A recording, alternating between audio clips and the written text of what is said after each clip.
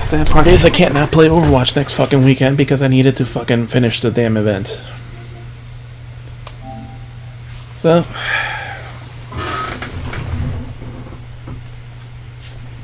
4 losses with teams that don't know how to fucking play.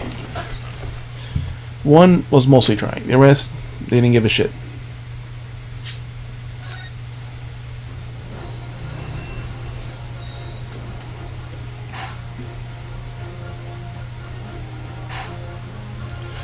Alright, we need to finish this damn investigation so we can go back and get our platinum and get everything else. So, we're uncovering shit. Here's his appearance. It's getting on for a year now since what happened in the SS Berea. We're heading across the oceans from Japan to Great Britain. When the bizarre series of coincidences led us to those tragic events. You know, I'm gonna have the last of my chocolate cake. Thought I lost my best friend for it.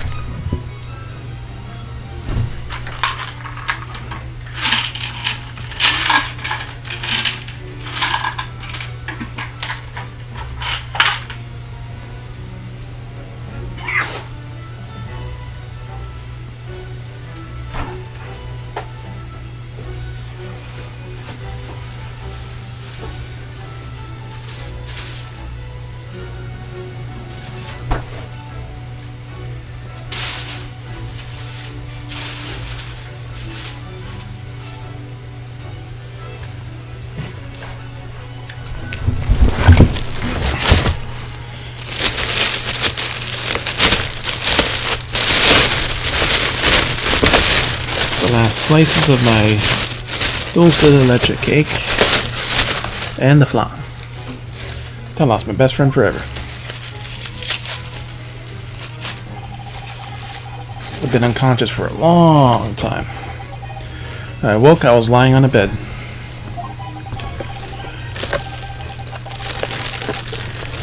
It was a narrow little room.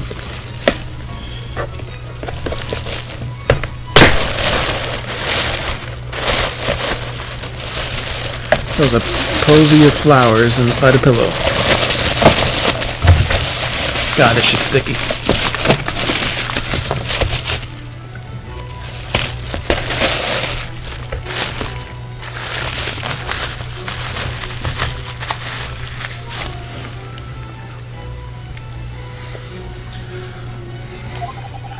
Took me a while to realize I was in the cabin of a ship.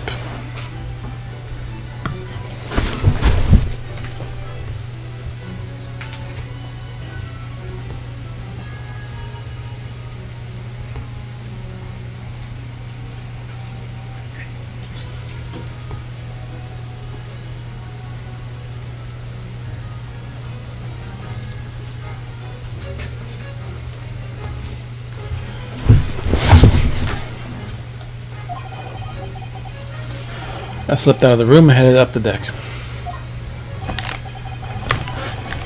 You were suffering from amnesia at that point.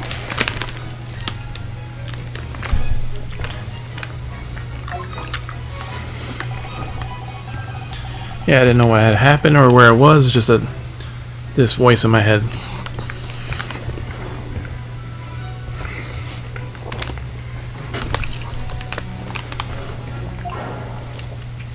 You know, something to do, something no one else can know about. Get a airbend and your task awaits there.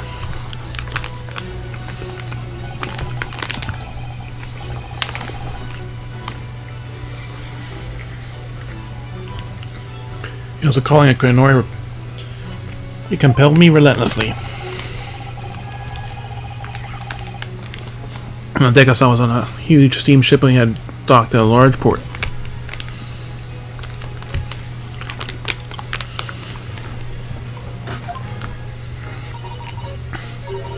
That must have been Hong Kong.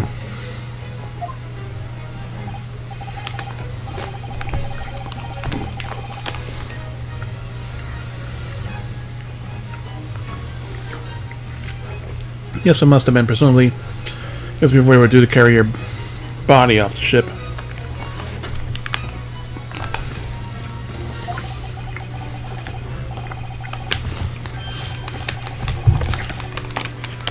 I had no idea of the situation.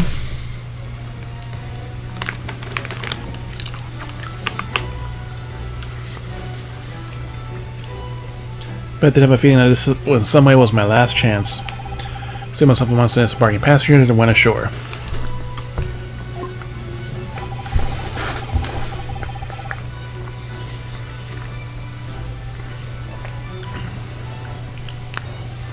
Then disappeared in the crowded streets in the foreign port city.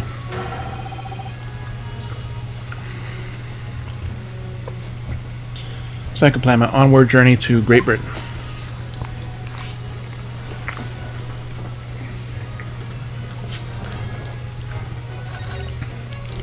Your journey to Great Britain. So what happened next?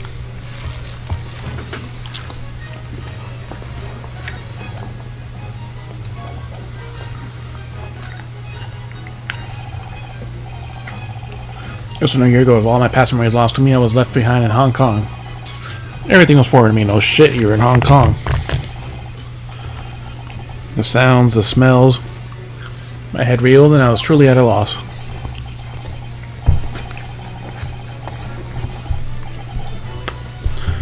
And then I escaped as a dead man. Nothing but the clothes on my back. No money, of course. Oh, how terrifying for you.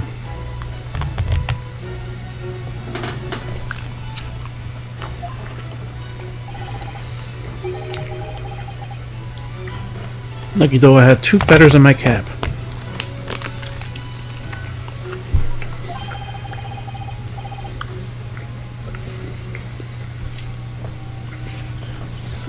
One being your knowledge of English, I suppose.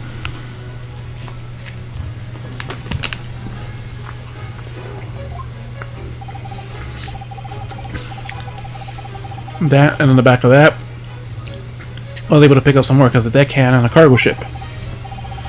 Eventually calling on countless ports, finally arrived at Dover. This had been some 3 months ago now.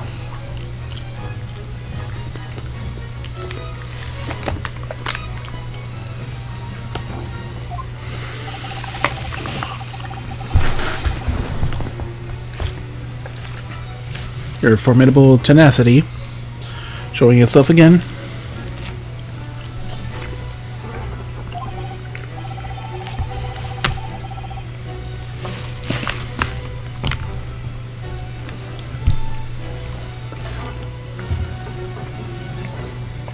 I mean, the man had lost his memory and had literally nothing to his name. But he still managed to make his way to London on the opposite side of the world.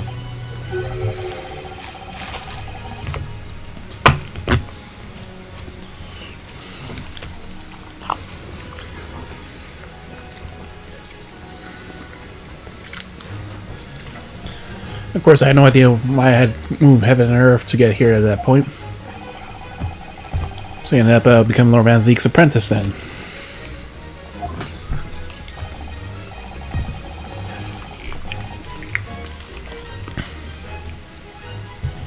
That can only be called an extraordinary stroke of luck, really.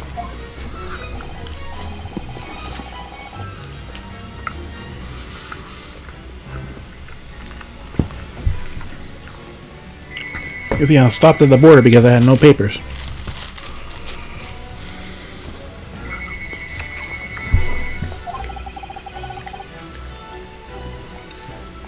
It took me straight to Scotland Yard. By sheer coincidence,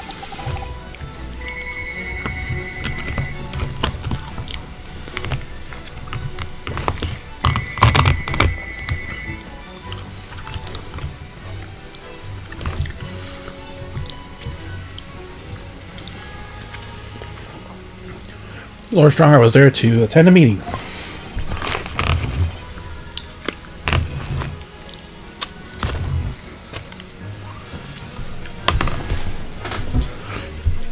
That's when the second feather in my cap came into play. Would that have been your knowledge of the law?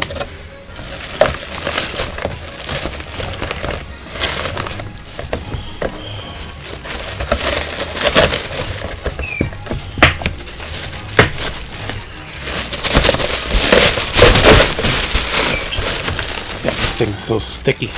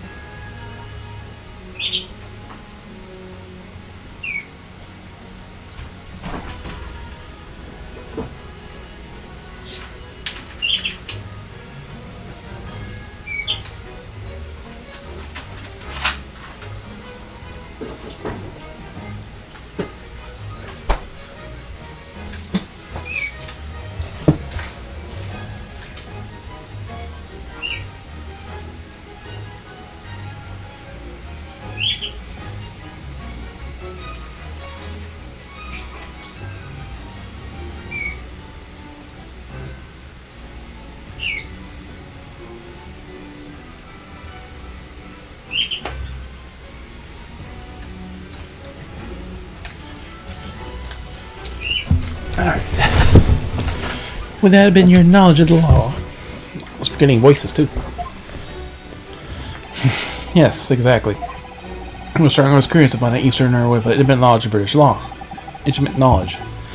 Took me back with him to the Supreme Court and assigned me to the prosecutor's office.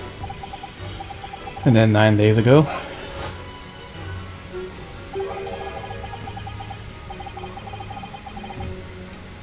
you finally got your memory back after that trial about being Trevor.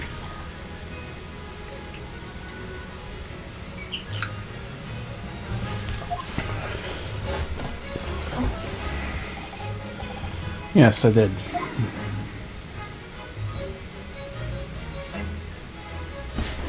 Your father Genshin.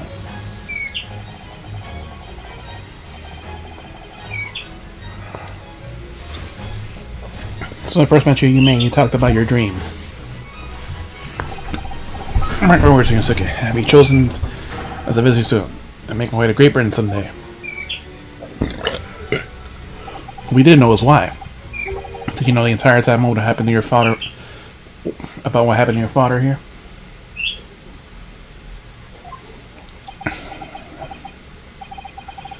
"16 years ago. Father left on an exciting trip to Great Britain. I was just a boy. Took a photograph together that day before his departure. It was my last memory of him. What I remember most about my father is his unswerving sense of justice. 6 years after he had left, the gentleman called our family home. Told me that Genshin, my father, had been taken ill in England and passed away.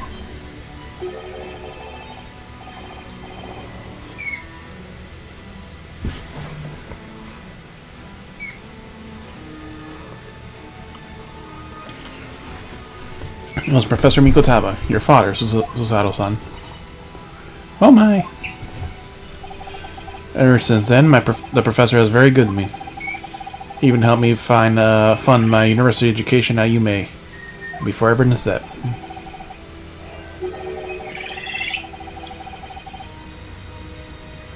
Nevertheless, I couldn't bring myself to believe what he told me. He didn't just accept it at face value.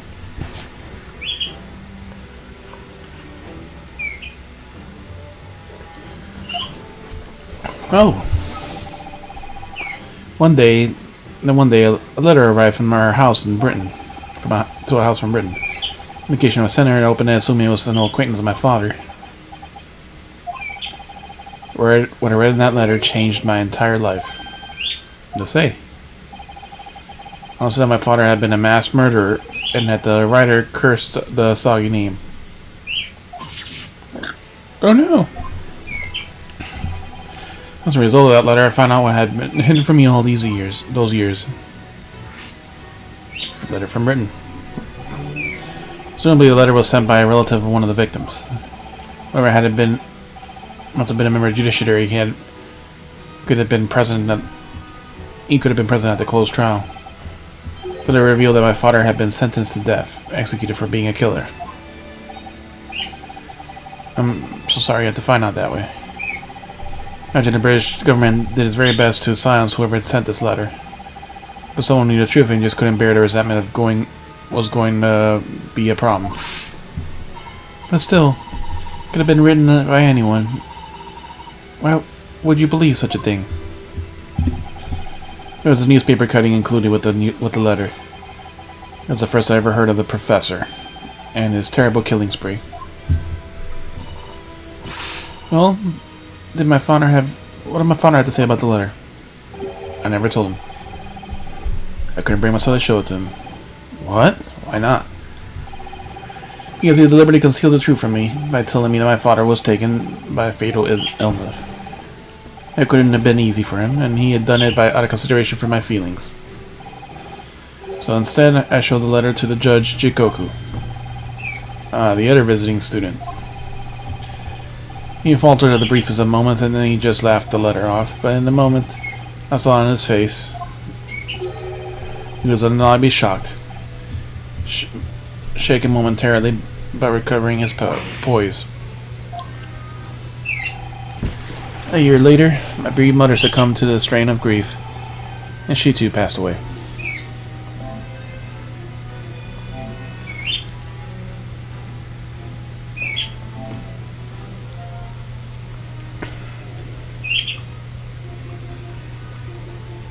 Yo. Hey, what's up? Not much. A lot of shitty matches on Overwatch today, so just going straight to Ace Attorneys. Worst time is the end of the season and during an event to play competitive. This fucking movie. Oh boy. That's what I made up my mind. And one day, without fail, I'll cross the seas of Britain to see the truth for myself.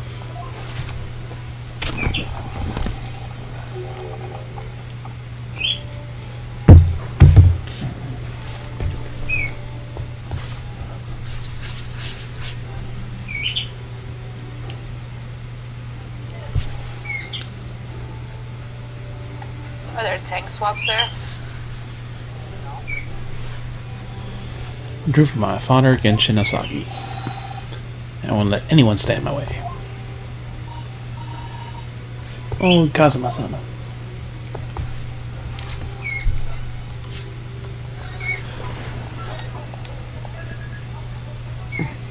Well, tomorrow I might finish the story for I don't know. Death Stranding.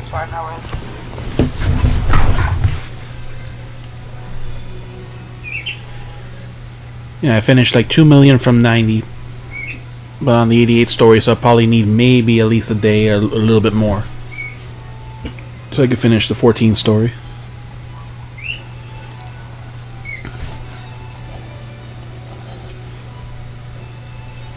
I forgot to stand on it. Oh. Reaper's Shit. Trial. What we learned today turned out to be turned things completely on its head. It was an impressive piece of lawyering. Ryunosuke Naruto. Lord Van Zeeks isn't the Reaper, you know. I almost didn't want to believe it myself, but it turns out that the Inspector Gregson himself, the victim, was. It's clear that the Inspector is behind the Reaper's activity all along. What? You mean you knew? The real question is, who's been giving orders to the Inspector? Yes, Baron Van Zeeks is the real Reaper. I know that 10 years ago, it was him who decided my father must be a mass murderer and sent him to his grave. No, you're saying, really saying that justice was done as the law dictates. He's not to blame. Ultimately, it's people who condemn people. The law is just a tool that they use to do it. When a man condemns another, he must take responsibility for his actions. Of course he must. But I know for certain that my father would never have taken another man's life. Holy shit. Kazuma? On the contrary, my father's life was taken by the Reaper. Alright, that's fine.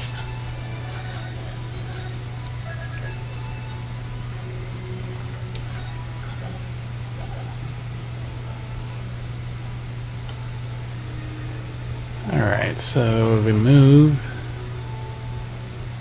Oh, we haven't asked everything we can ask.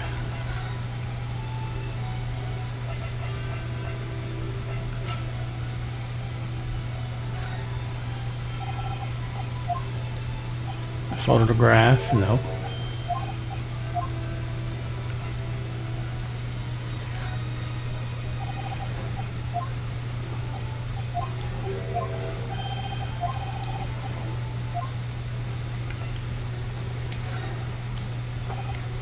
Gregson's watch, nope.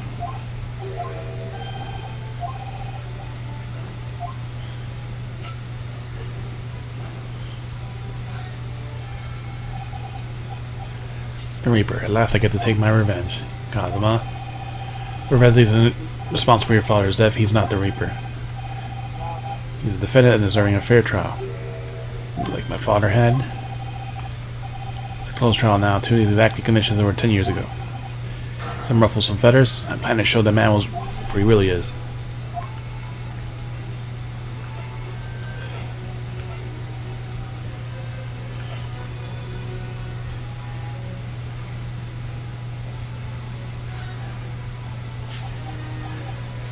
This came up in a trial, didn't it? Yeah, it's some little dubious, I mean. The fact no time of death was recorded on Inspector Gregson's autopsy report. Yes, there were some unexpected turns in the courtroom earlier. Suggestion came up with certain looks took everyone by surprise. The idea that the victim died of the previous day at some other location is quite something. Something when the pocket watch was stopped and the scorch marks of the candle is certainly a distinct possibility. And evidence of them seeing both point to it. To be honest, it bothered me too. So I paid a visit to the autopsy room earlier. Coroner responsible wasn't there, but I got a name. Dr. Gory. It wouldn't be a trouble to you, Kazuma-san? I'd much like to speak with the coroner too. Of course, the last thing I want was for anything to be brushed under the carpet. Its autopsy laboratory is behind Lowgate Cemetery. Lowgate Cemetery? Barclay Prison, you mean? You know it, do you? Prison where my father was incarcerated and robbed of his life. Kazuma-sama. Well, thank you. I'll pay a visit to the laboratory later today.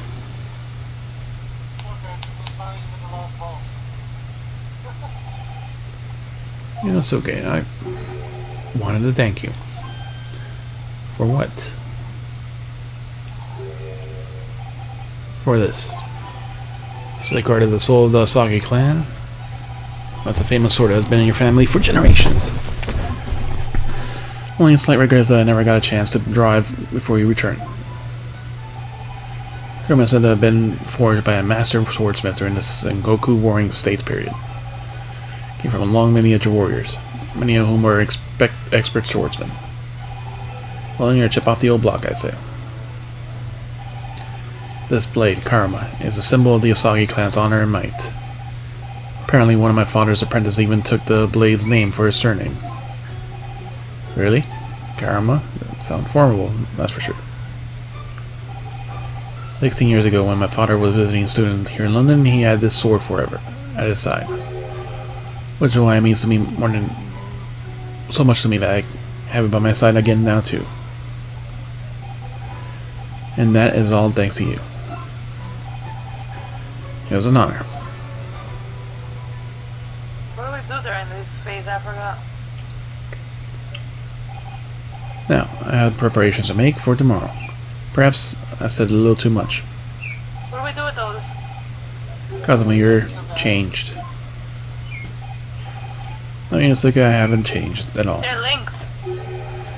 It's you who's changed. I completely understand the resentment of Lord Van Z's given what happened, but the fact is, those events in this case are, well, nope, he's unrelated. Closer to the Is other that what you one. want to say? Stupid. How can you be so sure? What do you mean? Never mind. Man is the Reaper, and it's for the reason that the Spectre was killed. Much in court tomorrow. By whatever means necessary. Can I let you do that, Kazuma? I know you'll do what you have to do as a lawyer. But I'm sure I don't need to tell you that I won't be taking any prisoners in that courtroom. I expect nothing less. Till tomorrow then, in the Old Bailey.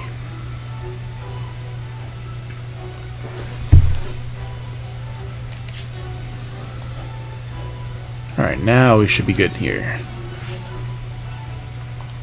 Kazuma-sama. Never imagined it possible. Ah.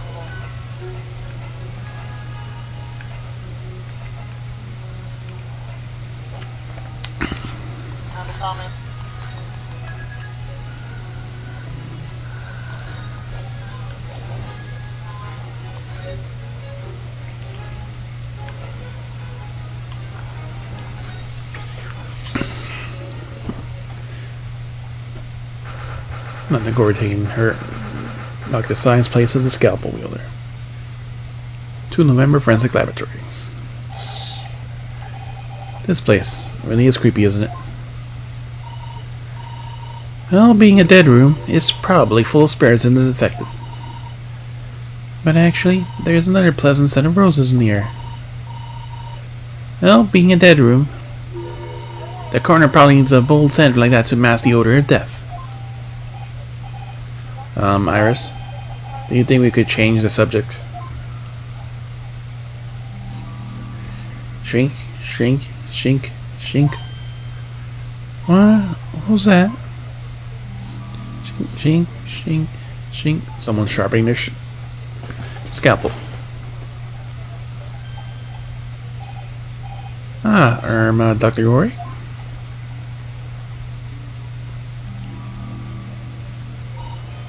What? What? That noise before was me sharpening my blade, my tools. Dead meat. I'd be dead meat if I can't keep a perfectly keen edge on them. Right. Sorry, I didn't mean to do that. When following the collagen fibers of the dead dermis, an expertly sharpened scalpel cuts like cheese. Oh my god. Would you like a demonstration? Oh yes, please. I'd love to see. Me? Then I think you'll do nicely. Huh? No, I wouldn't do nicely at all. I mean, maybe some other time. Tis. Is that a tut? Came here to ask questions, so.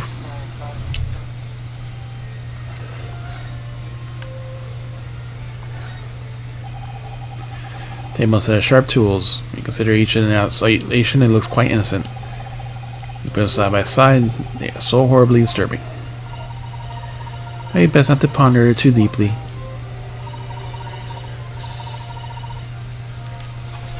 That's Mama's dissection table. It's too high for me, though. It is? If I fell from that height in my sleep, it would really hurt. What? You mean you sleep in here? I gotta go farm, cause Autopsy work is very involved. completely. Give me a second. Usually too late to think about it when Where to fucking leave my I'm finished. controller. I have 2 controllers in my hand. One for my headset and one for my computer.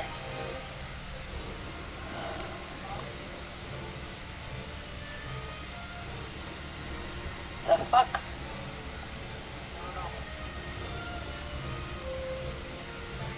This is probably having a fate. Your headset's not Bluetooth? What is this?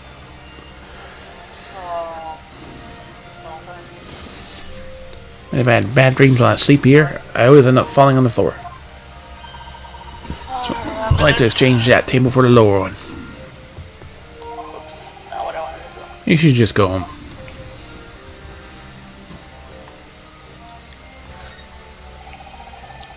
Our jars seems to have pale things flowing in them. Suppose they're fruit liquors or something, or like pickled unembroached plums that will make a home. Yes, let's assume there's something completely innocent like that. Ah, the jar you're looking up there contains monkey brains. Oh my. Because it's just similar to human brains, so they can make for an interesting study material. Water, go in the middle. And a jar next to them, we have monkey. No, don't monkey anything, please. If you say so. Oh dear. Time when I still thought the jar was a pickled onion just seems so long ago already. Water, middle.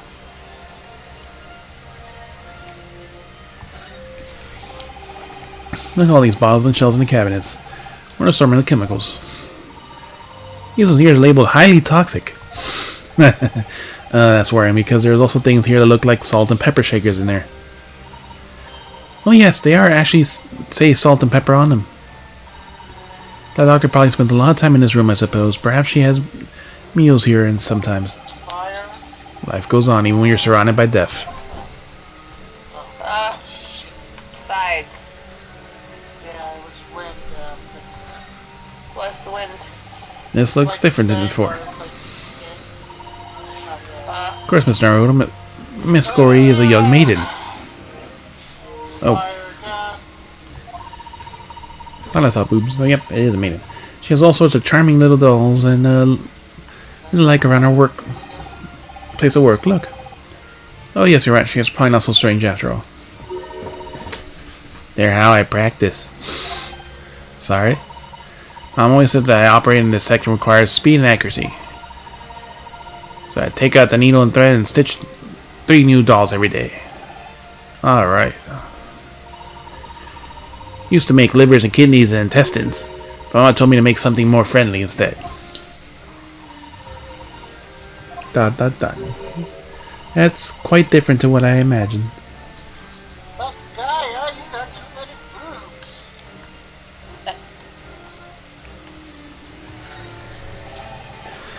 Look at this. Don't do it because I'm in a dungeon, you fucking brat. What a magnificent display case.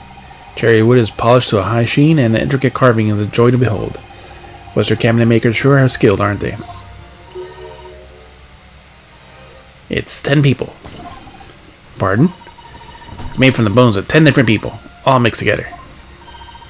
Some of my best work. I was admiring the case, actually. The scary skeleton inside is something I ignore as best as I can. You're strange.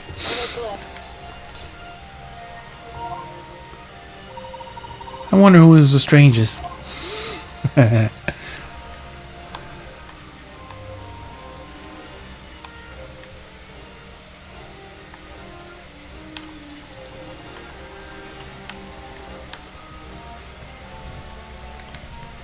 Oh shit, I don't know where we're going.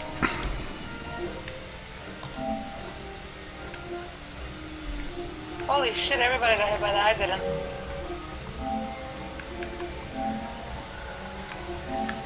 She's almost dead.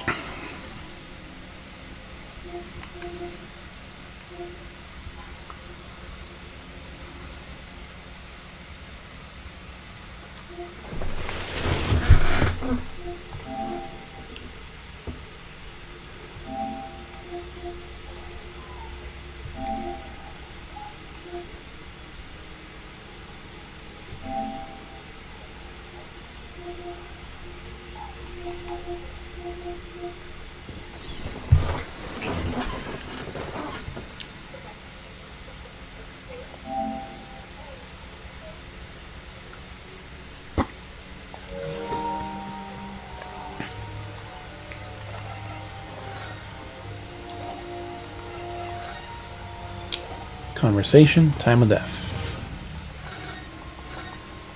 Alright, time for useless presenting.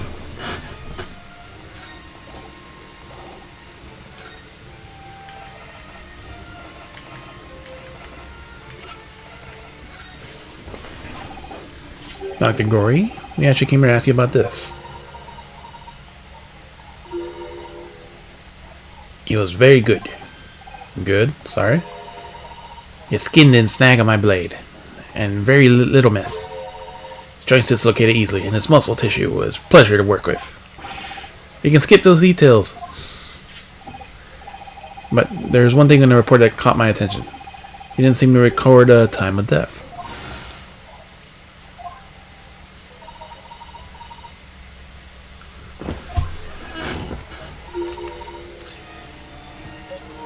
It's not my fault.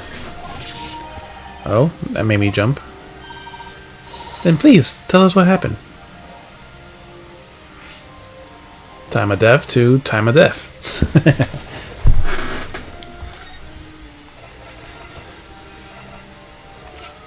Anything else to present? The gun? Can I ask your opinion on this? Don't forget. You're responsible for putting my mama in jail. Why should I help you?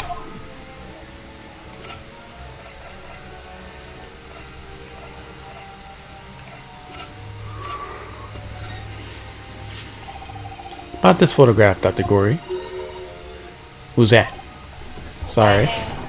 It's Inspector Gregson, of course, the victim of the case. Ah, I see. I don't remember the faces. No, it was a store. Oh.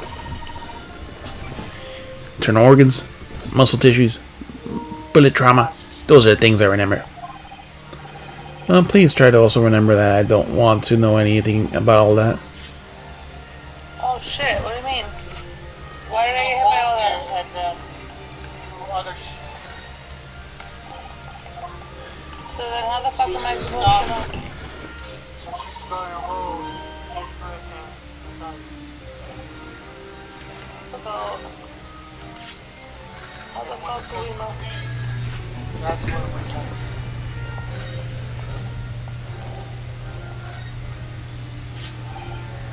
So why doesn't the autopsy report include the victim's time of death then? The most crucial detail, really. I was told not to write it. What? By whom? Male Strongheart, the Lord Chief Justice. He came here. That bitch fucking... Lord Strongheart came. He said from the witness statements about the gunshot and the other evidence, it was obvious. And clearly died at 5 p.m. on November 1st, when a gunshot was heard. I knew I was gonna die. It's fucking bullshit game. But it's not the time of death you wrote in the report. You didn't write anything. I don't know how to fucking know what she's doing, so... Was there some reason you didn't include it?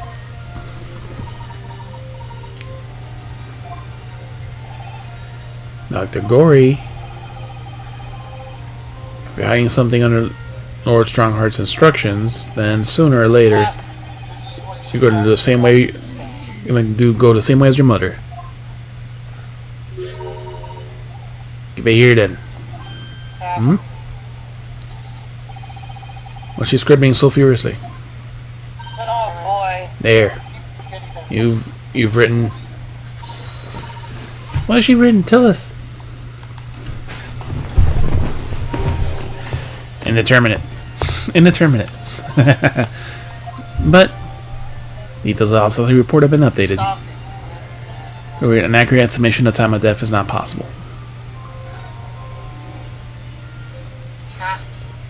Indeterminate. Okay.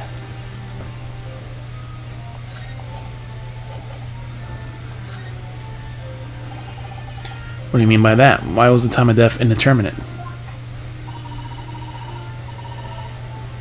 When the specimen was brought in, it was still fresh.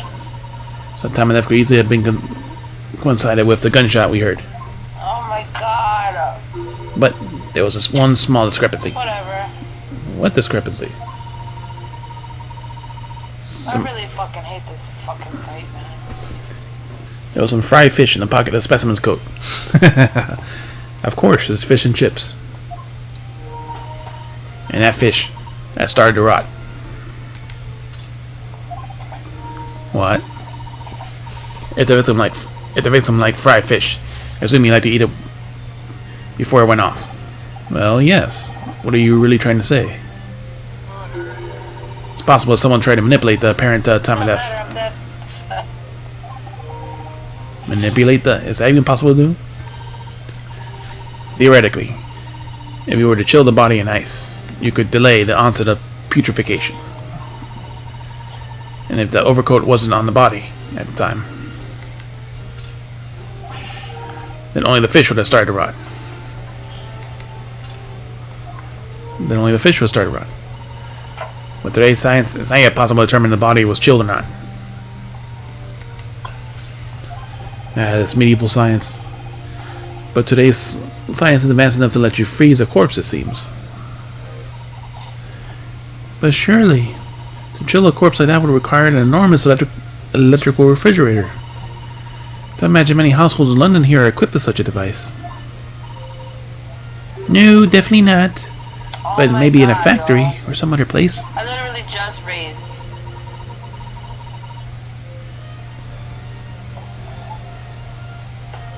I don't see any factories like that in Fresno Street, do you? Yeah, that's the most annoying part. When you get up, you have to stand still or not use any actions, because once you use the actions, your invulnerability is gone. I just got double circled. I wonder if the inspector's body had been chilled somehow. What might the actual time of death have been? Couldn't say for sure. But at the most it had been a day earlier. No. In other words, it could corroborate your previous deduction, Mr. Naruto. Inspector Gregson was killed the day before his body was discovered, at a different location. Did you inform Lord Strongheart of this possibility? He simply said there was no electrical refrigerators of that size in the vicinity. Did he now? If you don't mind, then. Sorry. Shink, shink, shink, shink. She's gone back to sharpening her blades. Not now. Or my baby here might start to rust. I think perhaps we better leave Dr. Gory alone. Maybe we could try again later if we manage to find more clues.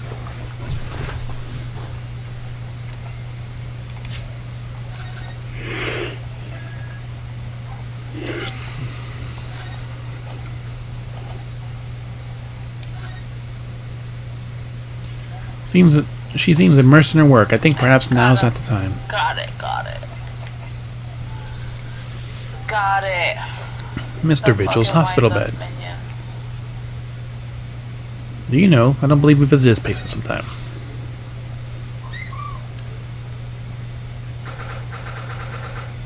In the same fucking room.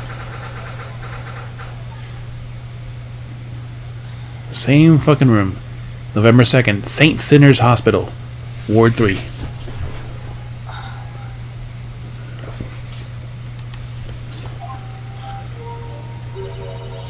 It's the word Mr. Vigil was brought in, apparently. To be frank, I'm a little worried about seeing him again. Ah, the lawyer. Hello again. Cool. Are you feeling better now, Mr. Vigil?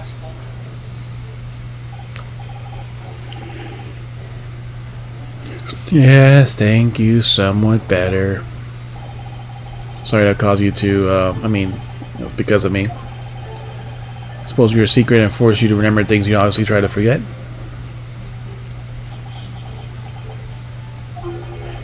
That prosecutor was here just a few moments ago. You just missed him. Oh, Kazuma beat us to it. He said much the same as you. He was very apologetic. Truth is, I brought all this upon myself. Please don't take it like that. Keeping it from Evie, my wife, all these years, I've carried such a sense of guilt. But that's not the worst of it. Over time, I came to deceive myself as well. You mean about your dismissal? Looking back now, I'm beginning to think that perhaps Inspector Gregson didn't stumble across me by accident at all. He compensated me so generously for acting as his stand-in. He was clearly concerned for my well-being and doing what he could to help. So perhaps Gregson knew exactly what had become of Mr. Vigil all along then. I'm sure it is just deserves for 10 years of lies and deception, but it wasn't me to help the professor escape 10 years ago.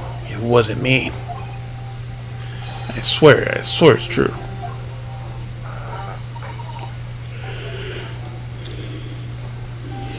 Oh, Mr. Vigil. I'm sure you'd rather not dredge up every more of your past at this time, but possible. Could we tell us exactly what really happened? I want to. I need to get this off my chest. I just want someone else to tell me what I should have done.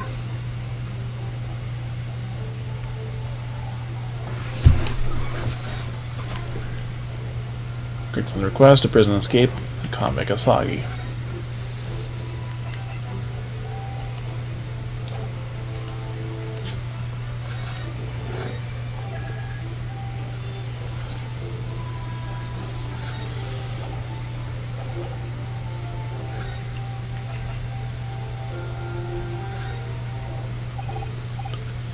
Mr. Vigil, we like casting your eyes over this. My head, it's throbbing. Oh no! It's too soon, Mr. Naruto. It's too much for him. It's too much for me seeing him swoon like that. Should try to have the evidence for a while.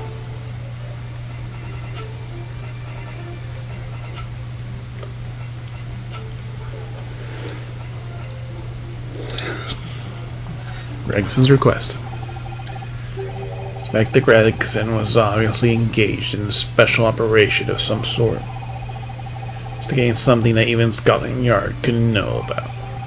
Lethal of the Reaper's marks, yes. So when he carried out those investigations, that would take his identification and impersonate him. He pretended to be the inspector and carry out investigations on his behalf. Oh no, never. Never. Common street peddler who couldn't possibly carry out a proper police investigation. Do is just go to a specified location and make a little hoo-ha. Just something to leave an impression so everyone there could think a detective called Gregson was here. So that's what you were doing on the day prior to the incident.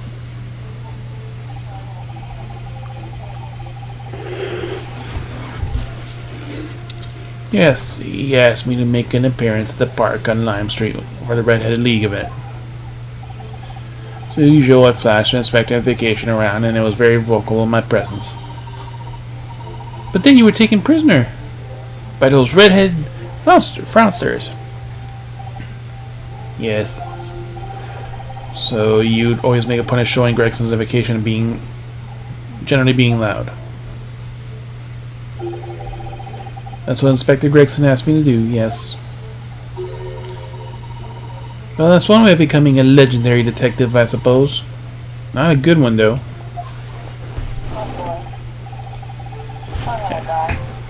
As you know, I suffered this bruising around my neck at their hands. The following day, they kept their word and released me about returning the inspector's invocation to you, however. We arranged to meet in Fresno Street Room at 5 that day so I could report back to the inspector. But the agreed time, that's when I heard the gunshot.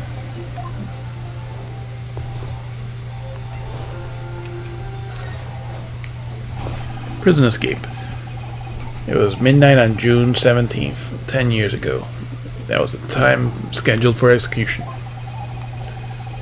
But the professor's execution never actually took place, did it? Whereas execution itself must have been used as to affect the plan of escape. How do you say I imagine what a chilling plan it was?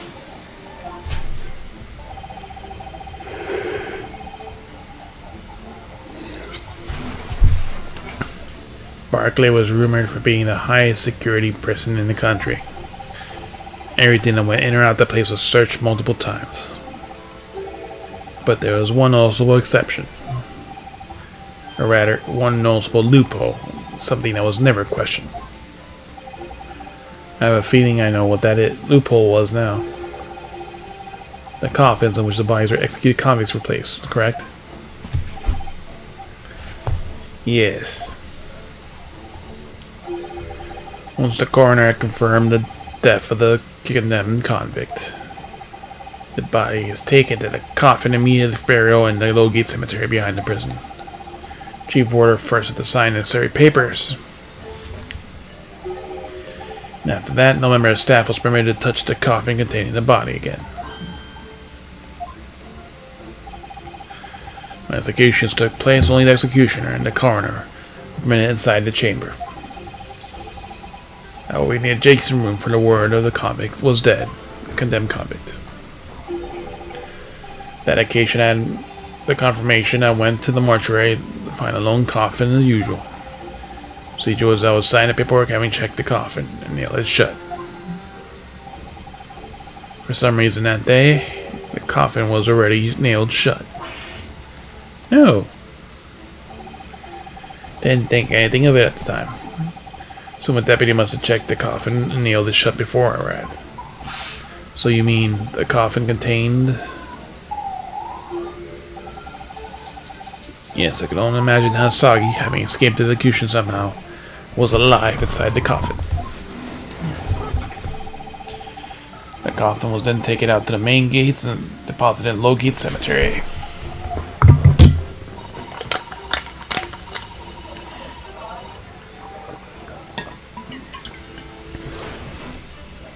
Presumably there wouldn't have been enough air inside to breathe for long. So in the early hours following the burial, somebody dug up the coffin again to set Genshin free. But in the end, he was fatally shot in the graveyard anyway.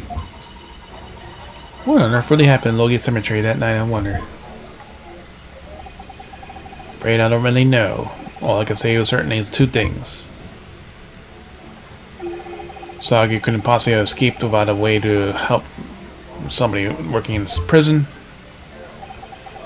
And somebody was not me.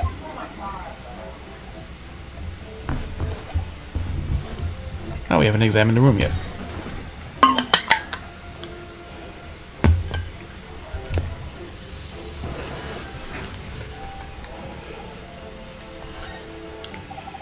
Those caught my eye before, actually. Suppose some sort of a slogan for the ward. A cheerful message welcoming, perhaps. Let's see. Pay with good cheer, leave in a good cheer. Well, look at that. You're spot on, Mrs. Otto. It is full of cheer. I wonder how many discharged patients pay when their medical bills with good cheer, though. Once I had a very painful injection when I fell ill and a cold. Felt really awful, so why did I have to suffer this thing in the injection as well as the bill? I yelled to the doctor. Oh dear, what a terrible treatment.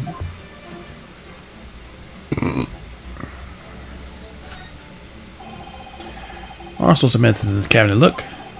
Sure if it's safe leaving them in reach of everyone like this. Yes, you're right. I can imagine if you're peckish, you might try some of the pills. Well, it seems that a little lock is secure in the cabinet doors. Can't imagine that would stop you if you were hungry. Don't worry, you'd break the lock. Hunger doesn't turn me into a criminal, you know, Mrs. Otto.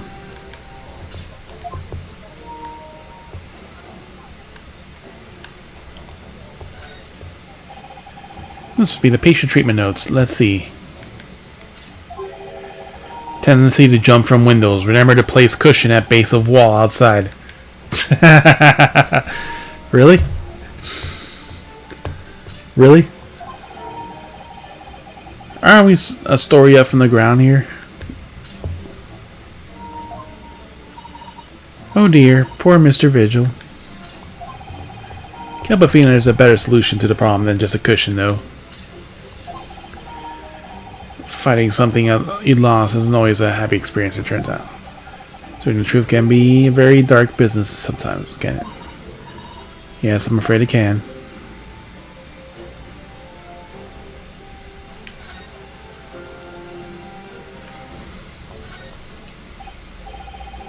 Ah, patient treatment notes. What do these say, I wonder? Endless obliging. I suppose they're referring to the patient in his bed. I would think so, until Mr. Vigil has a little more stable. Probably just as well that he has a kind person neighboring in bed. And this part is a little worrying, though, isn't it? What if Mr. Vigil suddenly declared he'd want to take a trip out the window? Would this endless obliging patient simply stay open it for him and say, "Be my guest"? Let's check with the doctor later.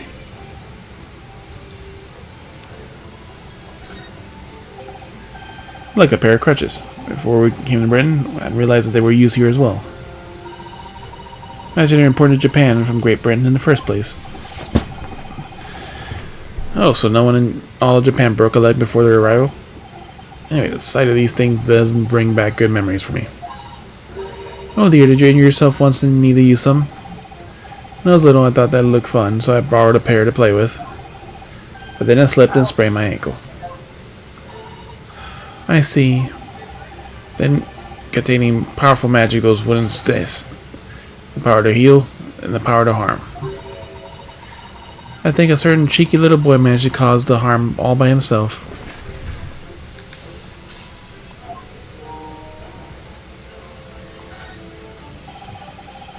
Lots of bottles in this cabinet, aren't there? Think it's safe to keep them in there? If you're the patient here, I feel you'd take some as a mistake if you were half asleep. That is the worry, but at least the cabinet has a lock, even though it's only a flimsy looking one. Not that you managed to break the lock somewhere you're half asleep as well. The limit is what I could do even when I'm half asleep, you know, Mrs. Otto.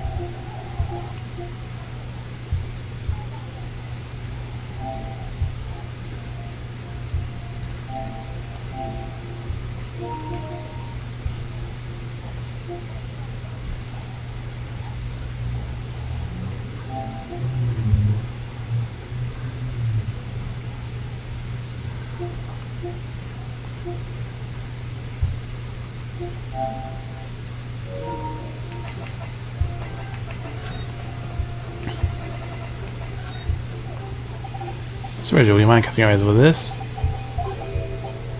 Nope.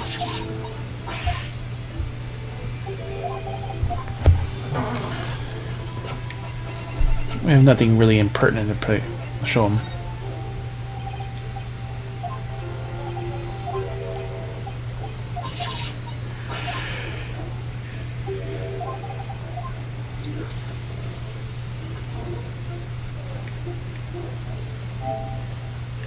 Yeah, we're still not at this trophy yet. Gina after Reno took a gate his conscience following the incident with Toby.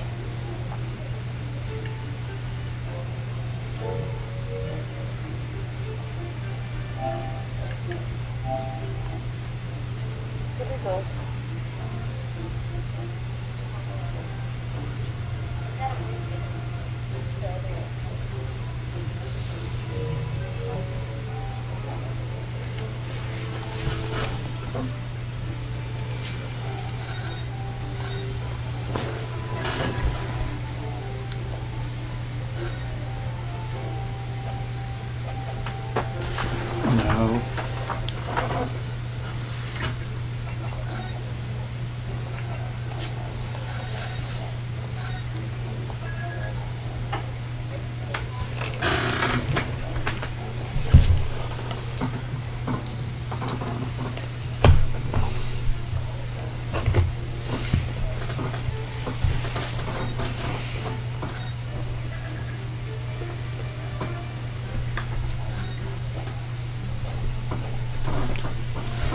Convict Asagi.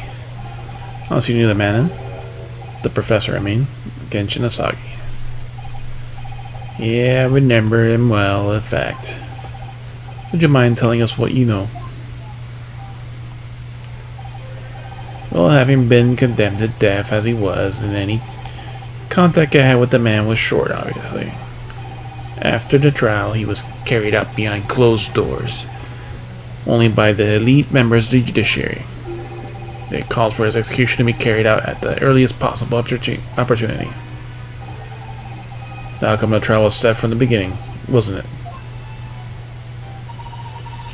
It was a time of delicate diplomacy when Britain and Japan were in the process of signing an important treaty.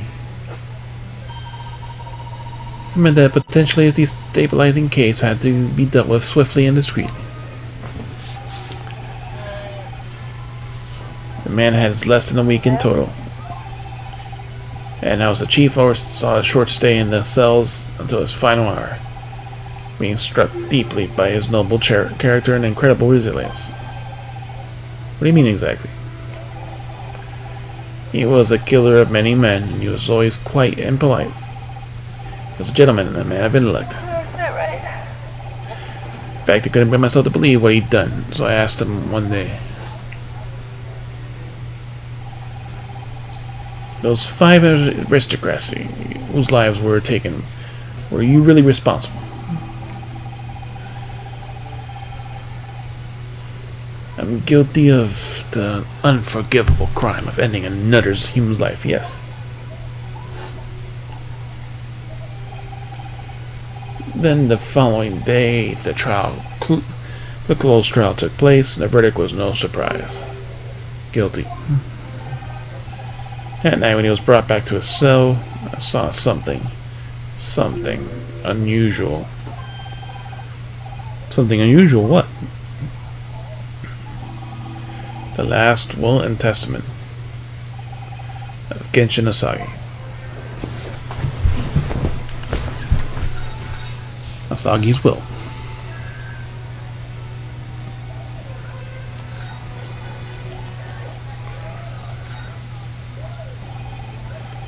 Said it was on the night following the trial. He has been found guilty.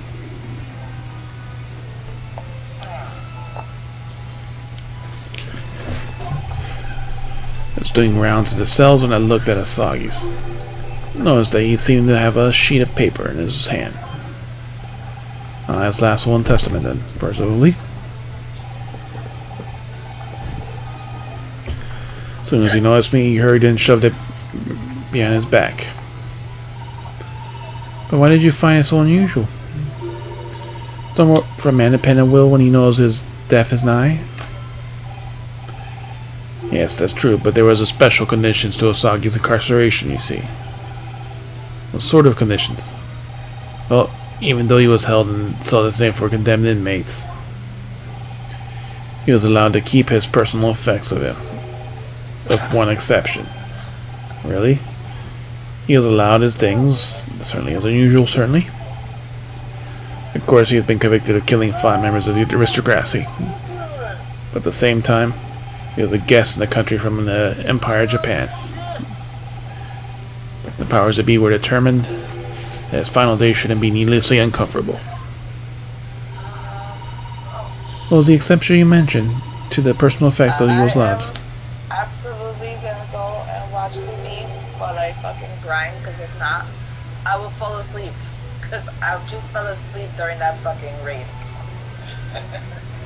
I'm not even kidding. I fell asleep every fucking, like, boss we did.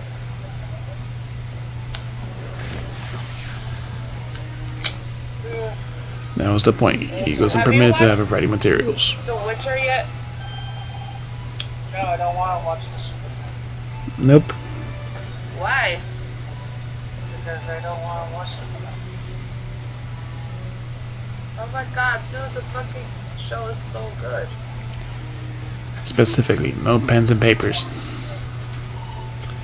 Well, So he was prevented from leaving any written record of what happened to him. like, I know the lore of The Witcher. I want to play the game first before I get into the show. Do you know how hard it is to play the fucking computer games? I've been trying, dude. They're fucking hard. That's you. It's on the consoles also, I believe.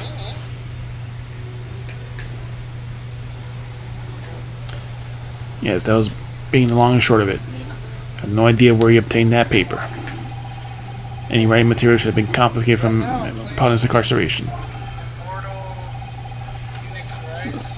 As I said, he had the paper from me behind my back, and then he pleaded with me. What did you just hide behind your back?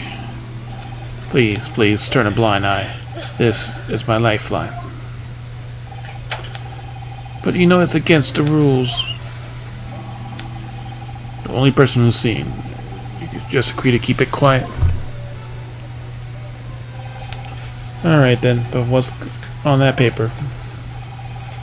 Last will and testament. The will is the only weapon I have left now.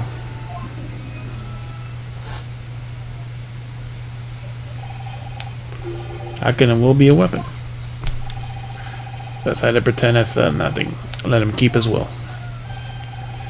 But then later, just seemed like to vanish without a trace. What? What do you mean? It vanished. It would seem that the end of the story is in a mysterious will.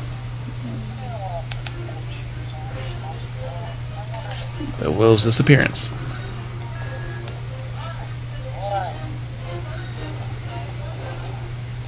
Where? Yeah, come here. There's only one person who saw Sagi's will, but it just disappeared somehow. It's after Sagi's execution, quote unquote. Which is exactly, actually, an elaborate jailbreak. Maggie, I'm gonna talk to you in a little bit. Bye, FJ. Alright. I'm gonna go watch TV a little bit. We'll be here. Alright. The warders gathered up Asagi's possessions that were in his cell. They're all to be sent back to his family home in Japan, you see. To Lord Kazuma-sama. You're saying that it wasn't anywhere to be found in his personal effects. Will I mean? That's right. Though I didn't search through them myself. Gunnar Caden was livid. He was screaming. Can I have disappeared completely? That doesn't quite make sense though, does it? In what way? He stood only Mr. Vigil was aware of the will's existence. Which case, how did the prison governor know how to look for it? Oh yes, you're right.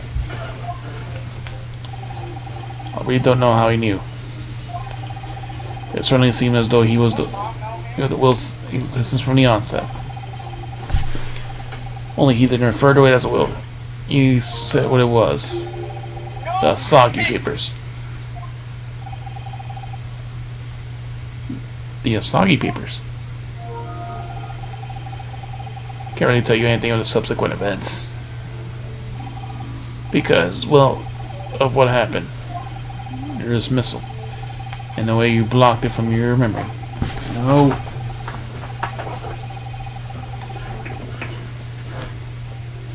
Forgotten all this until today. So I'm supposed to run to the case, though. Well, anyway, thank you very much for sharing with us, Mr. Vigil. Very grateful.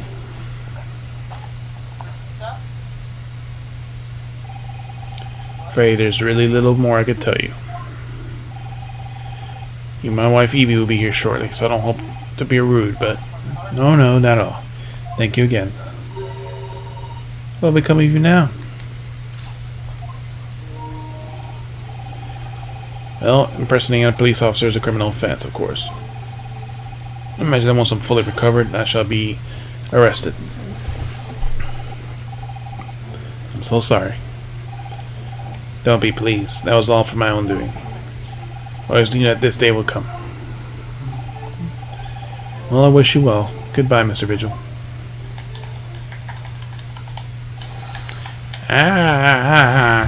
Before you go, there's just one thing. Oh, yes? What was it? Soggy Papers. I'd be very grateful if you could make no mention of these things I told you about them. Presumably for a good reason? Some way of understanding that their very existence is a closely guarded secret. It will become known that if it had become known that I remembered. Well, it could be rather troublesome, I think. I understand. Some sort of will that Genshin Asagi penned just before his death. The man himself claimed was his last weapon. I wonder, perhaps it has something to do with his plan to escape. Does anyone might know about documenting Kazuma's father had left before? That would be Mr. Vigil's governor. And then we know precisely where we must go. Back to Barclay Prison.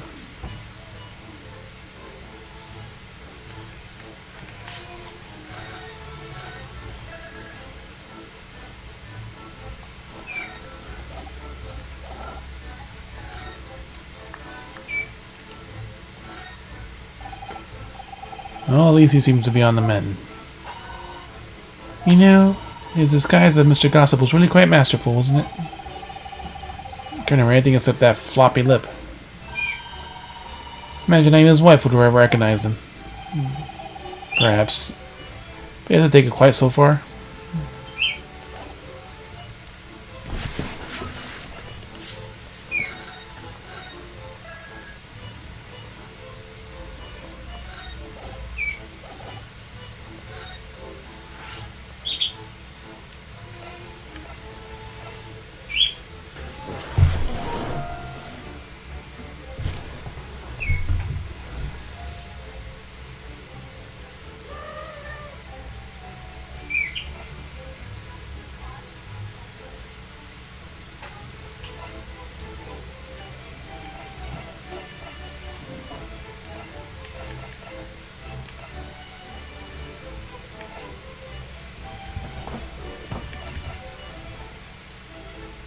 Alright. Feels strange connection place knowing that where the father has studied all these years. Alright, back to the governor.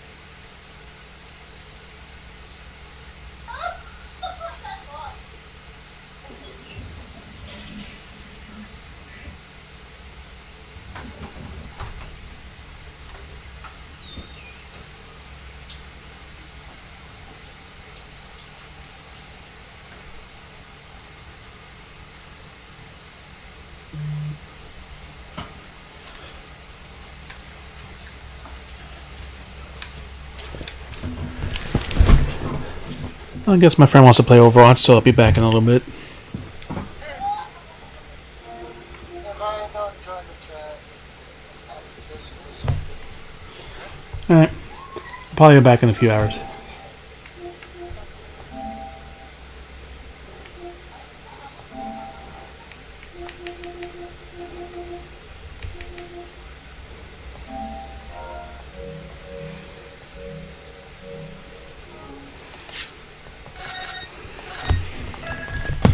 Alright. Friend wants to play Overwatch, so I guess we're going back to Overwatch.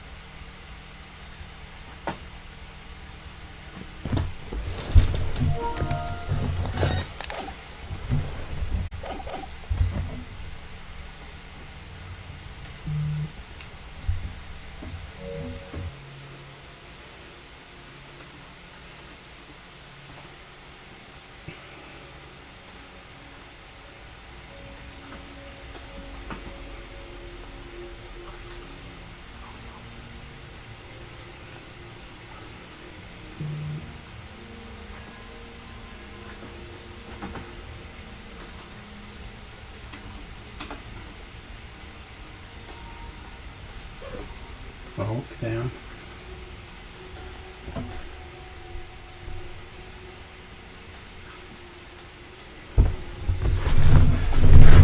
And you can see our score this week was not that great. 2-0 yesterday. Now today we're a total of 4-7. Where it's time to play comp, end of season, and during a holiday event. Alright, so back to this.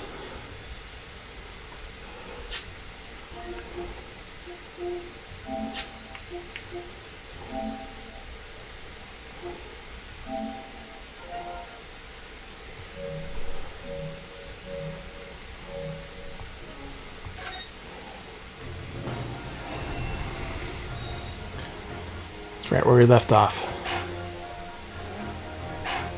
The guillotine fucking clock.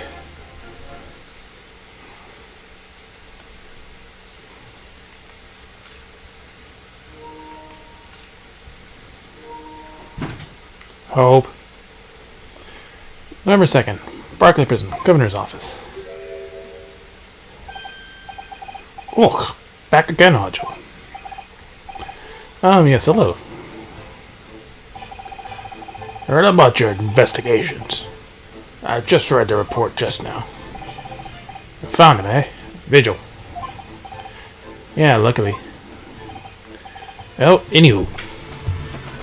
Hope. Get out from behind the TV, Hope. The light doesn't work here anymore. So your case is what to do with Barclay. Not to do with it. I would like you to get the wrong idea about that. Of course, yes, Mr. Vigil stopped barking here 10 years ago now, so... Yes, we've seen his dismissal notice, haven't we? You was given the chop.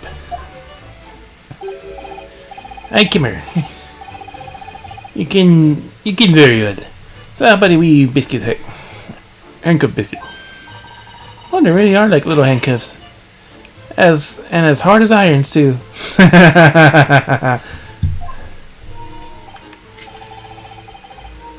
So that's about you here today. Well, we have something else we'd like to ask you about, actually. That's it. I believe there might be a bit of document that has appeared from Genshin Asagi's cell. Been called the Asagi Papers or something. ...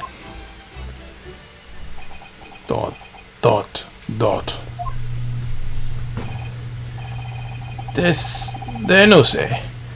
Greggson's death is not the things that might have happened at Barclay. Leave the past in the past, lady. There's no further about with irrelevant details. Expression changed completely. You're clearly onto something here. Ooh, I'm sweating. Fucking bathroom lights. 10-year-old legacy, the Asagi Papers.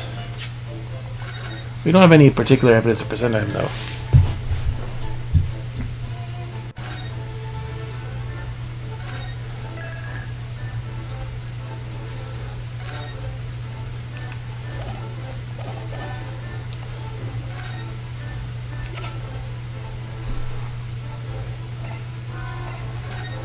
I'm pretty sure none of this is it. Governor Caden, will you like a look at this? Ooch! Would you rather have a wee handcuff biscuit? Oh, no thanks. I'd rather you just case your eyes over this. Maybe you prefer to read the handcuffs, eh? No, neither for me, please. Lovely offers, though.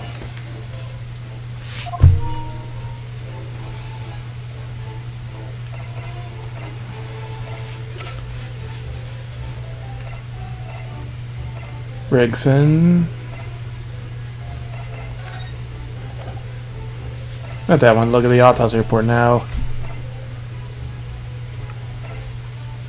Indeterminate. Evidence suggests measures may have been taken to disguise time of death.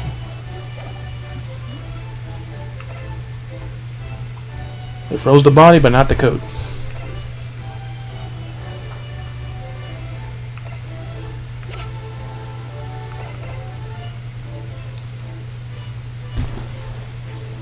Mrs. Vigil.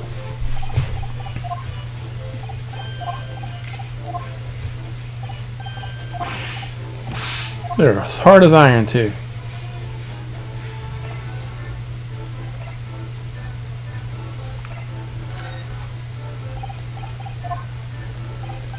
Yeah, he's not in a presented with evidence mood. About this dismissal notice.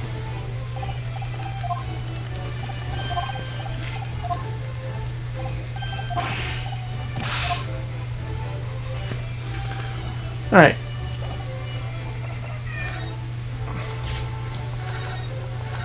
Ten-year-old legacy.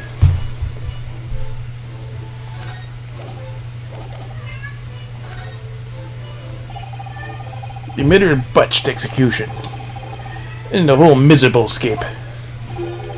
They were Barclay's darkest hour, eh? Shocking embarrassment. He has a comment a collaborator on the prison staff, you mean? Aye, for shame. The coroner who confronted the death of the man after his execution. Courtney sighed. The chief warder at the time, Vigil, who was in charge of the whole affair. But Mr. Vigil says he didn't know anything about it.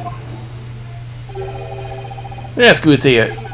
Wouldn't say otherwise, eh? More handcuffs? Oh, how could I say no? You can never have too much iron in your diet. And Mr. Virgil was handed a dismissal notice as a result of what happened. He was so disparaging he jumped out of your office window, didn't he? I didn't like to say, but I feel like Vigil tried to get out of it. You think he would have jumped off on the shock of the crime being exposed? I do. You wouldn't say it any way, would you? Of course, I cannot shun all responsibility myself. I shouldn't have let him deceive me. Actually, there's barely anyone in that Ken's the one went out at that time now. Gregson being murdered and this site forbidden from having visitors. No visitors. Someone obviously doesn't want her to give up anything anyway. Well, we're not gonna go home empty-handed. We dream of seeing you packing now. With it, come here. Take a handcuff or two. Oh, that'd be rude to say no. I want to become an anemic. All this excessive iron jokes. Suppose if there's anybody who might care about that what happened back then, it'd be the last from the forensic division, Maria Gory. Dun dun dun. Maria Gory. Aye, Sive's daughter. She didn't have any more, just the one. But we brains followed her on her mom's footsteps. You didn't ever see her without a scalpel in her hand. Ah, so now we know she's a daughter. Man, what is this? Ah, where's she spring from? And you just call the doctor Mama. Sia's daughter, huh? Maria Gory. We should do some talking some more again. Gory. So she's Dr. Sia's daughter, but her name is Gory? There'd be some family history, sure. I can't know the ins and outs of it. But she grew up watching her mama work with the bodies and the folk who died in strange circumstances. And decided to do the same with her own life. Can't understand it myself. Perhaps she was driven by a deep respect for her mother. Perhaps. Anyway, she's in charge of the Gregson's autopsy, I believe. Right, and the coroner responsible for this incomplete report. Which we completed. Someone told me once that we last always loved Mam's stories about cooling bodies. There's a rumor that she used to listen to the funeral march as a lullaby. Well, then perhaps her mother might have told her about the autopsy in the case 10 years ago. I say there's a fighting chance at least. After all, with all the life-changing case for all of us. We need to speak to Miss Gory about this again, I think. Well, thank you very much. I'm not happy about any part of this. Took years for London to finally forget the whole professor business. Can you get up on this, laddie? Stop asking pointless questions. I'm sorry. I don't like dredging up these painful memories for everyone. Can you just say no anyway? No? Leave me alone and dinner come back here, eh? Now the Asagi papers. He sidestepped that argument.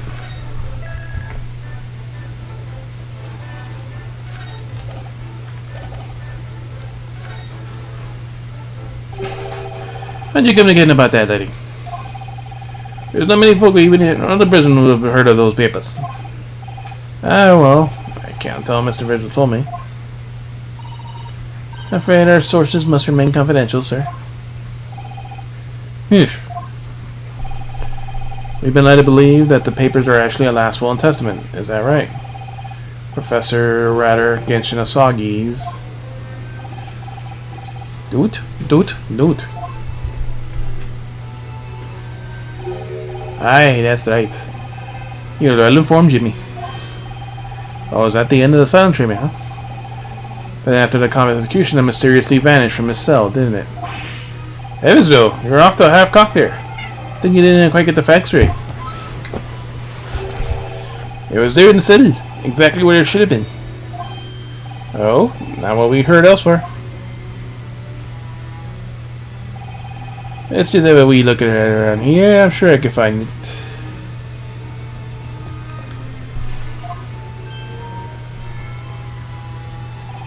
Aye, here you go. See? The last will and testament of Genshin Asagi. Written in the calligraphy brush. Can I read a word of the Japanese wiggles? But mine and Sarah's leaves his worldly possessions to his son back in her homeland. Yes, that's correct. That's the gist of it. So these are the Asagi papers? Aye, down. Of course they are. Written by Asagi. Not doubt about it. Down. There's no mystery here, laddie. That's your lot. Down. Oh. And all this damage of the last of the execution. Down. Down. We sent the man's possessions back to the clan. His clan in Japan. And that was the end of it. No. I think we gotta make a record of this, Mr. Naruto, just in case. The Asagi papers have been entered in the court record. Last will testament of Genshin Asagi. Yep, you can do that there. That's what it's meant for. That Mr. Vigil came to disappear the night of the execution. Apparently, Mr. Asagi described it only as a weapon, the only weapon I had left. But I think before you go on your way, Mr. Naruto. Well, before we do that, that's what the testament of Genshin Asagi. I hereby, upon my death, all my material possessions we will to the London son Kazuma Asagi in the Empire of Japan. The deep side is I accept my fate in this foreign land, and in the knowledge that I will never see my homeland or family again, but I regret nothing of my chosen path. Chosen path. What do you read, Mr. Naruto? Oh yeah. These papers are now to do with Greg's death. I prefer if you didn't make no mention of it outside of this office. Or rather, I wouldn't just prefer it, consider it an order from the highest levels of the government. Well, good thing I'm not a government employee. I understand.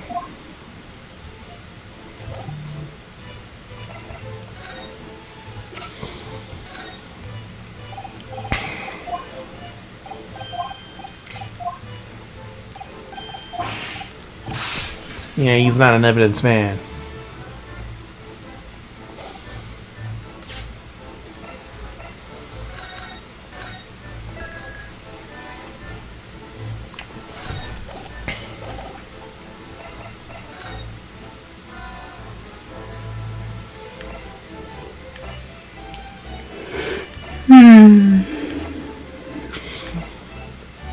So now we haven't visited Slice because we need to go there.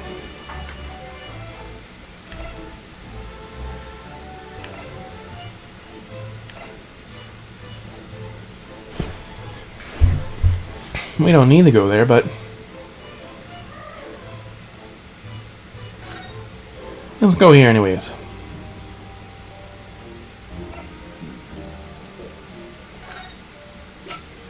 What's that? What's that? Something I'm hoping to ask your opinion on, so. It is a serious care for the defense to attempt to extract information of prosecution by legal means. I think we have more of a defense-client relationship now, don't we?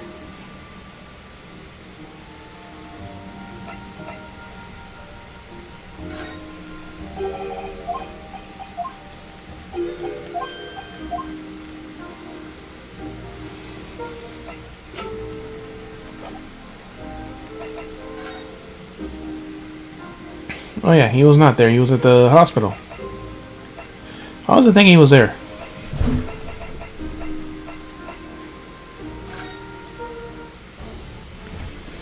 We can't talk to him.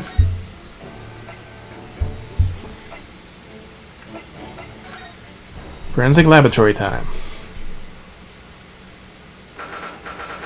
2nd November. Forensic laboratory. Chic, chic, chic, chic. Someone's sharpening again. You still not dead? You still not dead?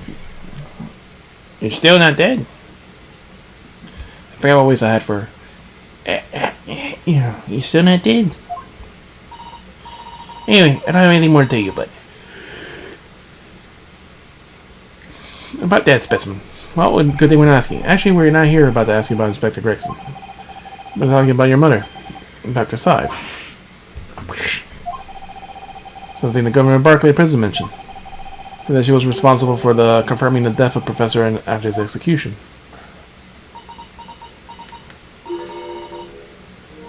That's not all Mama did.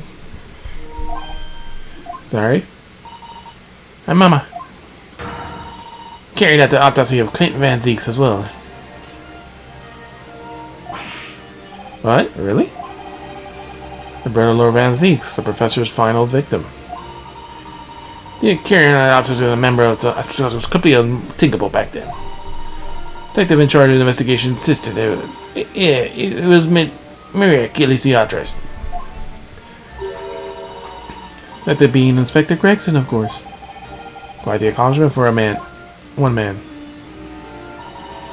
As it proved the vital clue we needed to arrest the killer. And Mama was there for the historic event. What was all this mean? You know, that amazing autopsy happened right here in this very room. Professor Clint Van Zeeks. They both spent their final moments before the burial of the dissection table over there. So this lab, Mama's lab, instrumental in some of the country's most important events. She really is proud of her money. Can you tell us more about exactly what happened back then, Dr. Gorey?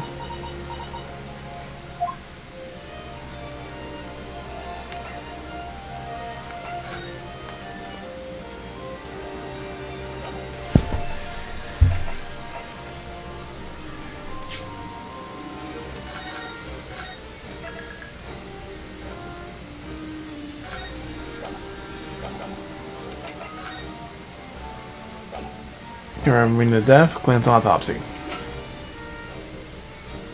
She don't know shit about this though.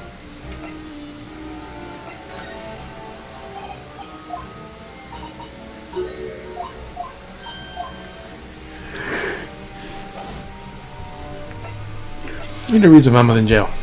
Why should I help you? Confirmation of death. President's execution was Mama's first big case. She had to be in attendance at Barclay Prison's execution chamber.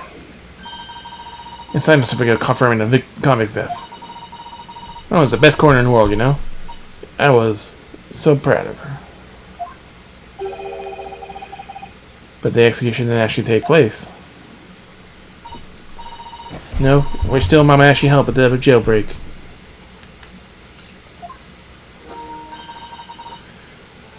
I don't want to know. Oh dear, you found out recently, do you mean? Believed in her and Mama, but no one of us right now on the same path as her. You mean because they omitted the time of death on this autopsy report? I think the Lord Stronger forbade you from including it. Just like Mama. I'm sure she was coerced by somebody too. How about the same person? Yes, that's my feeling as well.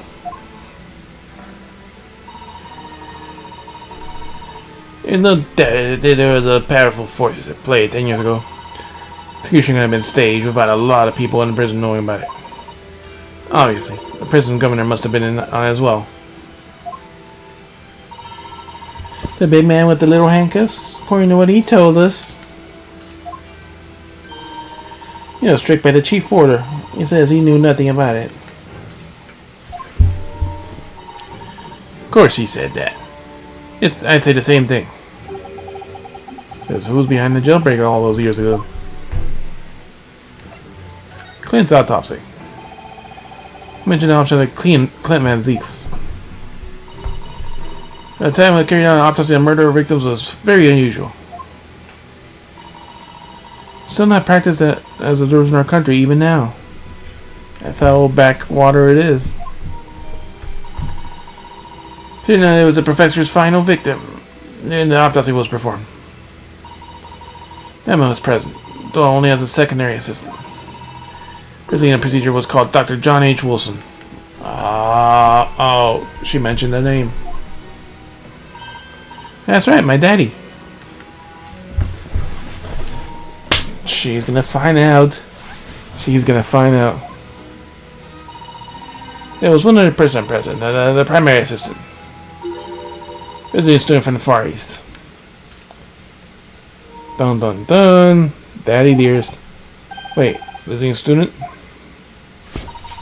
Must have been my father. Eugene Mikotaba. It must be, yeah. Maybe Professor Mikotaba had been involved in something so important. But the outcome of the historic autopsy was the discovery of a vital piece of evidence that led to the capture of the professor. That's how they came to identify Genshin Asagi as the infamous mass murderer. Do you happen to know anything about that piece of evidence? Can you tell us more?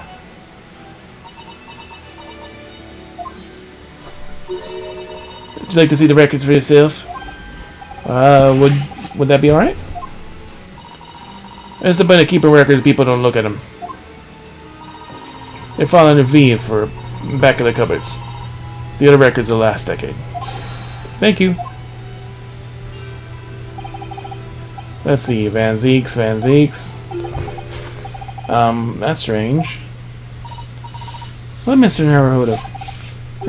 They aren't here. There's nothing under Van Zeeks. There must be.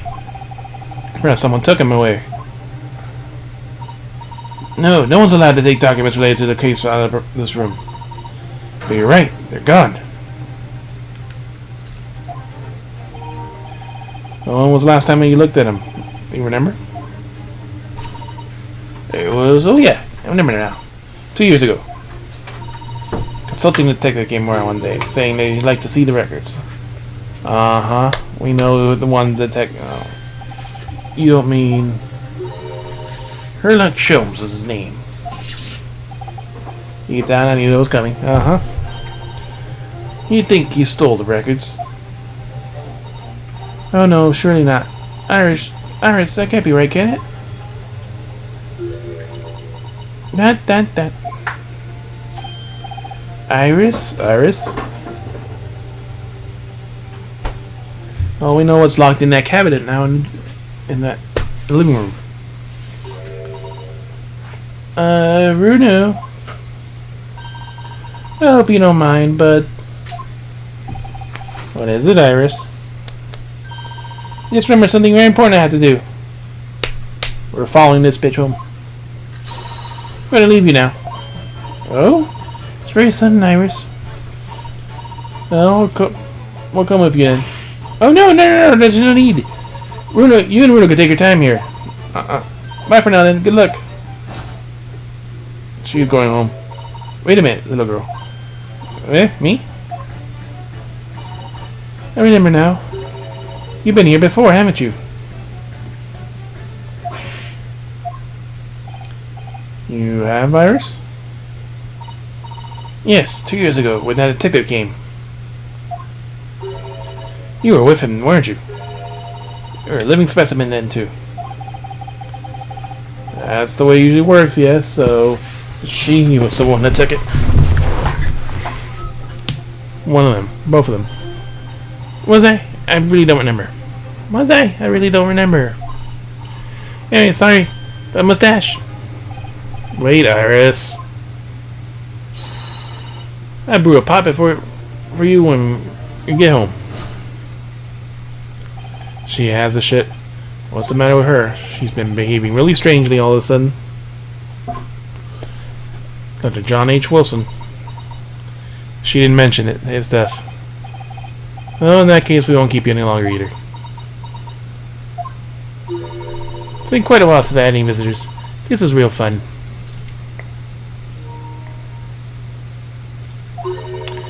But next time you come, I prefer if we're ready for this section.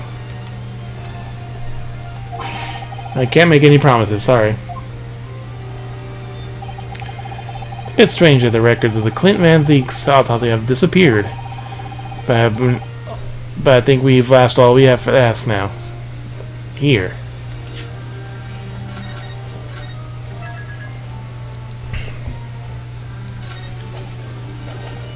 So we know what she hid. It feels like somewhat cooler down here, doesn't it?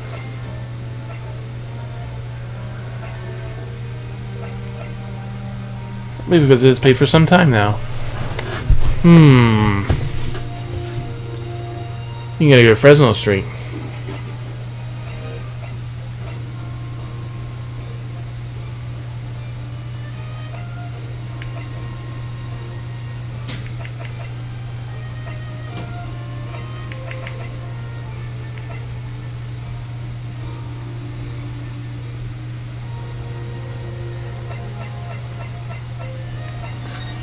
First, let's go here. Oh, she's not back yet, is she? Fresno Street it is, then.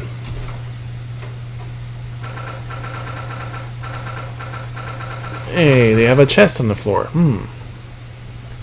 Second, I remember room in Fresno Street. Where did that chest come from? Police are still busy investigating here, then. But Gina's nowhere to be seen. Where is she? Yes, it's been blissfully quiet, hasn't it? Perhaps she's out investigating on her own, practicing what her boss taught her. Well, I expect she'll be back here before long. Shall we wait? Actually, dun dun dun. There's something different about this room since the last time we were here, isn't there? We always could use this time to investigate more thoroughly.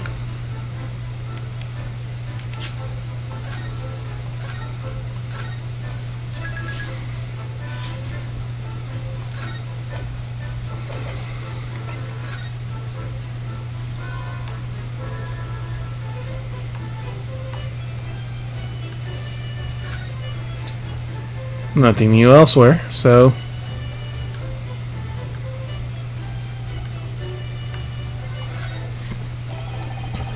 This little truck wasn't here before, was it? Oh, it appears to have been made of metal. Must be very heavy. Wonder whom it belongs.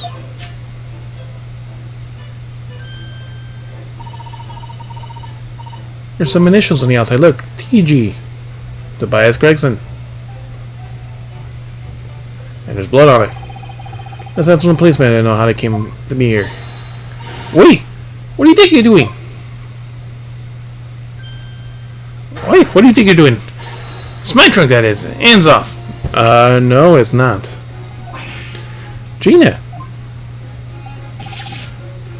Where were you hiding?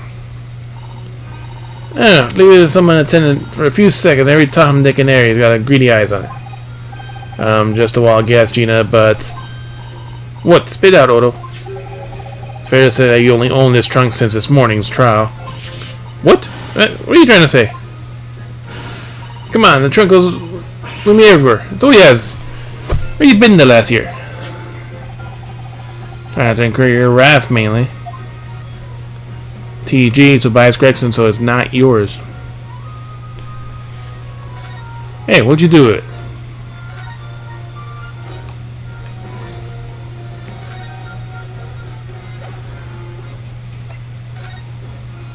Your boss, your investigations.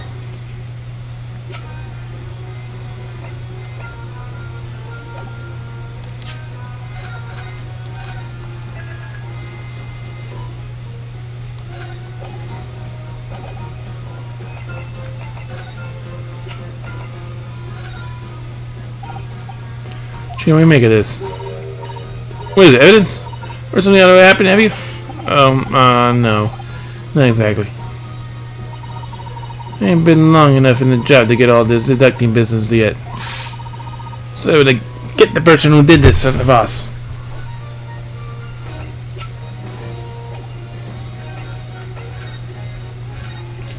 Your boss. You should have heard them talking about the yard now. They should have shamed themselves. They're saying that it was the boss who killed all them bludgers. You mean the whole Reaper thing? Yeah. Also, there's stuff no one else in there knew nothing about. So to do with all them criminals that got off scot-free. Yeah, someone's prosecuted by Lord Van Zeeks, who used bribery and corruption to evade conviction. Oh, then it's obvious. It was blooming Reaper gave him the orders. What weren't it? But why would people be suspecting Inspector Gregson being involved in the killings?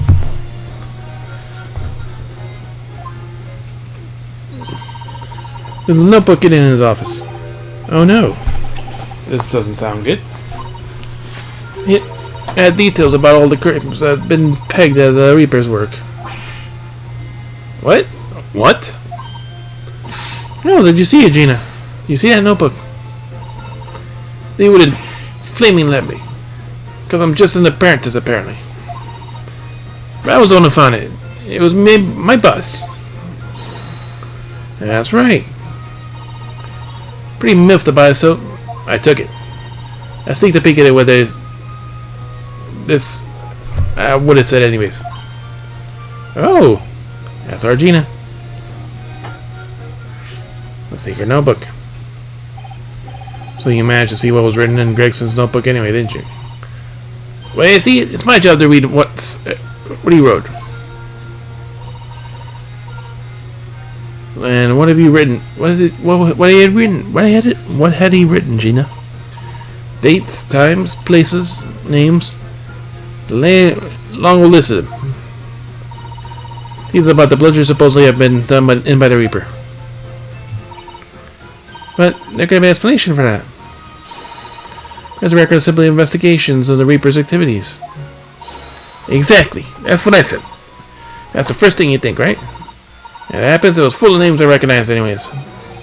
All the Reaper's targets were almost exclusively known to London's criminal networks. Yeah, but there was one name right at the end that was a bit odd. The end of the list, you mean? Pretty sure the date against it was 31 October. Oh, the day before the inspector was found dead. So what was the odd name? Really like a name I've never seen before. Something like... it's not good, I can't remember it. I don't think it was an English name. Put it that way. Oh dear, what a pity. That's not good. There's something else too. I don't know if it matters. The some name kept popping up over and over. Shin, I think it was. I suppose it means anything, but we know something about Shin, I remember.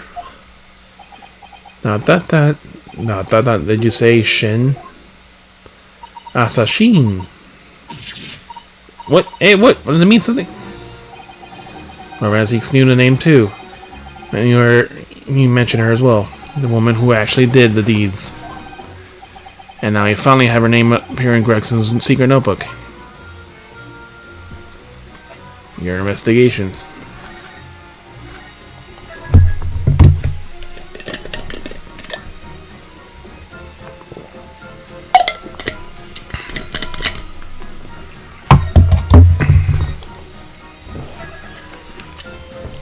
So we have to come back here after something happens for a trophy. We're gonna see you for a while, have we, Gina? Well, of course not. I've been busy, have I? investigating that. That's a yard trying to trace the boss's movements the day before he happened. The day before, that would mean undercover investigation of the Redhead League then.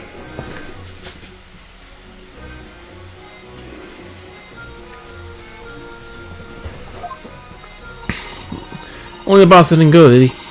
About some code with was pretending to be him, didn't he, Odo? Yes, it was Mr. Ridge who actually went to the park on Lime Street that day, posing as Gregson. Well, anyway, ain't that gonna turn up stuff? I got my own ways of finding results. Me and my partner here can get to it. There's nothing we can't track down. Oh, little Toby, such a faithful friend. We tracked down something then. What do you think, eh? Of course we have. Can't you know police business, ain't it?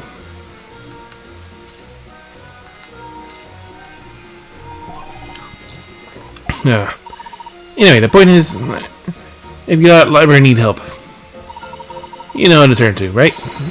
Me and a hellhound here. Right? Not because it looks so hellish, honestly. The hellhound. Gina, about your hellhound there. Chief Inspector Toby, you mean? The pride of the force he is. In Japanese, the police dog means something quite different, and not altogether nice to those involved in crime. Here in Britain, it's a wonderful compliment, it seems, for a canine at least. It should be, after all. In a big exhibition case the other day, it was Toby who managed to locate the driver's workshop. Maybe it's ever a demonstration of what a super dog could do, eh? Yes, and the Chief Inspector could catch the scent of it? I wonder.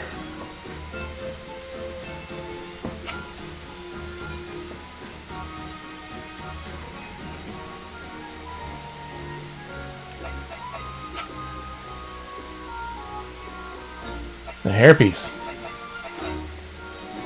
We know it was from this person.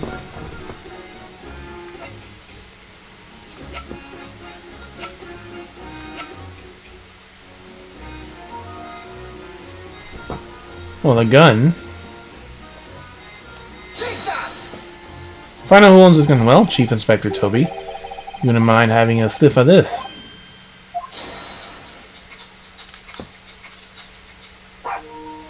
Woof. To the rest of that wolf to that, Odo. Yes, I heard. Then perhaps that particular item didn't excite him very much. Ain't got nothing else? I have to think. So we can't fund the owner of the gun.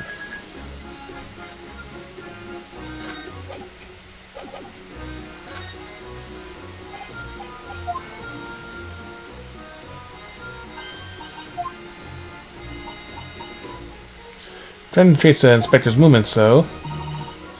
Oh, what do you got for him?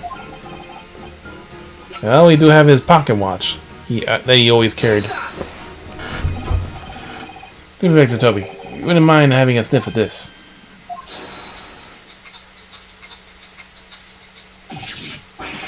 He might be a little too keen, don't you think? He just ran over. Chief Inspector made short work of Gina there. Woof! The chest again. Ah, look where he's gone. Oh my, that trunk clearly is still very strong scent. Of Inspector Gregson. In other words, must have belonged to him. Made short work of Gina.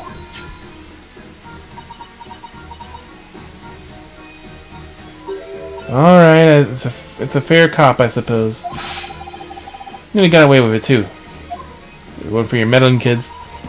You know, stop so proudly of Chief Inspector Toby's nose and what it can achieve. Did not cross your mind you might identify something that was right next to us? Yeah, there was a bit of the boomer, wasn't it?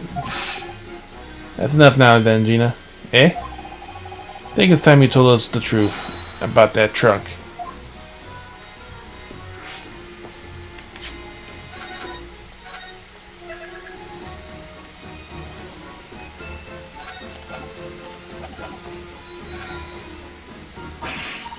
It weren't like that. It just weren't. What are you talking about? What's going on in your head and yours? But ain't how it happened. Alright then. What did happen? Well, like I said before, I was trying to trace the boss's movements. Now tell me you're a whiff of the boss's overcoat. So he has done that, it's enough like a shot. Straight to that sandwich. Sandwich? To a sandwich, not a bag of chips? Mr. Naruhodo, Leegina means the witness.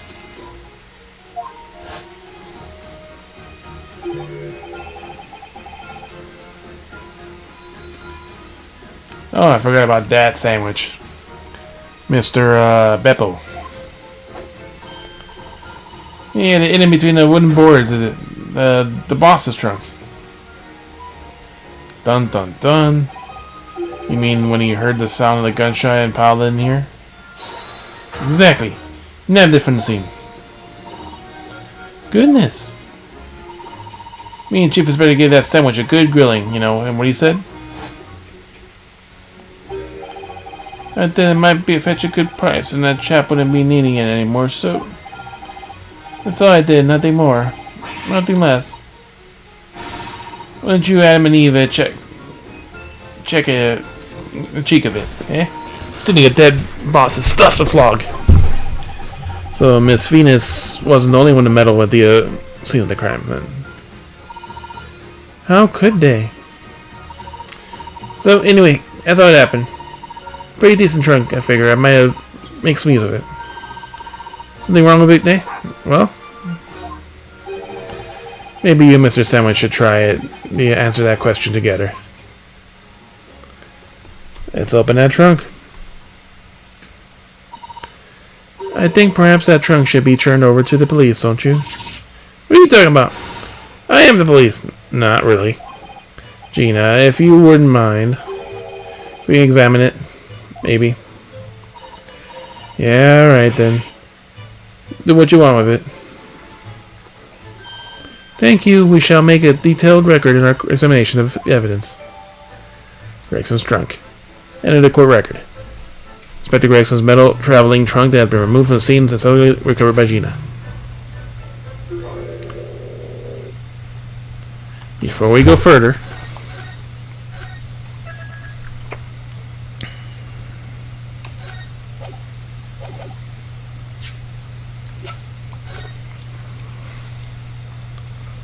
ooh. Have you seen this huge gash across the side of the trunk here? And gone right through the leather and into the metal behind. Gosh, for a metal chest to have this been so badly damaged. Whatever made this gash was to struck the side of the trunk with considerable force. I wonder how it happened. And that blood. Look at this dark stain here. You'd think... Yes, I'm afraid so. I think it's blood. I knew you were going to say that. So that probably means this was present at the scene when Inspector Gregson was killed. It's the most logical conclusion, yes. I think Gina's been carrying this around with her. Didn't know any better. I suppose it does look like a grease stain from all the fish and chips.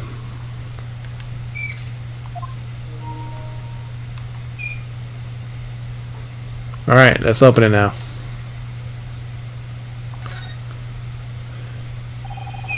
Let's have a look inside.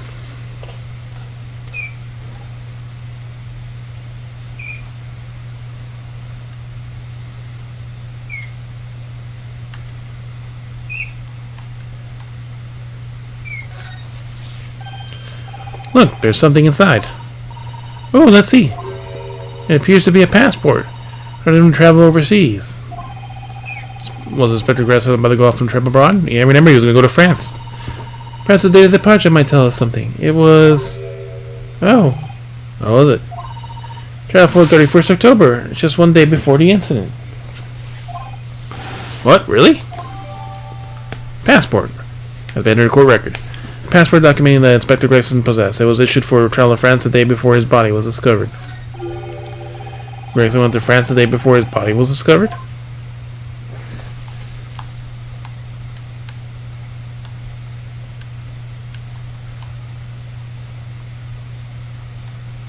Nothing else to find?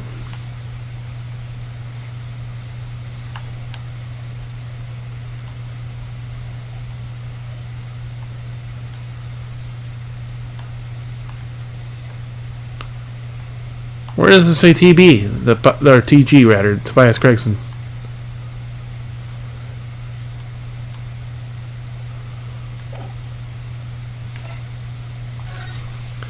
Tobias Gregson, passport number ACD 0522, time of departure. Date of departure within 1 week of from October 31st.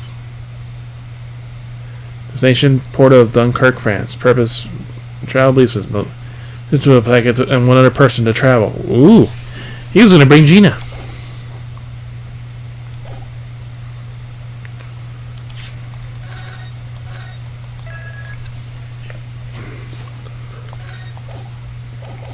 What's up, doggy? What's the matter with Toby? Yeah, I think so aggressively all of a sudden.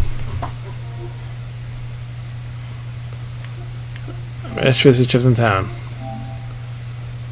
Talking to Gina after Toby. Gina got the following incident with Toby.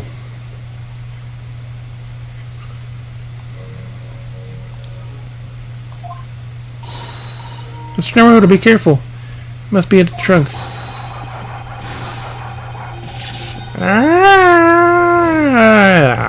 Thud. Oi, Toby, what's going to do?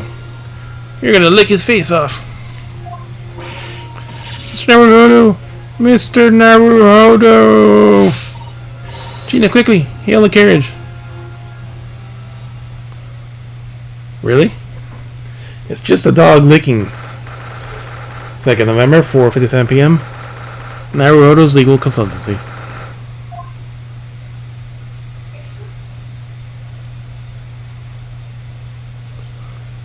So now I gotta go talk to, Mr. Naruto, are you alright? Miss Suzato?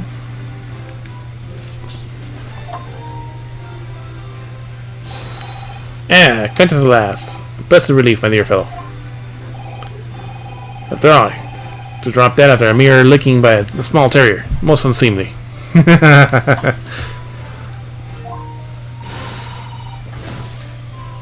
What is, or is it more... What is or isn't seemly is irrelevant here, Mr. Sholmes.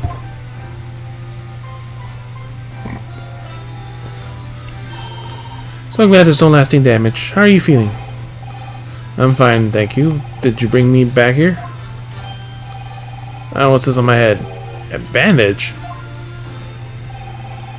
Sadly, we had no ice. So that's a compression of sugar water. Sugar water? Don't worry, Mr. Naruto. It's a first aid treatment from my father taught me. Oh, thank you. Let's take tea when you're feeling up to it. But of course, no sugar from the patient cups. But my head is throbbing sweetly enough, don't worry. Hee hee. Are you feeling ready then?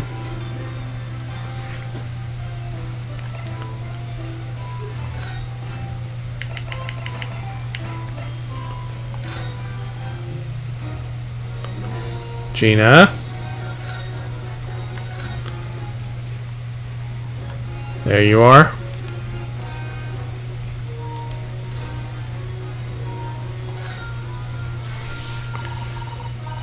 Dun.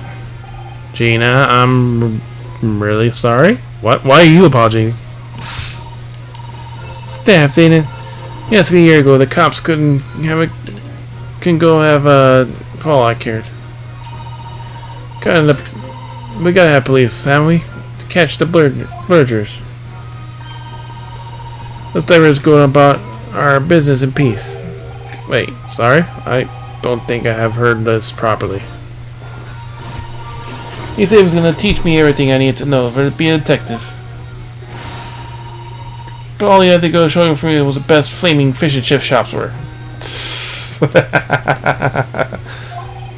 Actually, that reminds me. Gregson said he was supposed to be doing Paris in the near future, didn't he? Something wrong? Oh no, I'm sure I'm reading too much into things. It's just that the timing seems very coincidental. Hmm? You know, the boss was acting a bit strange recently. I think it's always in a rush. Best fish and chips. Alright, so we got that trophy.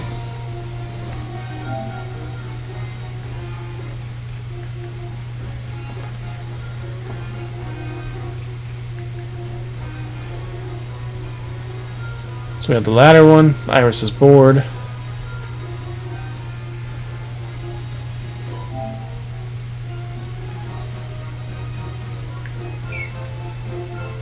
Seven left. The escapades.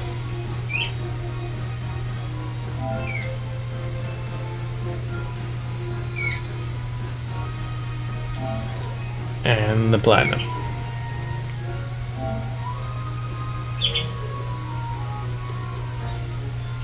Like he was always in a rush. The best fish and chips in town. That's all he had to teach her.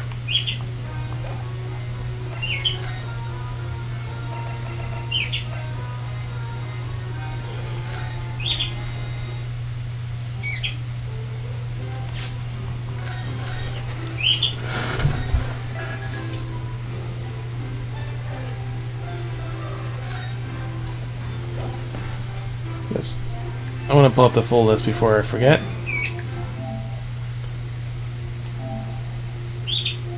So we just had to finish case 4 and 5. The escapades. We had to talk that one discussion about ladders and step ladders. One of Iris's boards. Probably one. And the final bonus trophy in the final case.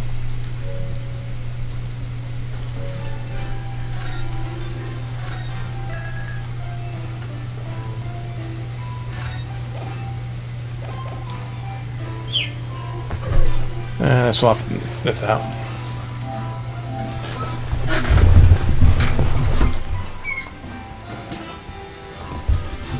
Doom, doom, doom.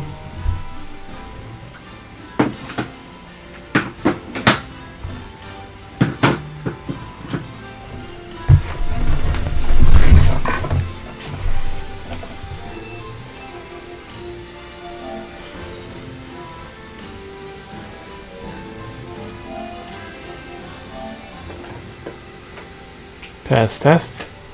Pass test. Alright.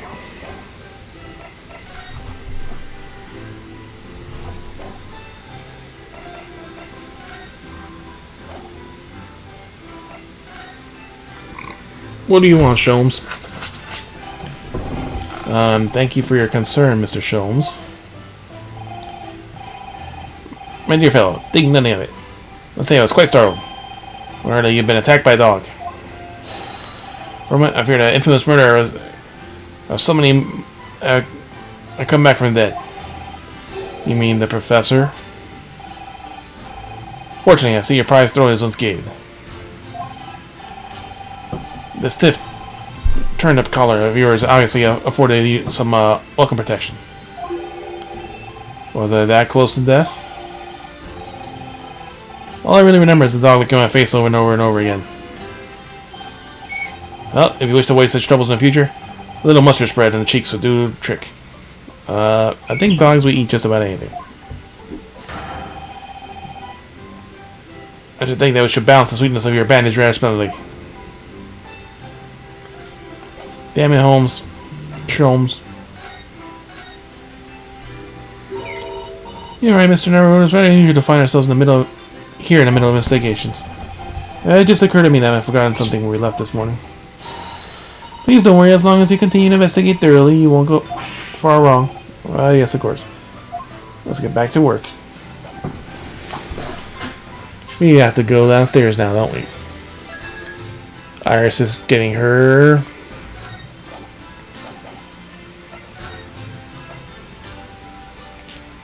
Got some team relax for a while.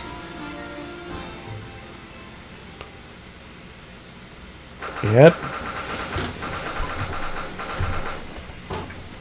Second November, Shalom's sweet.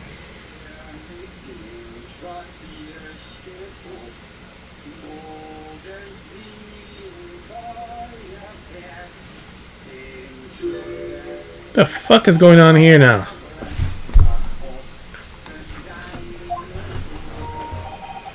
What on earth is going on in here? Broken TV. Am I having a bad dream? No, it's an old German folk song.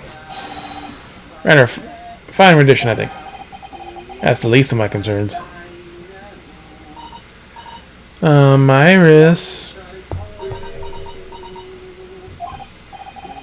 Iris, what's the matter?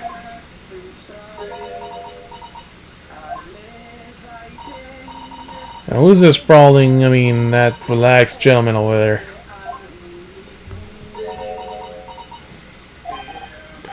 Iris, is she even listening? Excuse me, sir. Apologize for troubling you whilst you're sleeping so merrily, but be the kind enough to explain the situation. It's father, isn't it? Well, that worked. A crooning gentleman and a mute young girl. A rather tantalizing juxtaposition.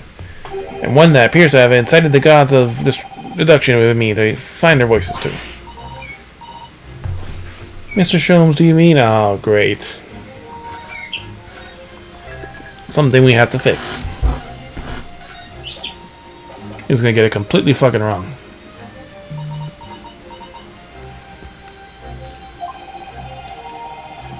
Strange for reasoning in me are playing now with a delightful merit. One melody sings a reunion of full nostalgia. Whilst the other is a more steam about a great secret you were trying to desperately to conceal. Iris. She turned as white as a sheet. So as usual, you are instantly seen into the very heart of the matter. The wrong matter that we'll have to fix. By the time your own brief performance is over, I feel like this gentleman's song will reach its finale. So then, to music land, sweetness and delicacy and harmony. Pray do enjoy the Sherlock Holmes' greatest logic and reasoning spectacular. The great deduction. The game is afoot. Topic 1. Conclusion. Topic 1. Man's identity. We know who that is. That's her father. Firstly, we should consider the gentleman's identity. Nationality. Clearly, he's a German man with no grasp of the English language. He's not singing. He's fucking passed the fuck out. That is a German song that he sings in his apparent inability to understand the gist of it. Has to desist. So why is the man here at all? Apparently in such high spirits. Answers, of course, Iris. It's clear known to you. You only follow the gaze of those bright young eyes to remember the pair of this mystery. He's a man's mildly irritating wobbling is real by herbal tea. No.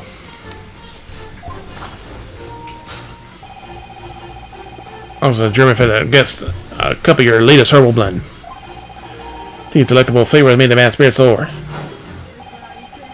His joyful tumbling incessantly from his lip. Anyway, sampling that favor myself. I may ask the fellow to join in the state of elation. No. Next question. Ooh, exactly. The gentleman awaiting himself thoroughly unseen.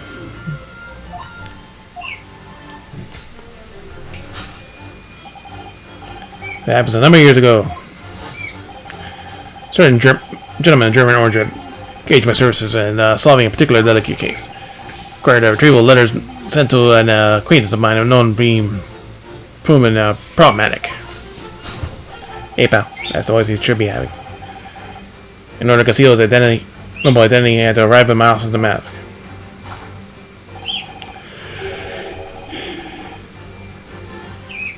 The gentleman's name is William Gottfried Sigismund von Ostmeritstein. The King of Germany. Right. If memory serves, the mask worn by this gentleman is identical.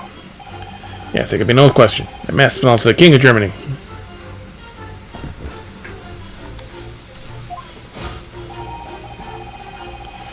His Majesty remembers the fine service I afforded. Decided to show his face again, mask and all, in order to express his gratitude. Well, Madam Mark, wouldn't you agree, my dear fellow?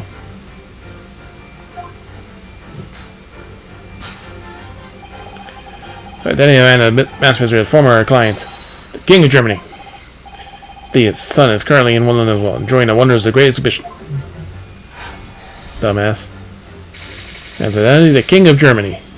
So fucking wrong. Topic 2. Girl's silence. He is the one remaining imponderable. Yes, you, young Iris. But your apparent experimental science is able to hide the truth.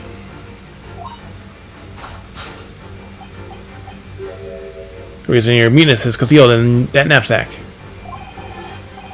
5-pound note, I believe. I must say, as your compatriot, I'm deeply saddened. Hey, you pay your own fucking rent, bitch. It appeared that you already allowed yourself to be bribed into silence by His Royal Highness. Sure yourself some spending money in exchange for keeping quiet about the king's secret. No. Completely fucking wrong. And now the final piece of the puzzle. What is the secret you're starting to hide from your sons, Iris? Yes, we need to follow that brief involuntary twitch of your eyes to find the answer.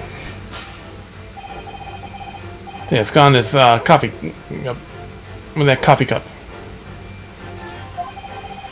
Favorite coffee cup, in fact. My favorite coffee cup, in fact. Or should I say, the handle of my favorite coffee cup. It appears that His high-spirited highness broke in with that midst of the hijinks. Just a sad truth. Fair cup has been broken by the King of Germany, Iris. You tried to conceal it from me.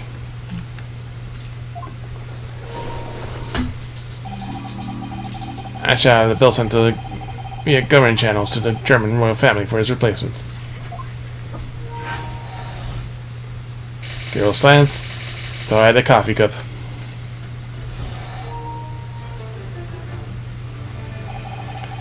This concludes Herlock Sholm's great deduction. This painful puzzle.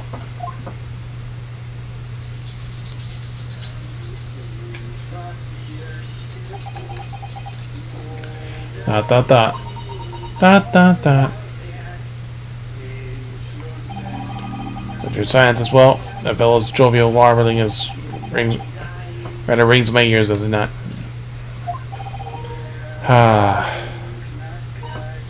Mr. Sholmes, must say something rather trouble me.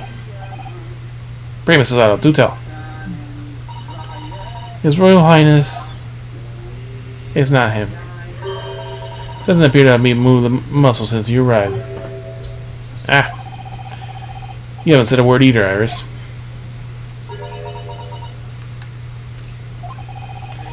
Mr. Sholmes was right. You might as well own up to your own of it now. Which he's not. Dot dot dot. The reasoning is entirely within substance, I must admit. One other thing, Mr. Sholmes. One other thing, Mr. Sholmes. Yeah, that agrees, Mr. Naruto. Surely not. I actually read the story of the case recently, and you're one you were just describing. According to that, at least, it wasn't the King of Germany. It was the King of Bohemia.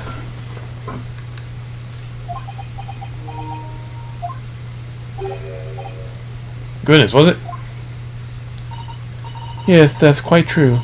Master Goss, the prince, testified in court. In other words, I have come to see the great exhibition all the way from my home of Bohemia. ... That's you to keep your minor error to yourselves. Make quite easily a scandal. Believe Mr. Naruhodo that I return to make some corrections to this number of minor errors that have been slipped in. Yes, even Mr. Jones willing to admit he might be slightly wide on the mark this time. It's clear that Iris is definitely hiding something. Find the truth behind this mysterious scene. But one truth is a color. My favorite coffee cup is no more. It's probably your fault, though. So, shall we embark again? A joint presentation of Herlock Sholmes, logic and genius. Extraordinaire.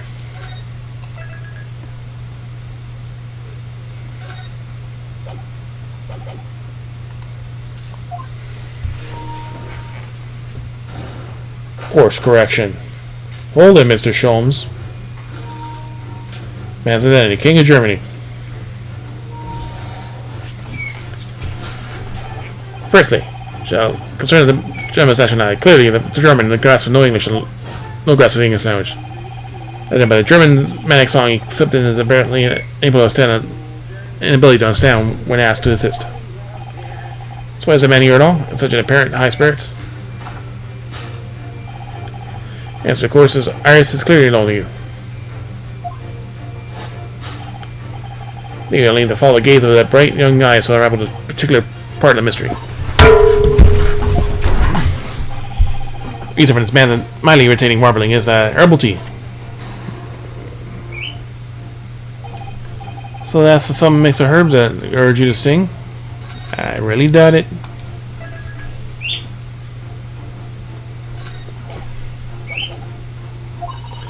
Goodness, I should like to try some. I like to hear we were singing, but this, man. How long does he intend to keep up that tune, I suppose? As I said, it's been stuck still the entire time. Look closely, his lips aren't moving either. Exactly. Ah. So not sure was actually responsible for the spirit of singing. That's but the answer lies at the Iris's gaze. Let's see. Well, that cup's empty for sure. Suppose this mysterious little gentleman must have drunk its contents. Iris' special blends are quite delicious, I agree.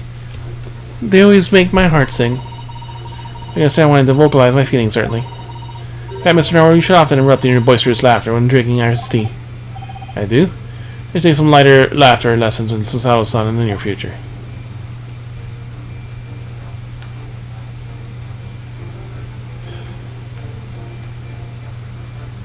Nothing else on this side.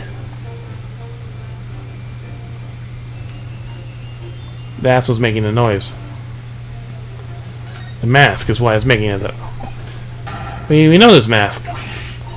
Oh, you're right. So does it mean... No, surely not. It couldn't be, could it? It's most definitely not him. Oh no, of course not. Thank goodness. But then, why is this gentleman not wearing it? Afraid once again, I really have no idea. Yeah, he's fucking out cold. But this is what's making all the noise. Wait, this is a gramophone. It's rarely seen in our own country.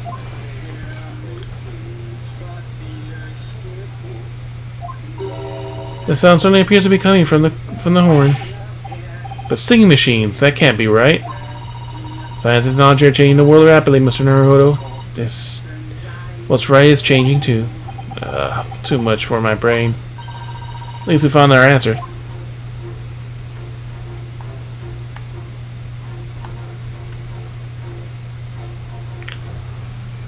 Man's irritating warbling is revealed by that gramophone.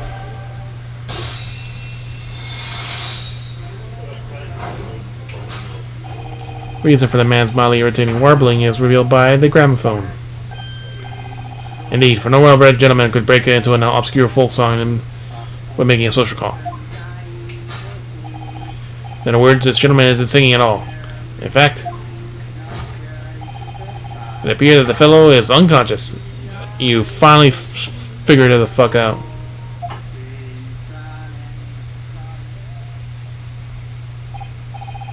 The music seems to have stopped now. I ask you, Mr. Naruto. Yes? Why would I purchase a record of that gibberish? How should I know? You fucking waste your money on ridiculous shit. Well, never mind. I want a deduction. Who is that gentleman evading himself to so thoughtfully of science?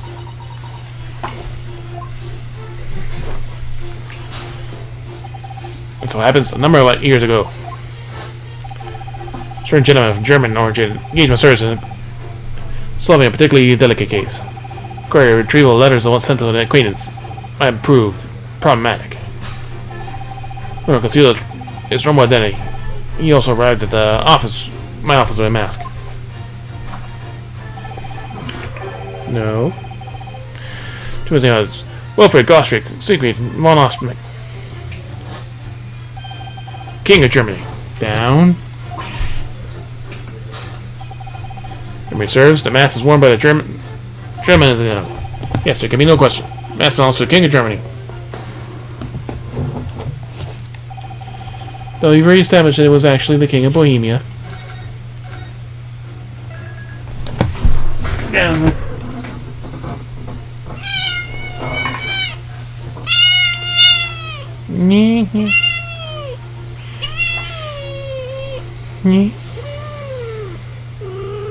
Get some cooking dry.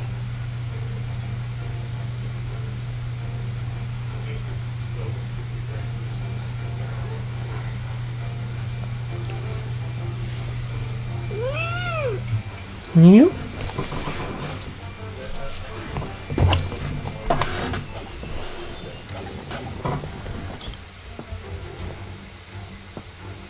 We re-established that it was actually the King of Bohemia.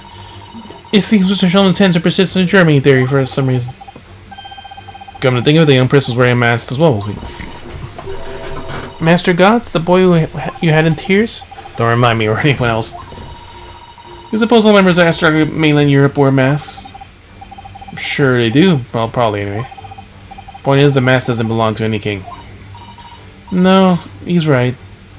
That's right, as we well know. It is true an artist's mask. It's this guy. Her father. No? Who? I just thought I might be a true mask owner, but... not as I'm aware.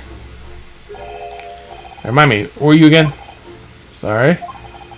Best to forget those who's...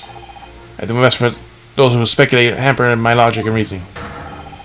Make your exit, please. Leave the deduction limelight to those who deserve, Mr. Naruto. I thought you forgot my name.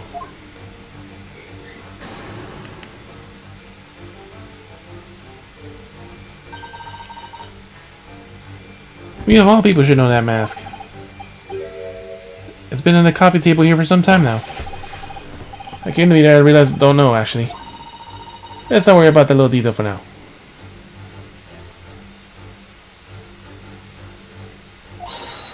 Perhaps we ought to be able to clear up that matter wound that mask very easily.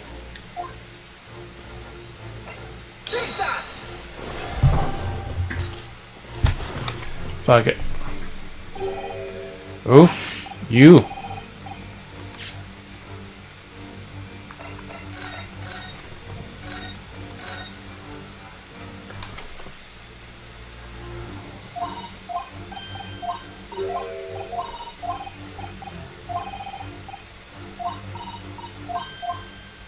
So if it doesn't belong to Sholmes, it belongs to Iris then.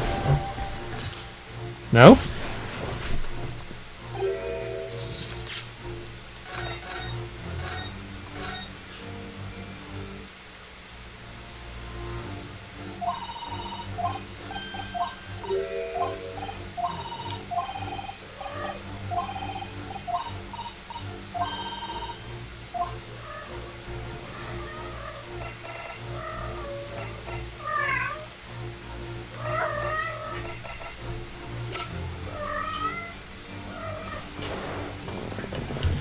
So who owns this mask?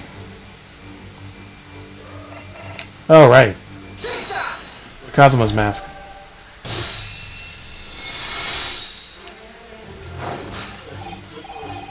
Yes, there can be no question. That mask belongs to Kazuma Sagi. In other words, memory is sublimely unreliable. Only you could try to make that sound positive. Kazuma's mask has been languishing on his metal chest for several days. But it doesn't explain why the gentleman is wearing it now. Yeah, it's a simple matter to determine, I guess, the true identity. After all, the gentleman is unconscious. Take it off. We need to excuse ourselves in advance. Gently lift the mask and peer beneath it. It's her father.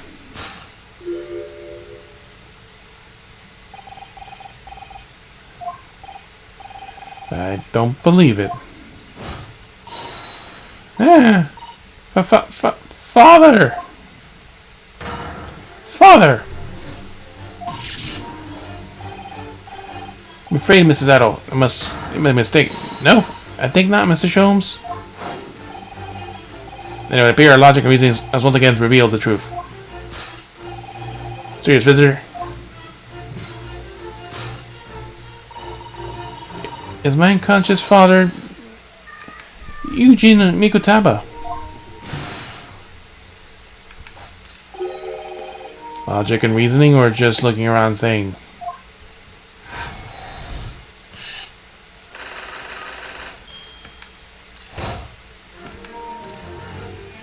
Solved. Girl silence to hide the coffee cup. Allegiance are all one remaining imponderable. Yes, you, young Iris. Their apparent and inexplicable silence is unable to hide the truth. Yes, the reason for your muteness is concealed in his knapsack. Is that a £5 note poking out of her knapsack, isn't it? So that's a £5 note poking out of her knapsack, isn't it? I want to finish this case, but I don't think I'm going to be able to finish this again tonight. Oh dear, I can't be sure. Most money I've encountered is the coin form. I know, I'm not even sure we've seen any banknotes in here in Britain at all, have we? But anyway, Father would never have paid money for Iris' silence. Certainly seems like the silent type himself, though, judging by his present state. Speaks some other reason for Iris' silence, I suppose. Perhaps Iris is trying to hardly not give away with her eyes. It's something entirely different.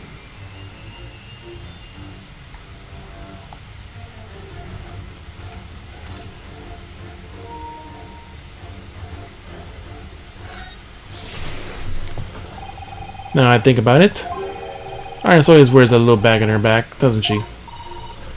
Yes, that's right. It's easy to forget it because she can't see it from the front. Those two little felt dolls attached to it as well. Are there? I have no idea. I don't even remember seeing them before. Possible there's always been a £5 note poking out her bag just like that and we haven't noticed before too? I couldn't say with absolute certainty, but I think it's unlikely.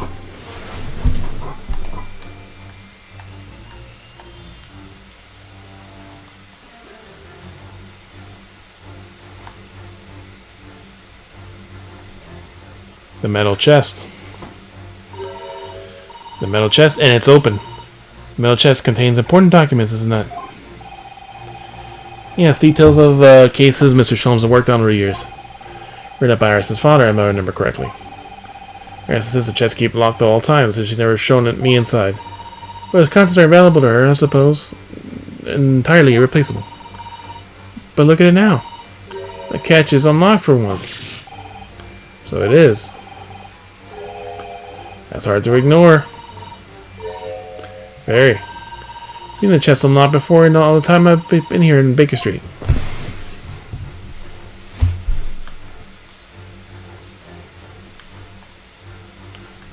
Yeah, the handle was not.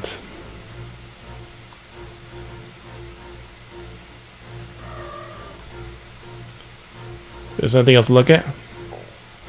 A Persian slipper.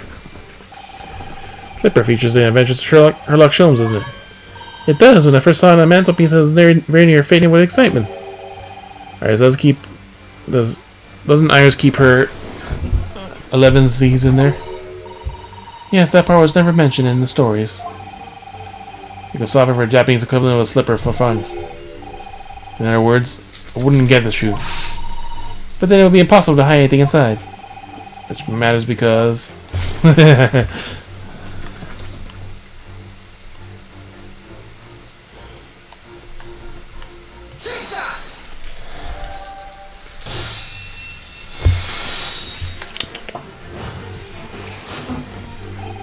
Yes, the reason for your muteness is concealed inside that metal chest. An excellent observation. About further reflection, there's something different about this chest appearance. There's no tablecloth on top of it. Get blocked at all times, and now the catch is open. Funny, there's something to do with your refusal to speak, Iris. But it's a simple matter if they cite you to speak, I'm sure. We need to open the chest.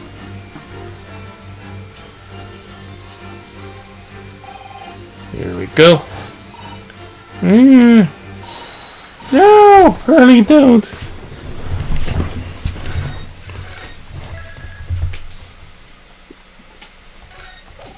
She probably has that case record.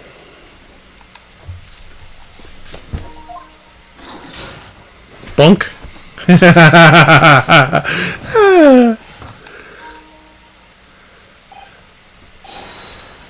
Mr. Sholmes! Mr. Sholmes! Hurley!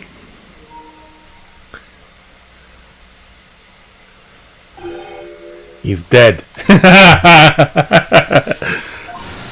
Never! Oh, Hurley, I told you not to open it.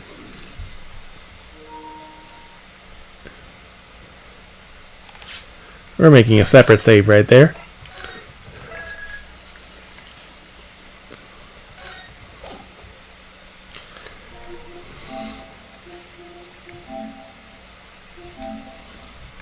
I'm pretty sure we missed some screenshots.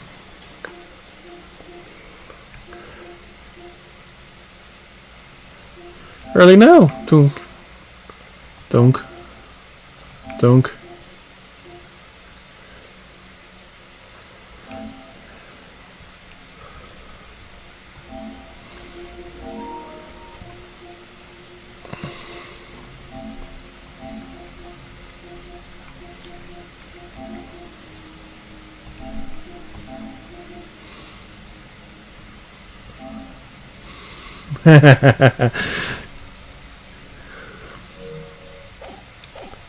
Oh, I should make a clip of that. I'll shorten that clip too.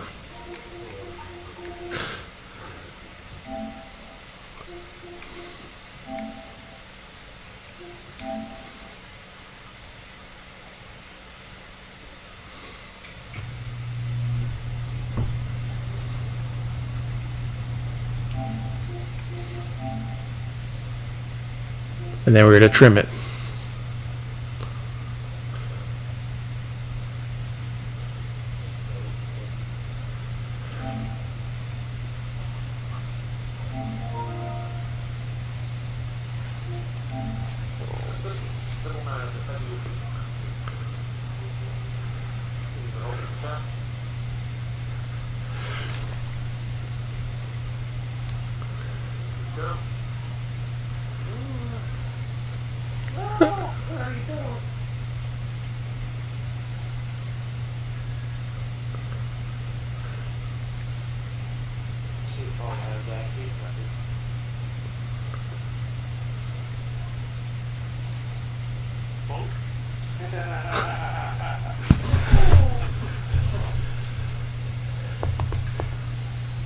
Mr. Sholmes.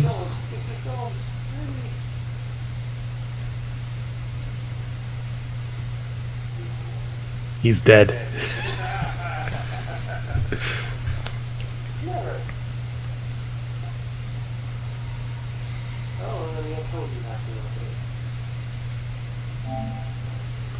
One minute, so it'll cut off the last 22 seconds.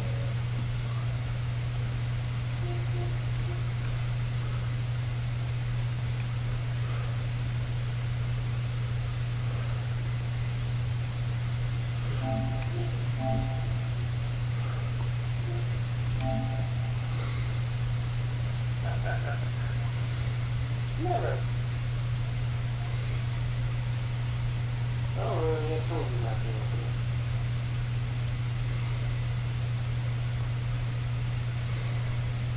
it. Perfect. I'll save as a new.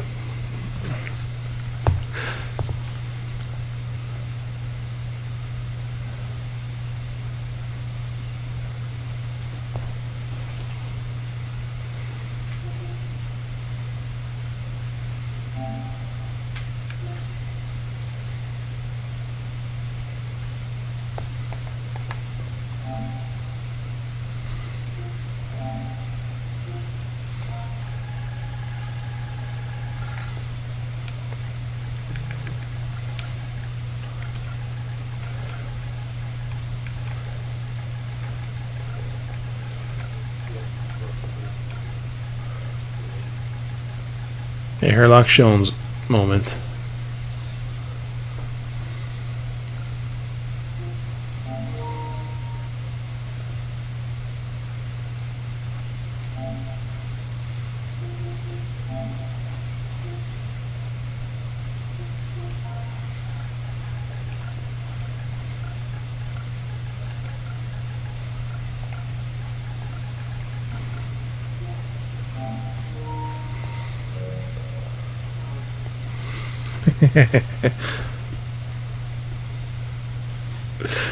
Oh, early I told you not to open it.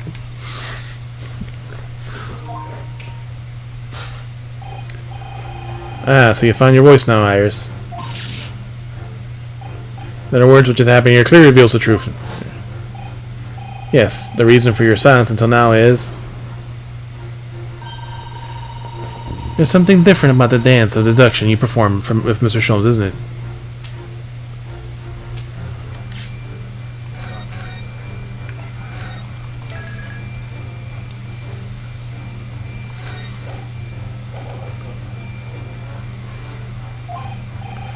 Well, he's left me alone on the ballroom floor, so I'm gonna have to dance the next part solo. Anyway, I need to get to the bottom of this for my own peace of mind. And Iris isn't usually the silent type, so you don't actually know the answer yet, despite the knowing point of the finger before.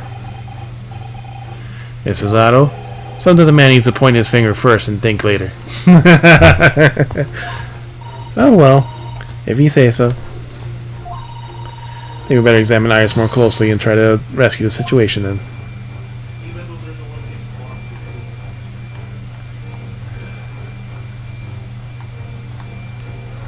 Her skirt? Alright, so interested in these frilly clothes, isn't she? My astonishing skirt is rather delightful. Pretty sizable for all the frills. Sizable enough for a sizable secret. You seem rather fond of that idea. But you certainly don't go investigating further. But you certainly can't go investigating further. It does look like that's what I was thinking. Does it look like that was what I was thinking?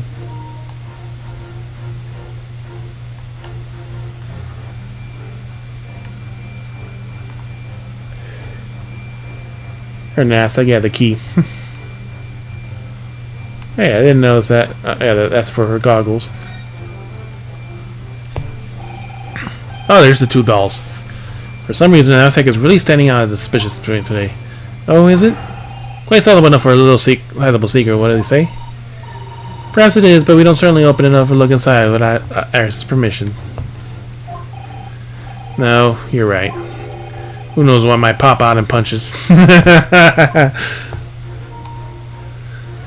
Oh wait, no, wait.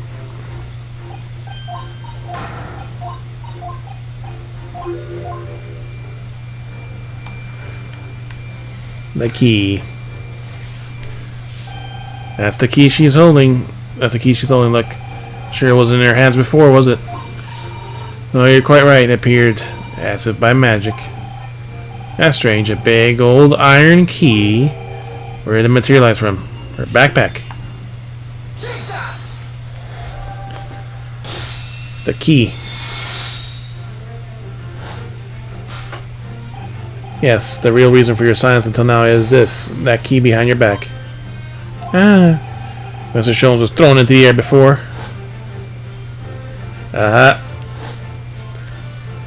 No. But recall to stop him, you slip something out of your mouth. Ah, that's why she was silent. That something was the key in your hands now. No doubt the key to the chest. You're so clever, Bruno. Now it becomes clear. Thanks to Mr. Sholmes' graphic demonstration. You can now imagine what happened here. Yep. But Professor Mikotaba opened the metal chest only to be punched in the air. And landed sprawled into the settee.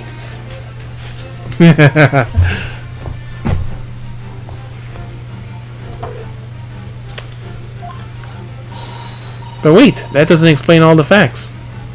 Oh, it doesn't now.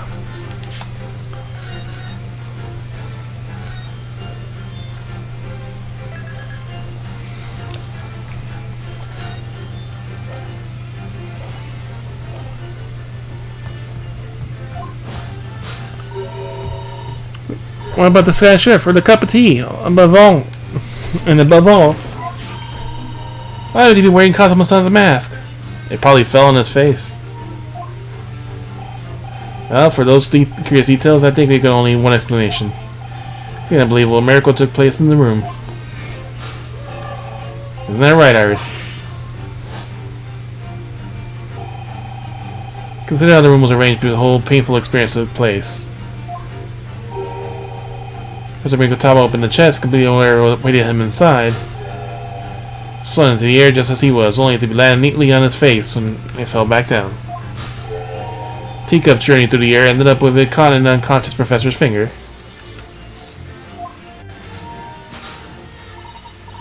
You mean to say that stylish scarf? It's actually just a tablecloth.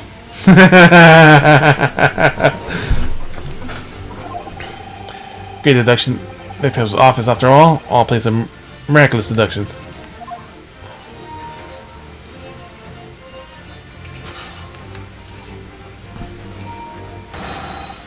Will you expect any less?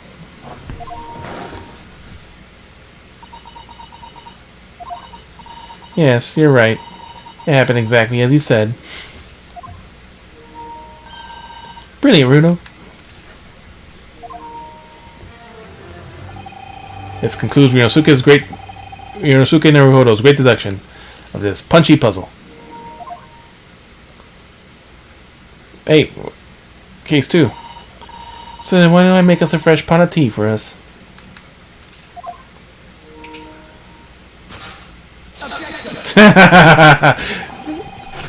Memorable performance, Mr. Naruhodo. But in the final act of the show here, you rather missed everything of importance. His cup. Nobody cares about your cup. Mr. Sholmes.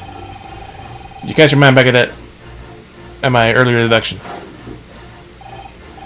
Alright, so clearly you're hiding a great secret. Ah. She is, from the looks on her face. Mr. Sholmes will be right, whatever the great secret is the cat is not in the bag yet. So I put it to you again. You're attempting to abscond with that coffee cup. It really is a shame about Mr. Sholmes' cup.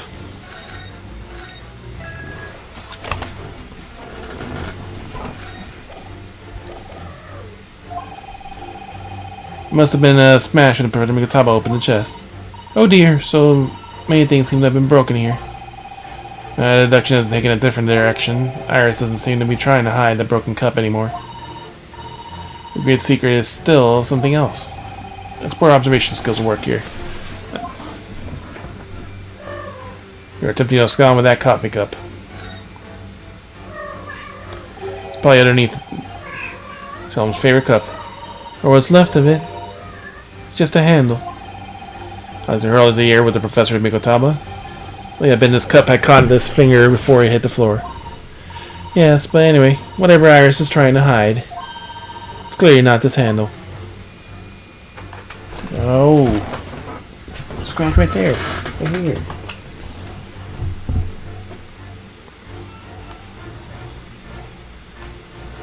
Her knapsack. Yep, there it is. Like I said, underneath the plate. That's where I thought it would be. Sure, this time, last time, the knapsack was going to be the answer.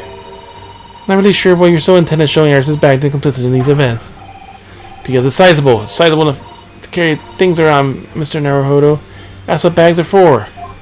Because women's outfits don't have pockets. So the knapsack might never see the limelight, you mean. I wouldn't really like to say. Case file. Ah, look, there seems to be more papers there. So I was trying to hide them underneath the tray.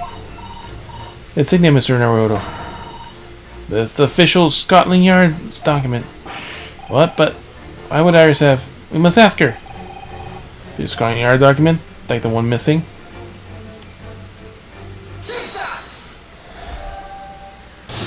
Case file. You were attempting to abscond with the case file. Iris, as you know very well, nothing escapes the attention of a great detective. But it completely did. Oh no!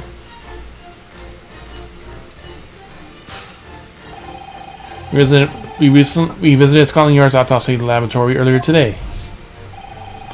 Corey informed us. As a reporter for Clint Van Zeeks had gone missing.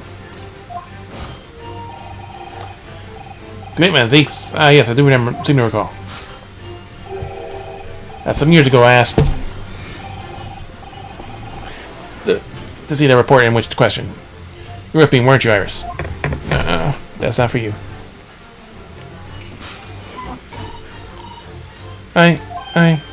You mean it was you, Iris? Those papers you have there are... I'm sorry. Forgive me.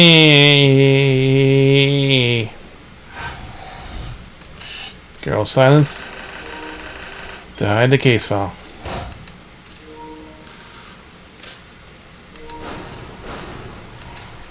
Deduction complete. Elementary. Those alone can take half an hour. You want a treat? I'll give you a treat.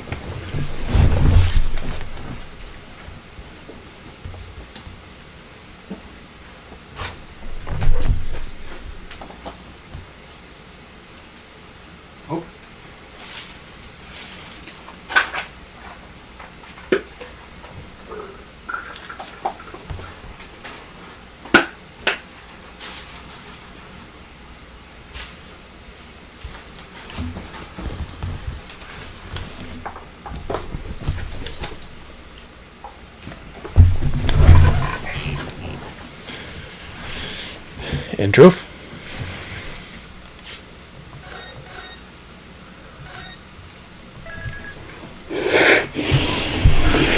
yeah, the photos didn't do justice. We need that video. Alright, I thought I could have predicted the booby trap chest.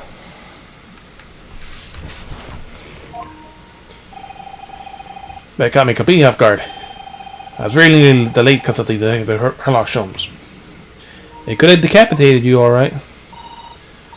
I'm sorry, Hurley. I hope. Leave that alone. So you mean this So you mean this autopsy report really is? No. Yes, I took it from the lab, even though I knew it was very important.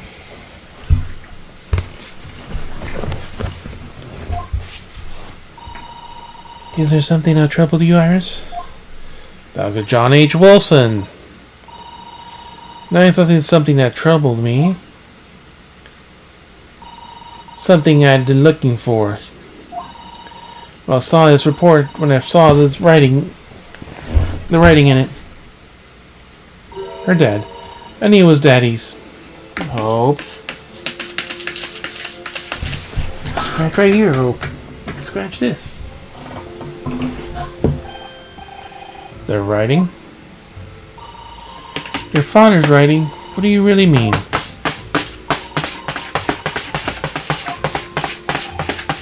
Iris, must be something that's hard for her to talk about.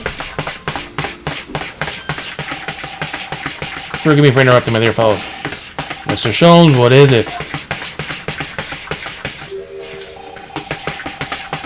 It feels as though the poor conscious gentleman on the settee has been somewhat forgotten. Ah, father. Right here, Hope. Scratch this. Perhaps we should find, I guess, somewhere more peaceful to rest. Mr. Naruto. Yes? Here's the kind of lend him your bed. We'll do our best to make him comfortable, I feel. Oh, yes, of course. I'll help you carry him up. You know, you could scratch your thing right there. So I. No, I can manage alone, thank you. You have a tea to enjoy. What Iris' Brutus do? Because there's no better way to make the professor comfortable than dragging him upstairs like a trunk. I wonder, perhaps that was deliberate. Mr. Sholmes was making himself scarce to give Iris a chance to talk more freely. Excuse the opportunity to talk with Iris. And find out what's going on.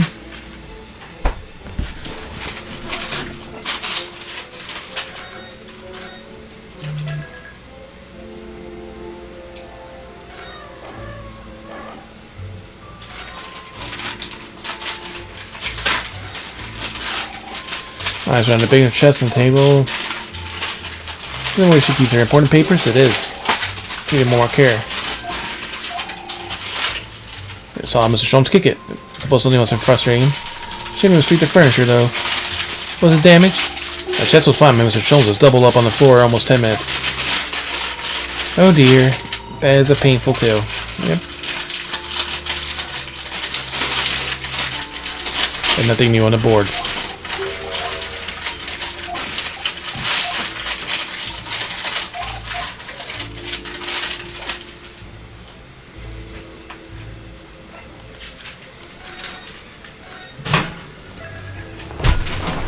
The important case file.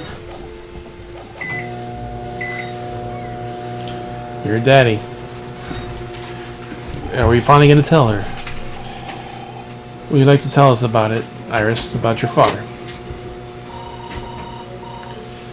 Sure, I told you before, didn't I, that Daddy used to be Hurley's partner. Yes, and the notes and the case is solved kept inside that metal chest. That's right, Hurley told me, you see. He said that he's somewhere far away, so we can't meet. That's one way of describing it. When Dad secretly unlocked the chest and read through the papers inside, started to build a picture in my head of what Daddy must be like. That's only natural. So you're just like any other girl your age. I read that Daddy was a professor of medical science, so I studied and took my degree too. That's only natural, I suppose. In that respect, you're not quite like any other girl your age, though. But there was something I could never find out. Daddy's name. Ah. His name wasn't anywhere in the notes that he had made about his work with Hurley. But then one day... That's what happened, is it? You saw the autopsy report, you finally managed to work it out. Is that right? Yes. So that was the handwriting in the report that caught her eye.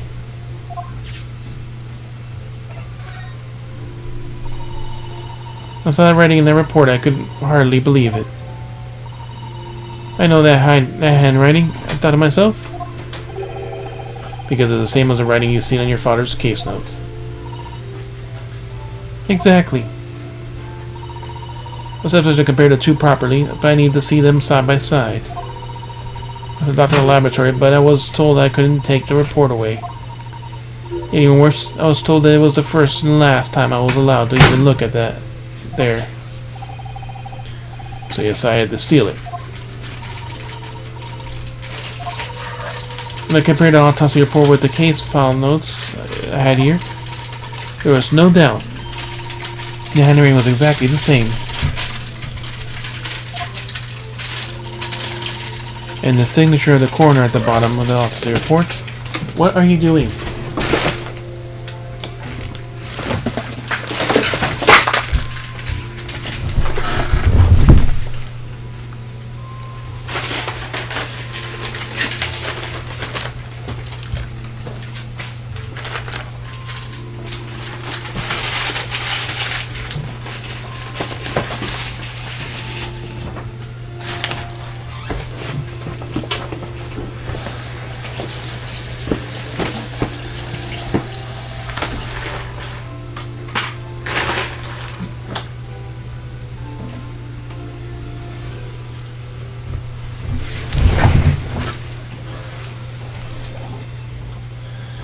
And the signature at the corner at the bottom of the autopsy report read Dr. John H. Wilson. So as I finally found out. I learned my daddy's name at last. I see. Ever since then I've called myself Iris Wilson. And it's also when I had that brilliant idea of writing stories all about Daddy's exciting times in Hurley. So then and there I write the adventures of Herlock Sholmes. Oh, Iris, I had no idea that stories were quite such a deep personal significance for you. We already knew that, though. I can see why the autopsy report was so important to her now. Why she was prepared to break the law to get her hands on it.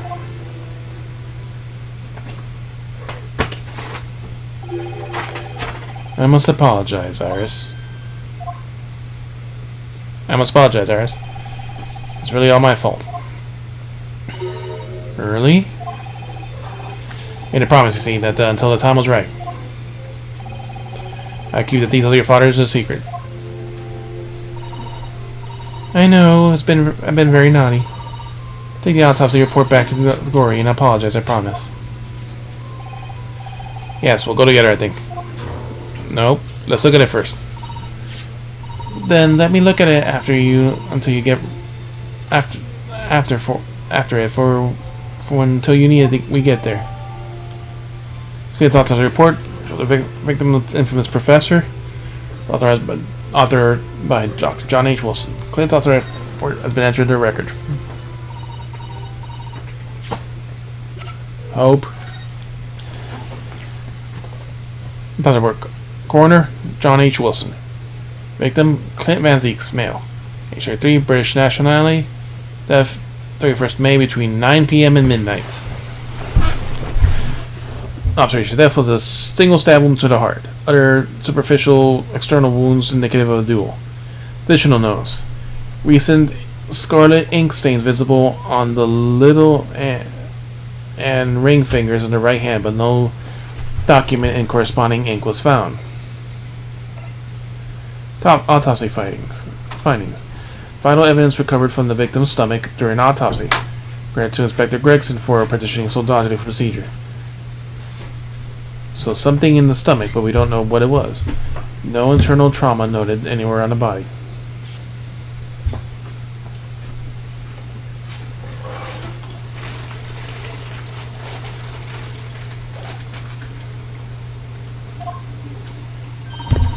Must go and water my herbs, I think.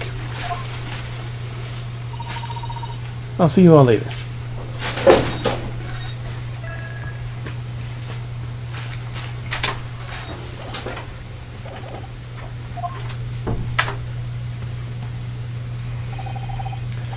Probably she must feel awful. I know Mr. Sholmes is here for her, but still. Ah! What? How? What's the meaning of this, Mr. Sholmes? Mr. Sholmes? Oh, dear me. So, you noticed it, Essie. But that will mean... What on earth's the matter, Mrs. Otto? You turn as white as a sheet.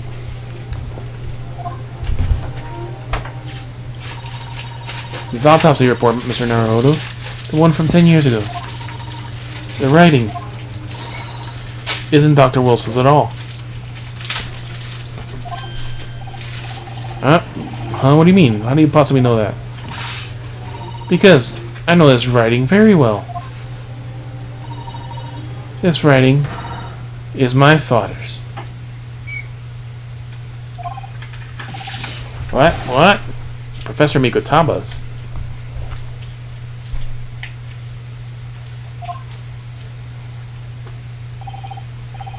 Indeed, it's true. And now you know. My dear fellows. No, I don't know anything. What if this is all me, Mr. Sholmes? Yes, the idea is slowly forming in my mind, and it's too extraordinary to believe.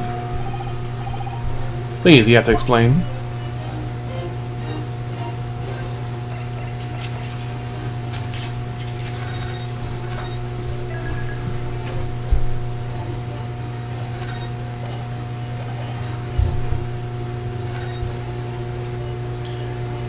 The autopsy report writing. So the autopsy report was actually penned by Professor Mikutama then. But that makes no sense. It's not possible, surely.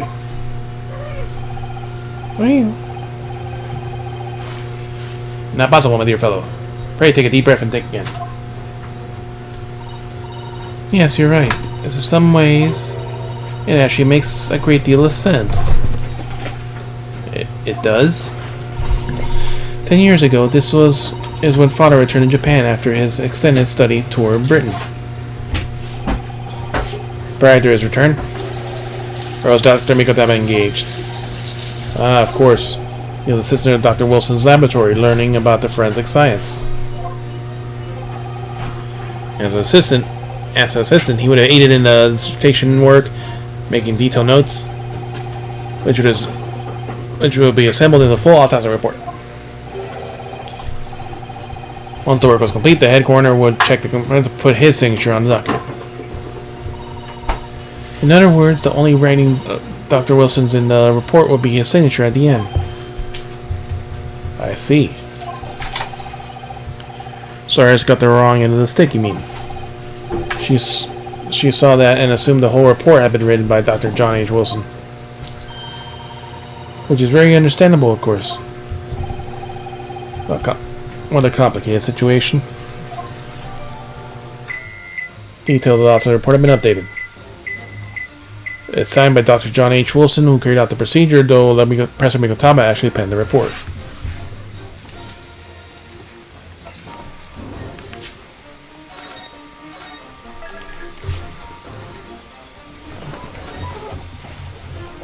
What are you eating up? Hot Pocket. Thinking about it, most of what we know about you, Mr. Sholmes, comes from the published stories of your exploits. Yes, the adventures of Herlock Sholmes, written by Eris.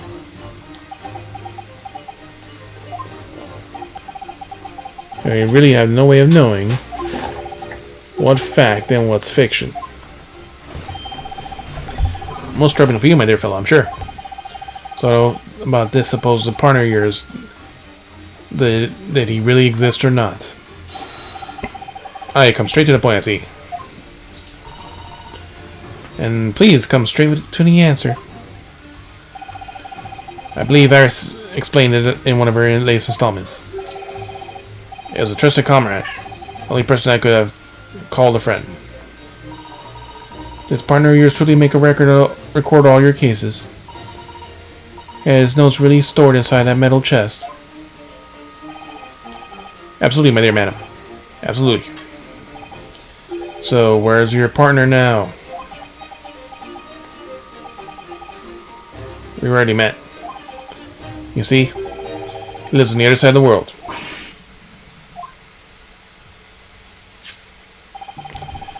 But if this autopsy report and the records of your old cases are penned by the same hand, and if the autopsy report was written, though not signed, by your famous partner, there will only be one logical conclusion.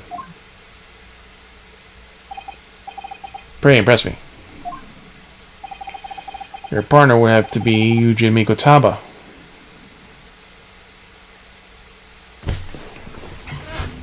Dun dun dun.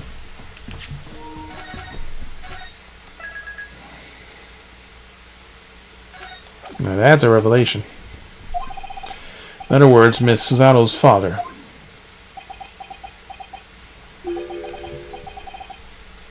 Upon my word, Mr. Naruto. Yeah? You're coming along wonderfully. You've hit upon the method at last. You finally grasped the art of deduction. You mean to say I can replace you? Let me introduce you to my great friend and partner, Mikotaba. Professor Mikotaba is awake again.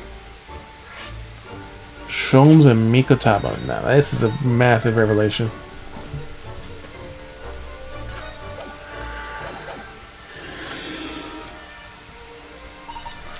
Does this mean that you're the real Dr. Wilson?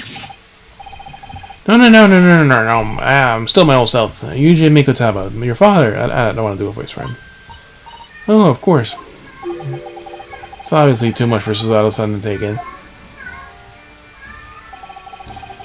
Must say, though, how my old friend has attained a worldwide celebrity as a great mystery solver in the mystery of all. Great solver of mystery of all. I still remember the first time we met. Ah, that reminds me. What was it again, Mikotaba? 16 years ago, Sholmes. Ah, yes, quite. 16 years ago. I had just arrived in Japan with Shishiro and Genshin. Searching lodgings close to the hospital. They could have comfortable rooms at a reasonable price. But rents are devilishly high in a particular area. That's right, so I said I need someone to share the lodgings and that expense. Fortunate enough to be introduced to Dr. Sholmes, who found himself in a similar situation. The Kello fellow back then, a mere shadow of the great detective you see before you now. He's working at the hospital chemical laboratory at the time. Dodging my curiosities for a little gain. In a situation of our cohabitation led us to pursuing cases together, you see. Hard to believe it was a mere 6 years. We had a great many adventures. But the last year of Mikotaba's stay in Britain, most infamous case presented itself. A case with which you became rather familiar with yourselves. The professor's killings. After the trial, Sashiro and I were summoned back home. Hardly surprising, given the circumstances. So there you have it. As you know, all details recorded by my trusty chronicler remain in that metal chest. It's amazing. Professor Mikotaba really is Sholmes' famous partner.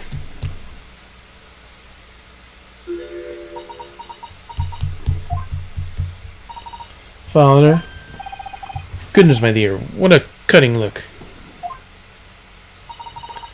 As your daughter, I'm very proud to learn you were the great detective's great partner. But nevertheless, there's another mystery I must really ask you to explain now. And that is? You know very well what that is. It was a matter of Iris' father. Of course I've forgotten about that one.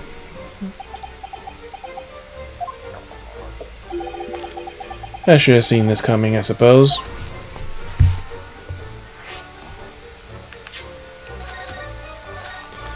All these big revelations.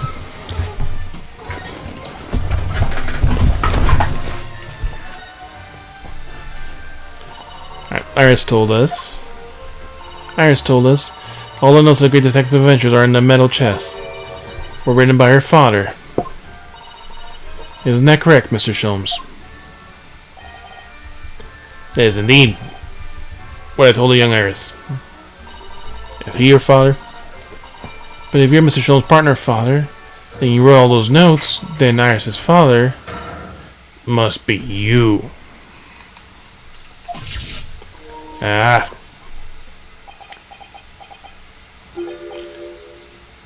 Upon my word, Mrs. Addo. You're coming along wonderfully as well. You two have hit the method at last. Finally grasp the art of deduction. What? Well, you've always told me, father, is that mother died when I was born 16 years ago. You left me in great-grandmother's care whilst you were embarking on your study tour in Britain. Always accepted that. But all this about Iris... Oh, there it is. It's out on an icy cold stare. Now, hold on a minute. It was very complicated. Gee, I mean... It's really not what you think. Then perhaps you'd like to explain it to me, what it is. There it is. Now the eye goes from ice cold to red hot. That's just before she throws me. No, really, you got it all wrong at the end of the stick. Show him. Say something, man.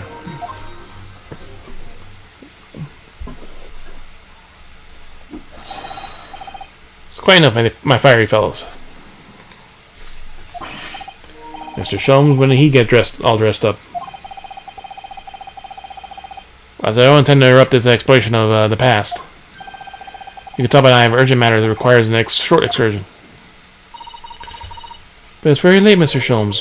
Where must you go? Well, my dear madam, that's not obvious. My partner and I must pursue our natural enemies. So get your coat, make Kodaba. The game is afoot. But Sholmes, he must give us out a full explanation, I think. Later, my dear fellow, later. Carriage awaits downstairs already. But I thought you ordered downstairs. You haven't changed one iota, have you? I mean, really, our visit home has, after 10 long years, when I opened the chest to fit nostalgia, I quite inexplicably passed out. As that wasn't enough, I would eventually regain consciousness and plunge straight into this. Father, please. Go, Mr. Sholmes now. What? No doubt that whatever happened, you were acting in everyone's best interest. You philandering whore. I trust you completely. Suzato. Send a great detective and his great partner off on renewed adventures together. It's more than I could have hoped for in my wildest dreams. Very well then, we'll speak again later. So, I believe your work is done for the day. Wish you the best of luck tomorrow. Yes, Noro, good luck in the battle. And reaching a decision. A decision? Or to go back to Japan, suppose?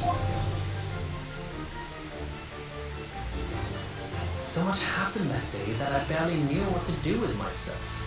It would only be later that I'd come to realize how amidst the chaos I'd unleashed were all the clues I needed to finally unearth the truth, and that all the turmoil was necessary to give me the resolve to see everything through. To be continued.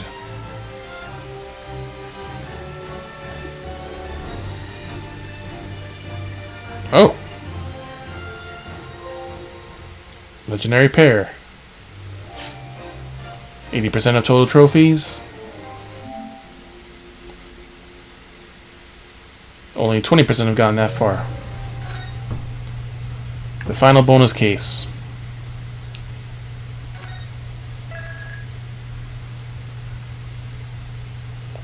The finale. Trial Part 1.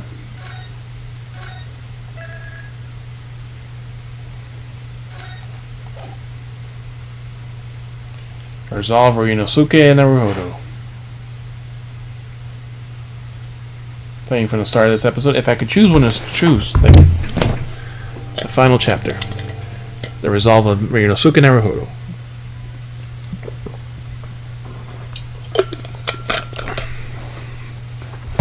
final case.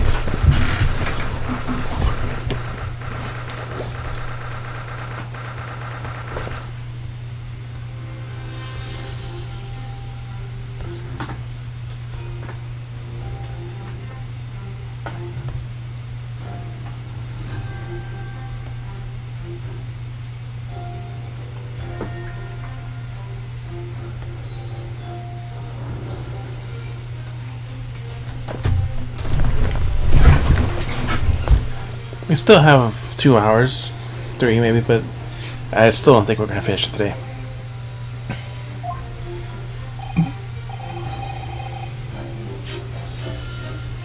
November, 9:14 a.m. The old Bailey, defendant's antechamber. Time's finally come today. We unravel everything.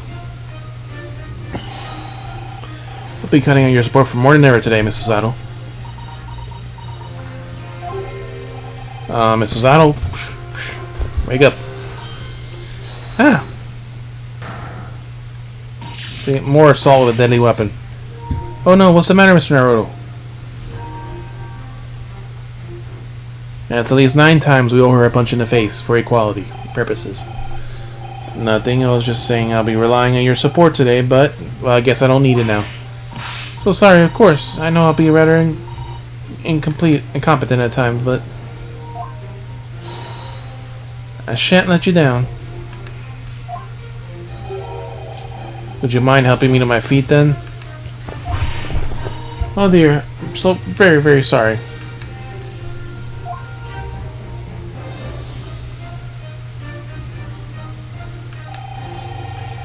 So herself isn't her usual self at all. That's hardly surprising, I suppose. Found out that her father is the partner of the world famous detective, not to mention. Good morning, sir. Van Zeeks.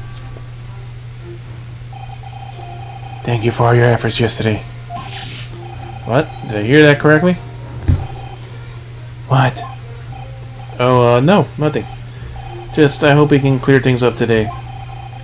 But you can't make this man out. He says, I hate you, and the face says, I hate you, but his words are almost jovial today. In fact, he hasn't been very Reaper-like since this began yesterday.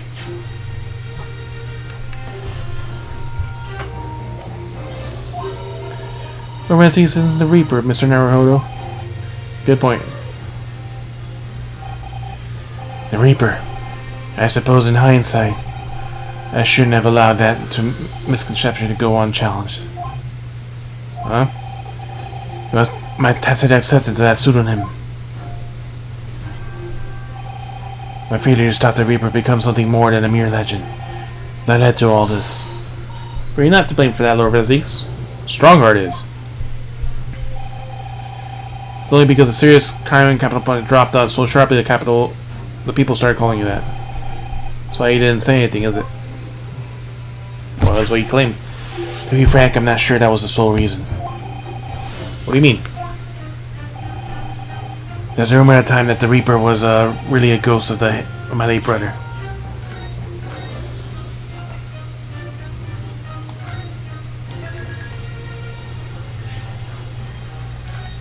Episode final.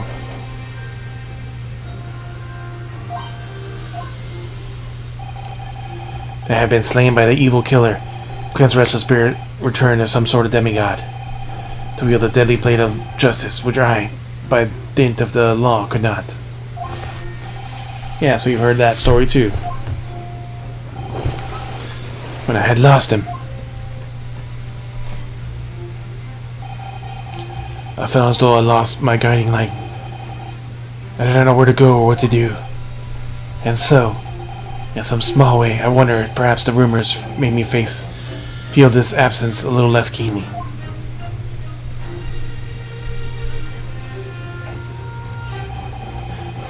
Even if I knew it was just an illusion, it's just some nonsense conjured up by an over-imaginative public. He is obviously extremely important to you, Lord Clint Van Zeeks. Well, what's important now is uncovering the truth. That's all that matters. I know you didn't take anyone's life. And intend to prove that beyond a shadow of doubt in court today. Never thought I'd say this, but I can see it in your eyes. That burning desire to cut through all the lies and deception. Can't deny it any longer. You are a lawyer of absolute integrity.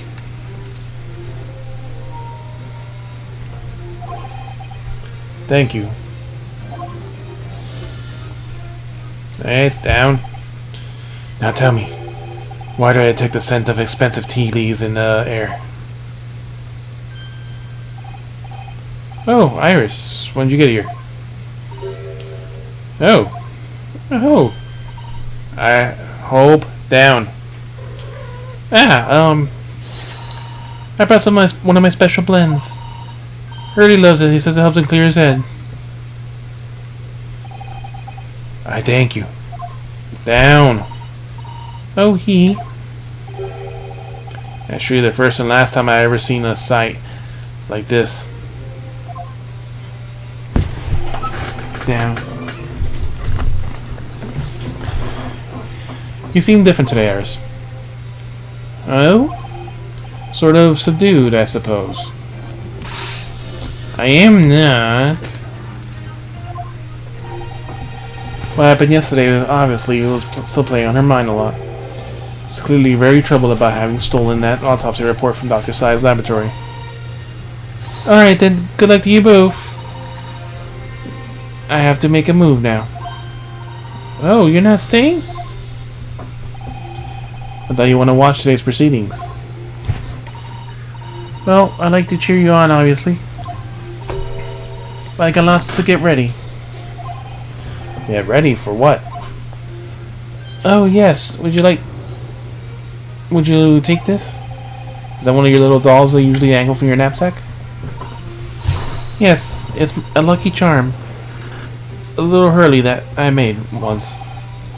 A Hurley looks more like a Hairley to me.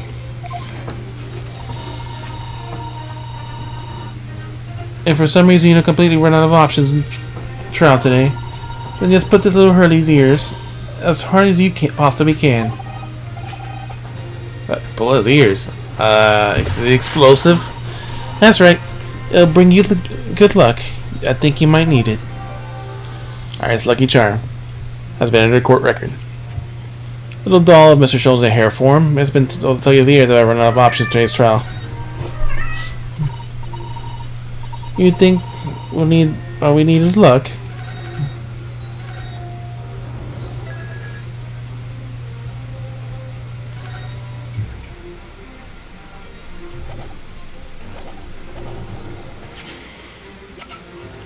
Three full pages of fucking evidence. A Hairley or a Hurley? What a charming little rabbit version of Mr. Sholmes. You suppose this is how Iris sees him.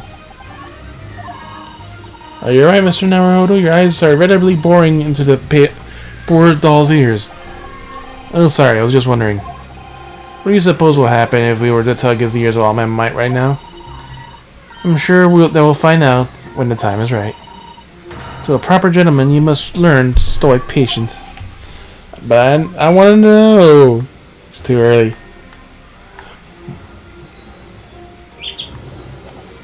I bet you it explodes.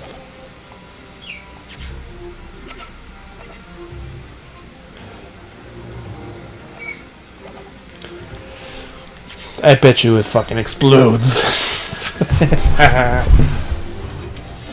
Dun, dun, dun, dun, dun, dun, dun. I just sneaked a peek at inside the courtroom, and it seems very different than normal. Yes, it would seem that a certain someone has decided to pull out all the stops. What does that mean? You'll see. What about Mr. Sholmes, Iris? I don't know. He was out all night. He hasn't come home by the time I left this morning. Oh, I see. Was Professor Mikotaba out all night too, do you think, Mrs. Otto? Yes, it would seem so. The telegram is hotel this morning. And apparently they didn't come back in their rooms last night at all. They? Father and Judge Shikoku, I mean. Judge Goku too, huh? That's right, nobody appears to have seen either of them since yesterday. Counsel for the defense and the defendant. Court's about to be in session. Please make your way inside the courtroom at once. Good luck then, Runo. Good luck, Susie. Yes, thanks, Cyrus. And you, Mr. Reaper. Hope it all goes well. Once again, I thank you for that delicious tea. It was very soothing. Oh, I'm so glad. Expensive tea. We must go inside now, Lord Van Seeks. Here.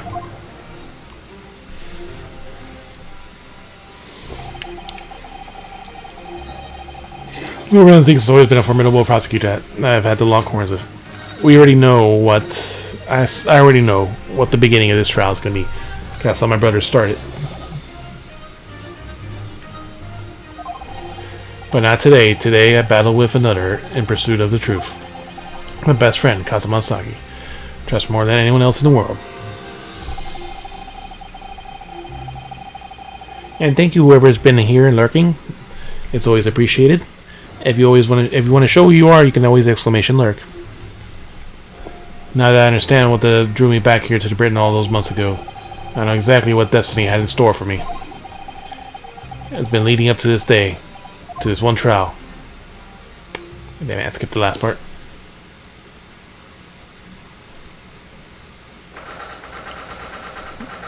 3 November, 9:30 a.m. the Old Bailey courtroom. To this one final reckoning.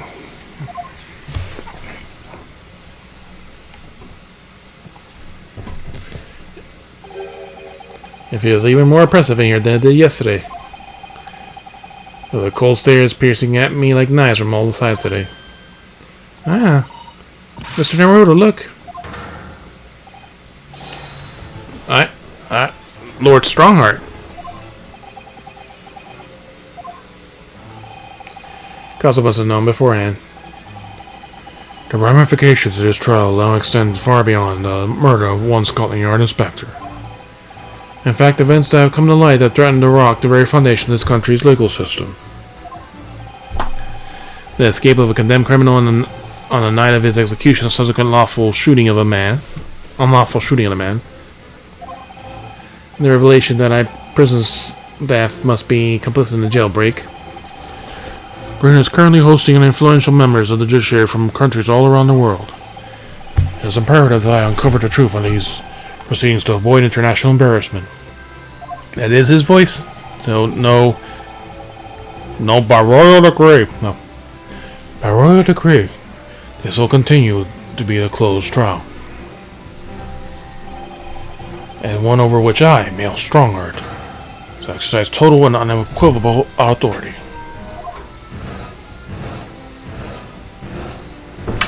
I finally reached the last case, but pretty sure it's going to be at least minimum like 3 parts or maybe 4. Yeah, this one's still a very long one. The 6 jurors' flames just... As I was in the case in yesterday's proceedings, those here present in the public gallery are distinguished members of our judiciary, assembled to bear witness to a fair judicial process. In other words, a collection of your acolytes, Lord Strongheart. Makes them seem not as good, does it? On a personal note, I find this most distressing, Lord Van Zeeks. You are a prosecutor of exceptional talent. Much like your brother, Clint, in fact.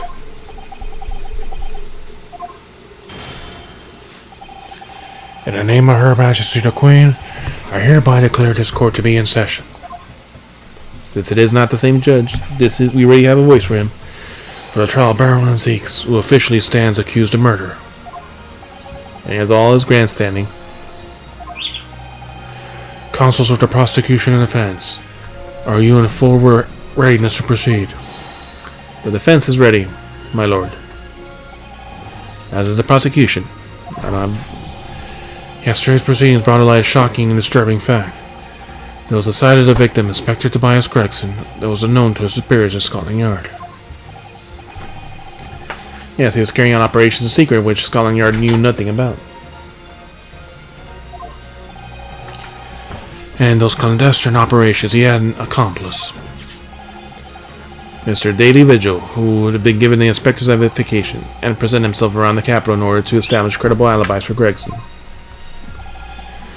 In that way, Gregson appeared to be carrying on his regular Scotland Yard work when in fact he wasn't. At the end of yesterday's session, Mr. Vigil, who had been suffering from amnesia, regained his memory.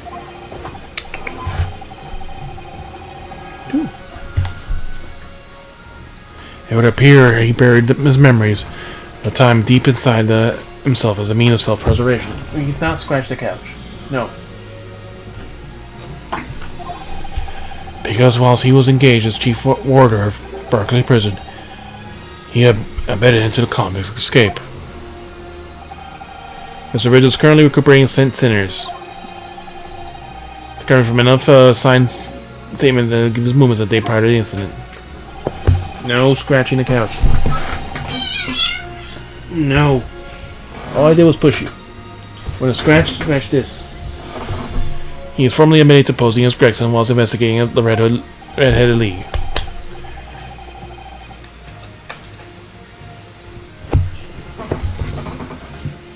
No.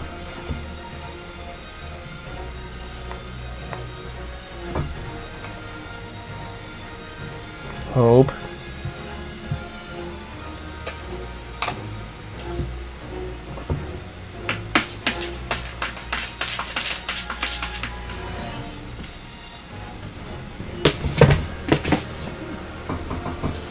You're gonna make it fall again.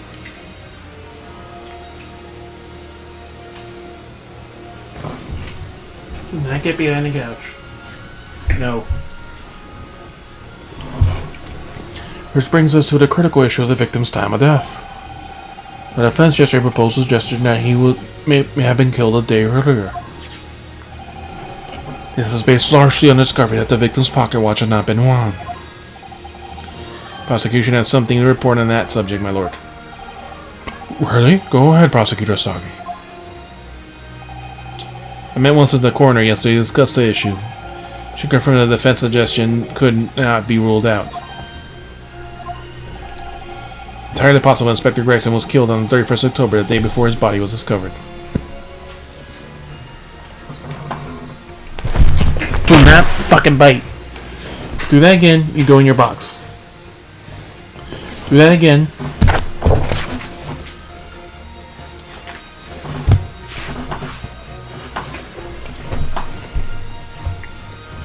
And you're getting your nails trimmed tomorrow, so. The day before the body was discovered. I have here an update autopsy report that includes amended details. But the official opinion of the investigation team was made clear yesterday. The time of death was 5 p.m. on the 1st of November. There were indications of an attempt to disguise the real time of death, however. It seems that the natural decaying process of the victim's body may have been slowed to keep it chilled by keeping it chilled. That's out of the question. There was no refrigeration device in that part of London large enough to accommodate a human corpse. My lord, this is more than just conjecture. Evidence to support the idea we must investigate it thoroughly. Very well. The court accepts this new report as evidence. However, if this updated report is deemed to be accurate, we give renewed significance to the movements of the victim the day before the Fresno Street incident. It would, yes, especially since on that day, Inspector Gregson was using Mr. Vigil as a cover to cover up his real movements, concealing that he was killed in the course of his secretive activities. There was a sense that the prosecution has some information regarding those activities. Scotland Yard put enormous effort in investigating that precise matter yesterday, but turned up nothing. I think we should begin by presenting the results for that investigation work. So the prosecution calls for the first witness now.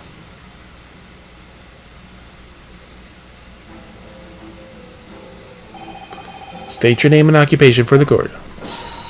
Inspector Gina Lestrade reporting. Representative of Scotland Yard.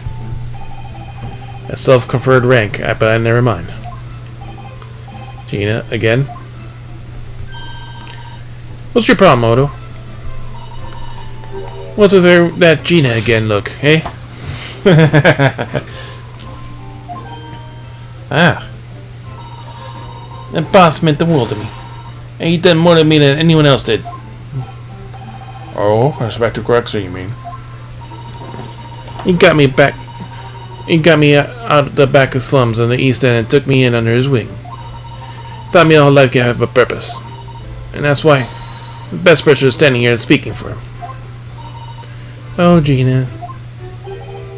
Right, out of all the goodness of Gregson's heart, not at all that he had his arm twisted, Mr. Sholmes, no.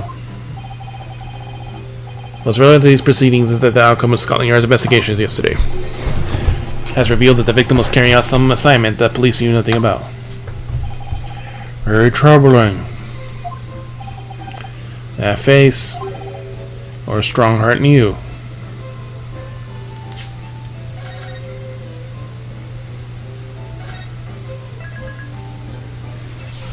Yeah, this fucker probably has been interfering with a lot of shit, though. He's the one reason why the autopsy report time wasn't put.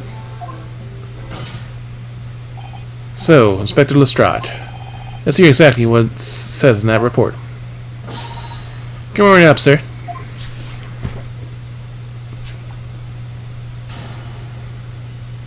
Witness testimony. The victim's movements. All the yard today are supposed to follow the orders and then investigate what they're told. But a little search of the boss office turned up a notebook that he had a load of secret meetings in it. According to that, the boss was looking at some smuggled goods dealings that day. Looks like it was a big job after all, but the copper is onto it yet. Matters is, most is, there's witnesses that saw the Reaper in that place too. Smuggled goods. I don't know, do I? I'm just telling you what's written in the book. Tobacco, tea, and spices, medicines, goods of all sorts flowed through London, but it's the channels across the globe. It's well known that they're disposed of at the regular black markets that take place in the capital. Police are rarely able to locate them in time. Inspector Gregson was investigating one of those black markets. It's been suggested that high-ranking government officials may have been involved in black market activity. I thought Gregson was trying to avoid details of his investigation being leaked to the involved parties. That would explain why he was operating his own authority without the Yard's knowledge. Do you know where the dealings were taking place at this time? What are you doing, Hope?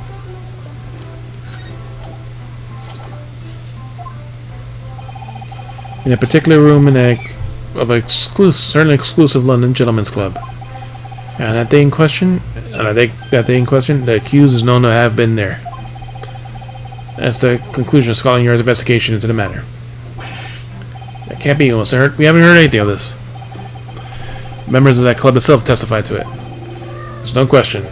The accused, Brock Van Zeeks, was present. That would be a very significant testimony then. Oh my, but Lord Van Zeeks made no mention of this at all. In short, Lord Van Zeeks had an ample opportunity to murder the victim. Very well then. Counsel for the defense, begin your cross-examination.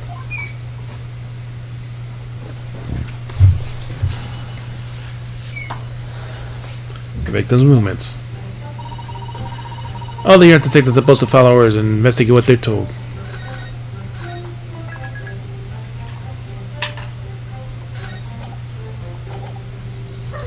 Through. So, you followed orders, do you, Gina? Nah, not me. I'm above all that, see? Oh? Boss always has special orders for me. Grab some fish and chips, or go and give Toby a grub. That kind of thing. So, errands more than orders, then. This detective is still an apprentice, after all.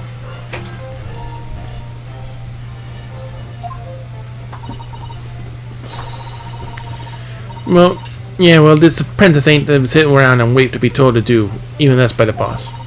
As I've been doing my own investigations and what happened, I didn't find much at first. A little search at the boss's office turned up a notebook that had a load of secrets meanings in it.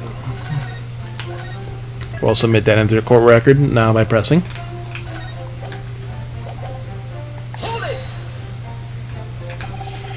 So you went through Inspector Gregson's things. Yep, as part of my independent Lestrade investigation. Sure, your superiors would be delighted that you were taking initiative. So I stuck into his office when no one was about. Because if anyone in the yard had seen me going in there, they'd have tuffled me straight out of the street. It's sounding less and less like an investigation and more like something else. The prosecution understands that it was this very detective who discovered the notebook.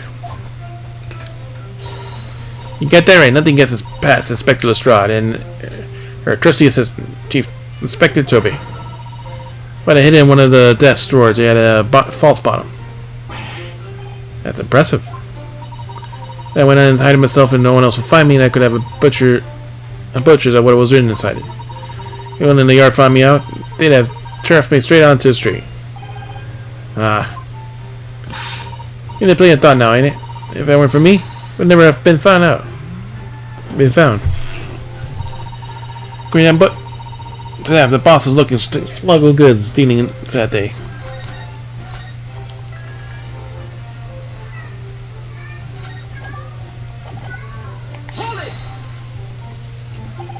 Do you have any idea where these meetings were taking place? Yep. Follow you in the boss's notes. Let's see if I remember. There you said the legal dealings were due to take place at Gentleman's Club. Yes, I remember, but I was hoping to find out the name of the club. That won't be necessary. What? You're saying at a generic club and you won't tell me what fucking club it is? What?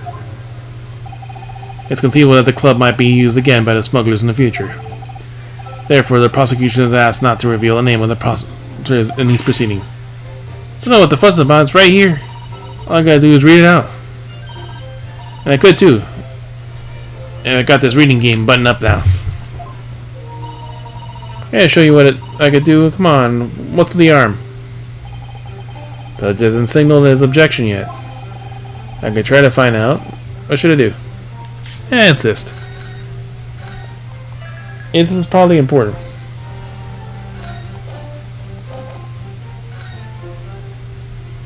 Bonk. This is a closed court. The proceedings are confidential.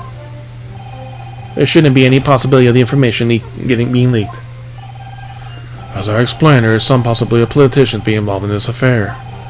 Prosecution rightfully exercises caution, I imagine. No, my lord. The prosecution has no objection. See, he doesn't want to get out. Kazuma?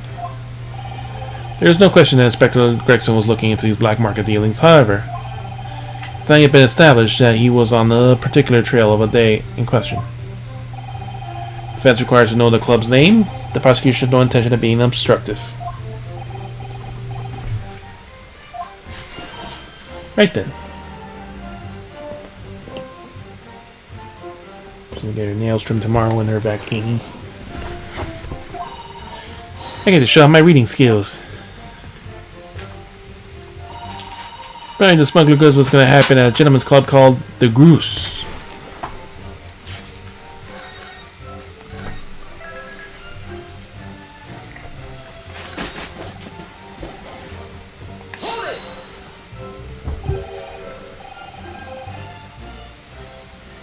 The Groose? What sort of club is that? A gentleman's club, as I said. I ain't got the foggiest. Clubs ain't exactly my thing. But I'm kind of curious. They're not places where a foreign student like you would be admitted readily. Have you looked in the mirror recently? I tell you what. Me and Chief Inspector can go undercover. Could you, though? You're too young. Get back out a few good marks and see what else so you can find out what was in there. I really don't think you should go picking out anything. Anyway, that's where these black market dealings were going to take place, is it? Yeah, it's gotta be. That's what the lower ranked detectives in the yard reckon. It says the even lower ranking detective. Looks like it was a big job after all, but the coppers weren't onto it yet. Or they were paid off to look the other way.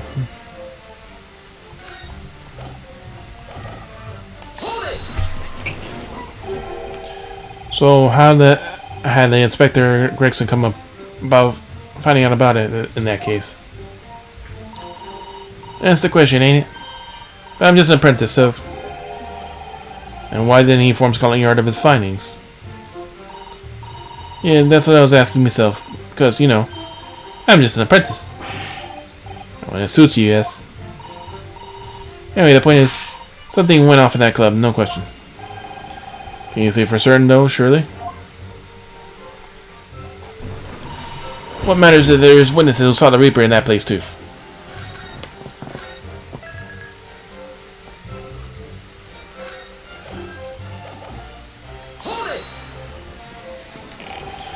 Or Van Zieks was at the club.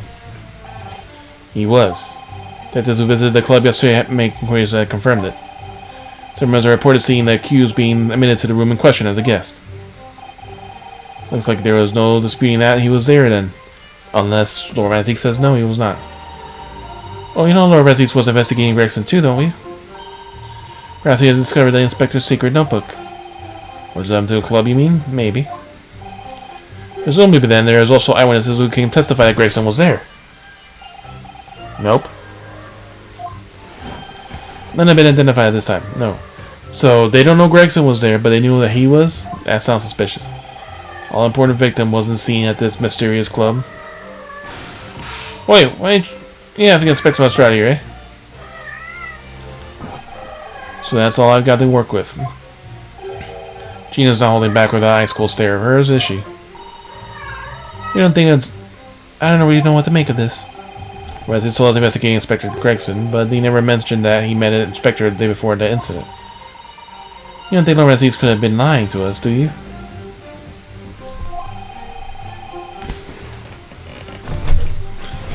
That's not the only way to explain this.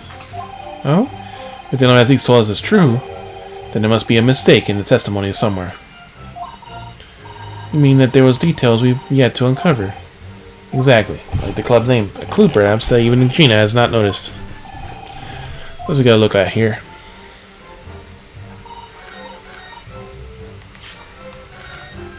The Groose.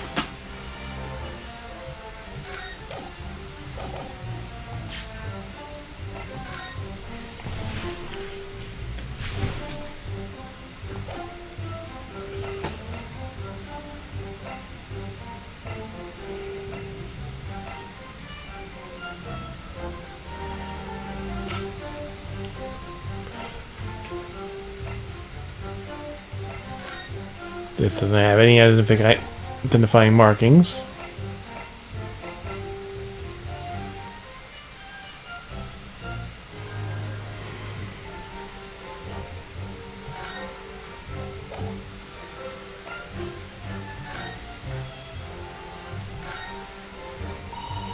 There's a lot of cases back here, aren't they?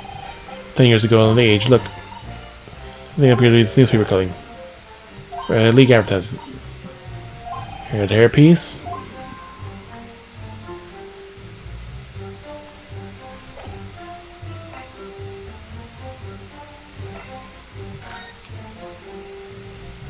So what conflicts with this?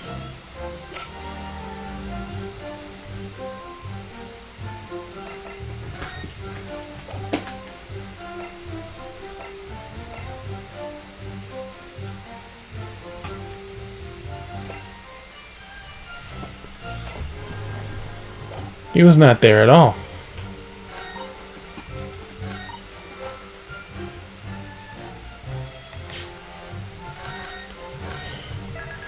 I saw him, but not the inspector.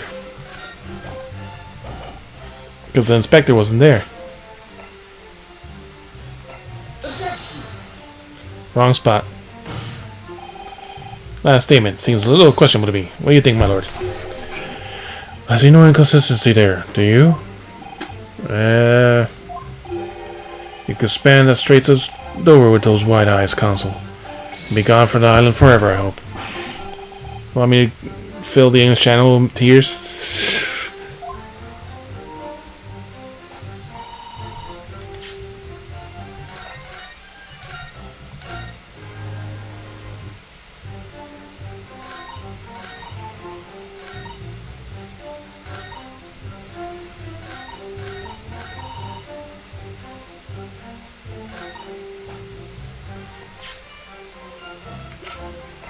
You saw the Reaper there, but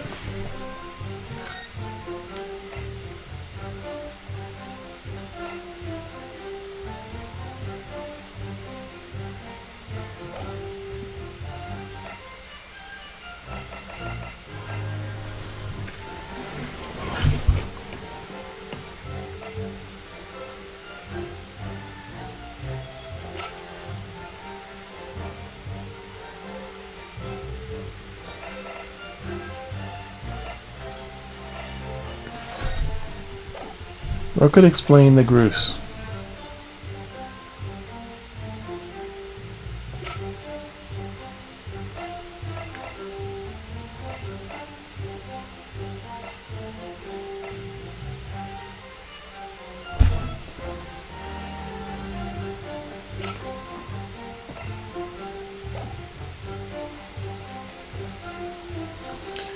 So, witnesses saw the Reaper there, huh?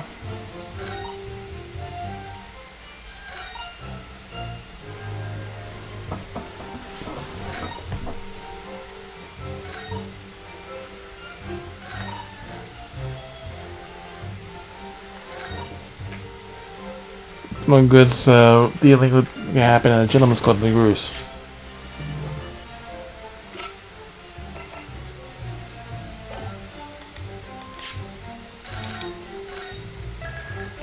Maybe that's the thing?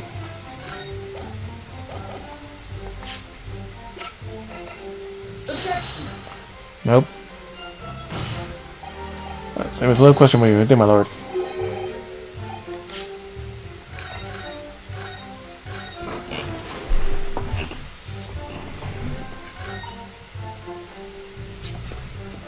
The coppers weren't onto it yet.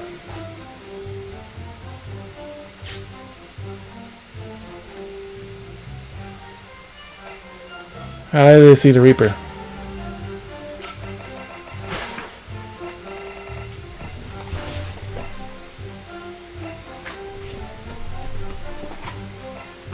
Caden, prison. Virgil.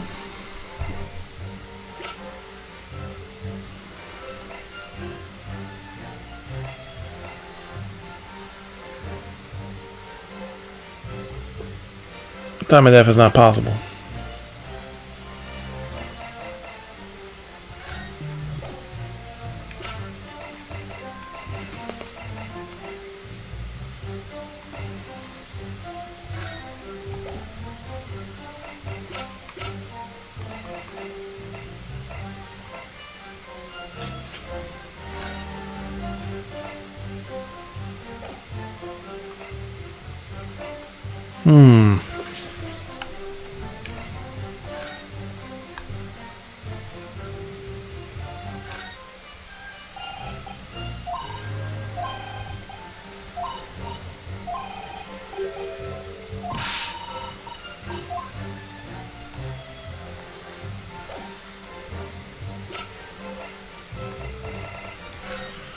Pretty sure we don't have to do that, but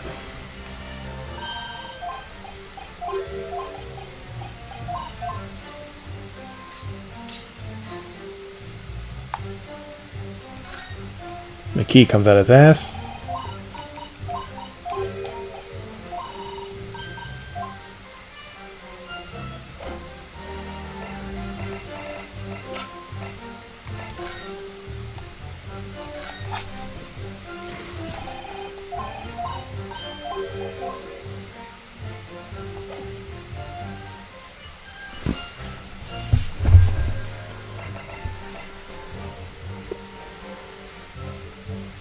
Traveling trunk with the inspector.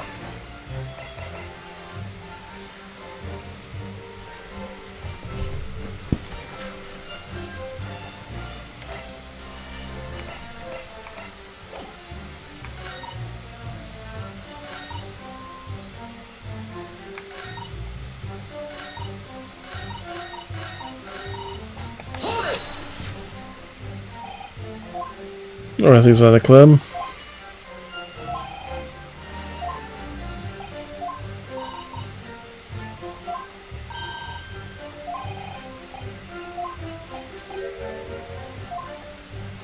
Eyewitness to Saul Gregson? Nope.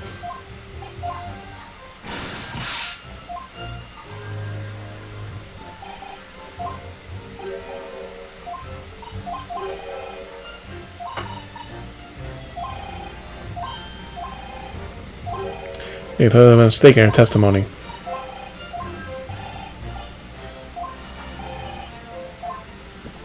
Something she hasn't noticed.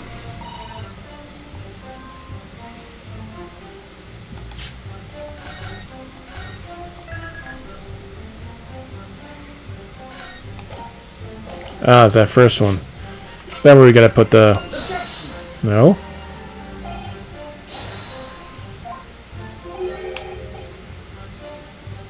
So the Witness' last statement says the fundamental inconsistency. Not the one any British court could recognize, Consul. What? Remember, this is a closed court. Whatever fate befalls you in here, no one outside would ever know. Should be wondering if I'll make it out of this courtroom alive.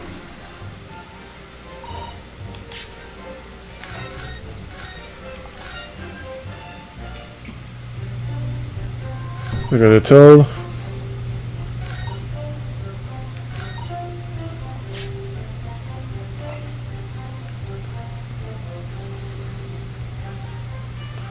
So secret meetings.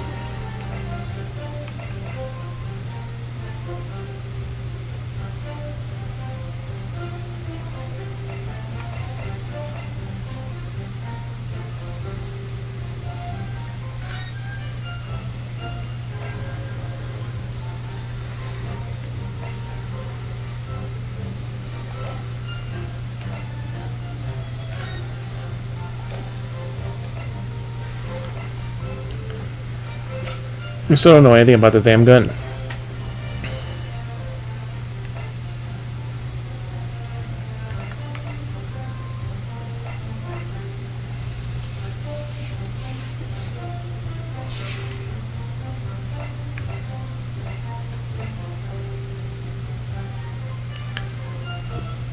Boss money.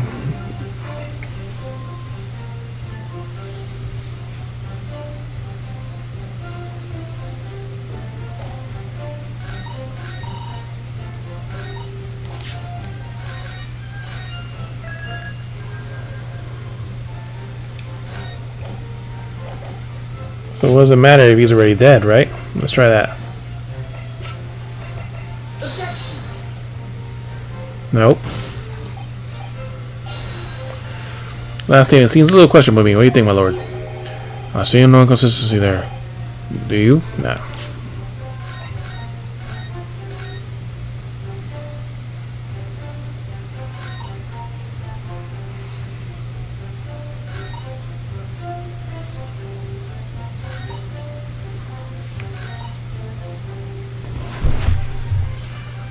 Supposed to investigate what you're told.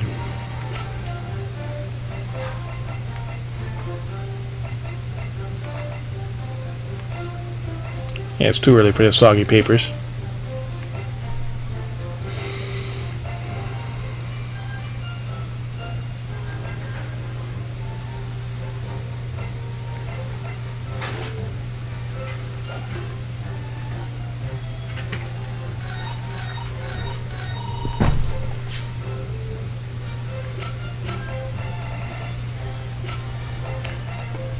So according to your thing, you have to be here, right?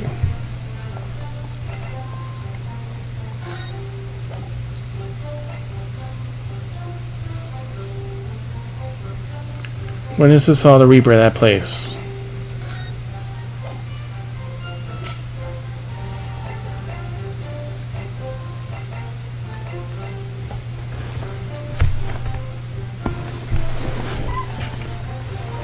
So what is our counter for that?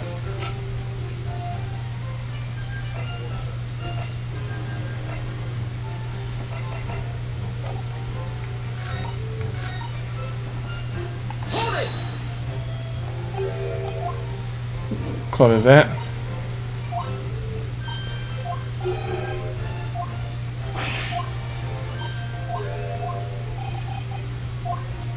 Chief Inspector.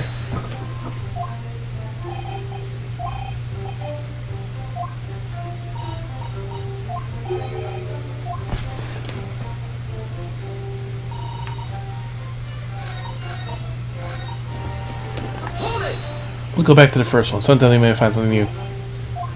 Follow orders? Nah.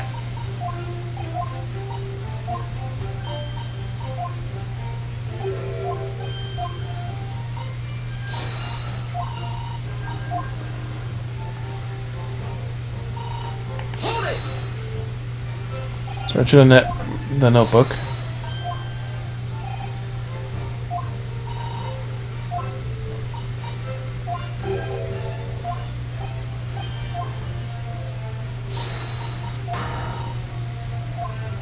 Do I have a false bottom?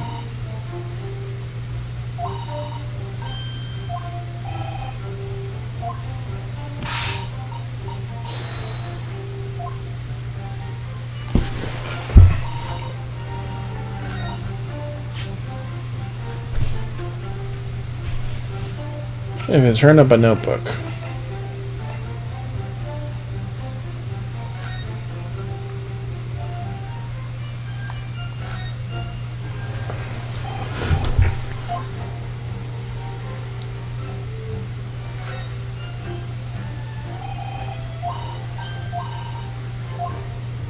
So it's a genuine thing, yeah, we already know that.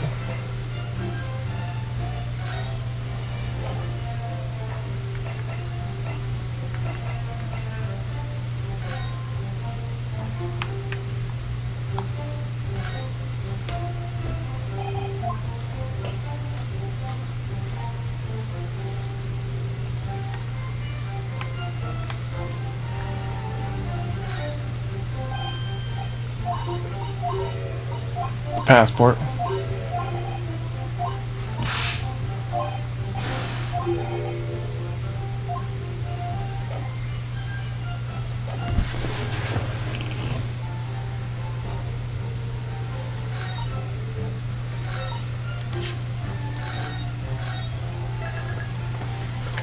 Let's try the passport for that one then.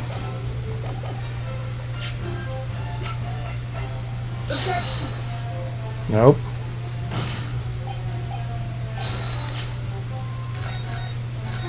If the music doesn't stop, we're not correct. Alright. Secret meeting, huh?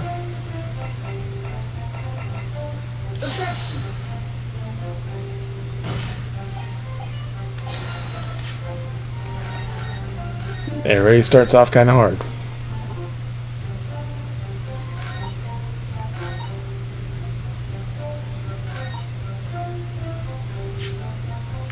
Smuggled goods.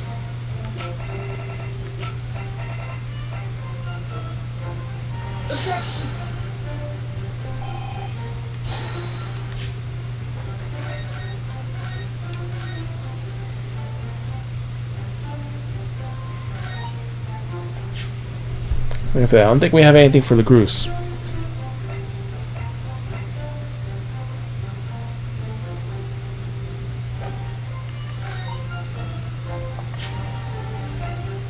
Did it have this?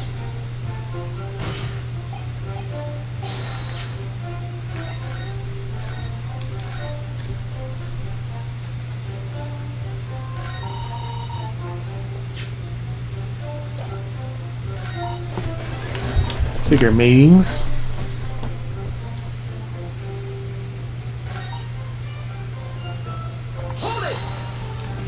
Pops run onto it.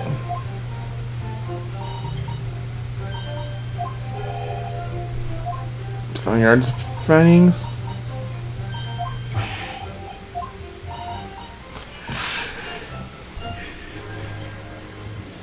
Something went off in that club in question. Can't say for certain though.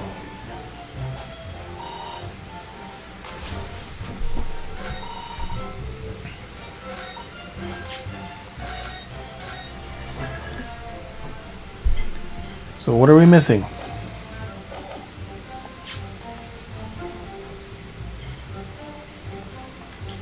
When was this saw the Reaper? That same place too.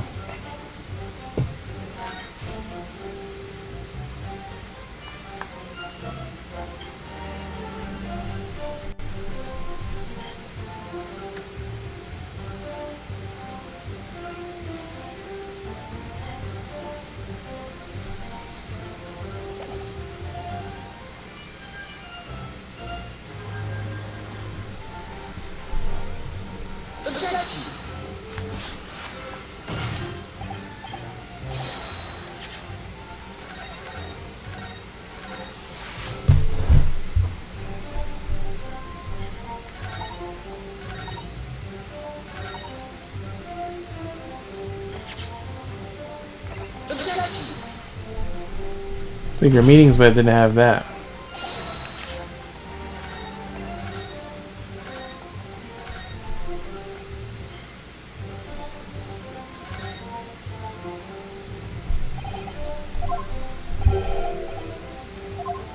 Okay, look. You never mentioned that the Spectre.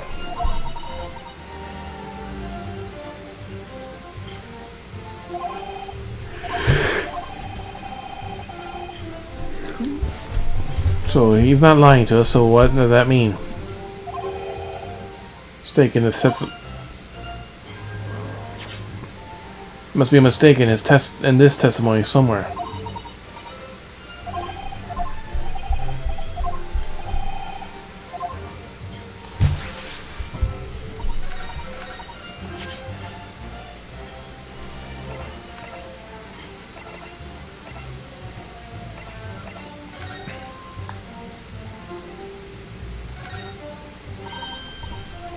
Steam Super Ticket.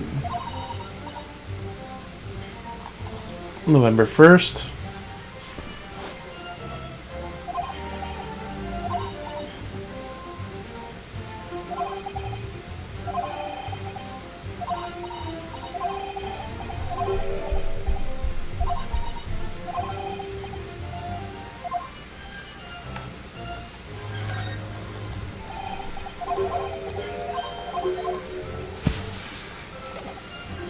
Steamship ticket.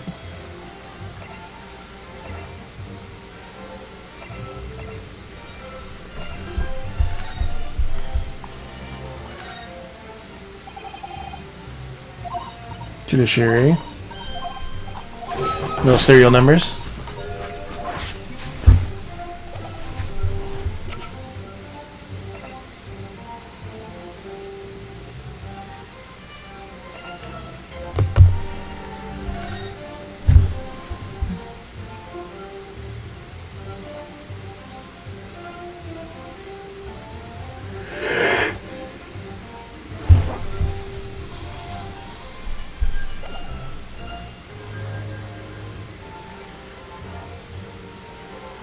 Oh, you don't think it's that?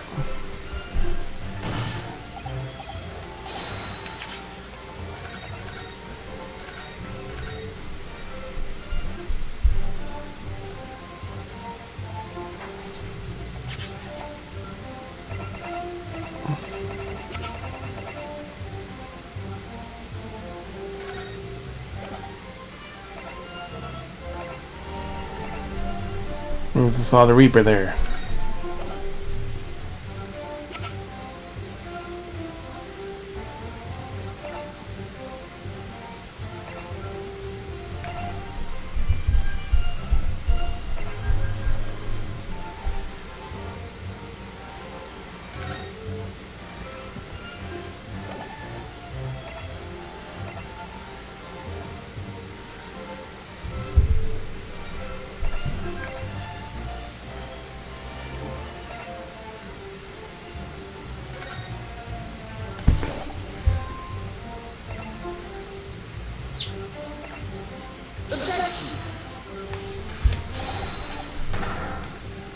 In other words, the defense counsel must object to that last statement.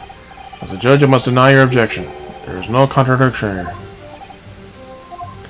No contradiction other than the fact that the Far Eastern lawyer is singing in a British courtroom. That's so far away.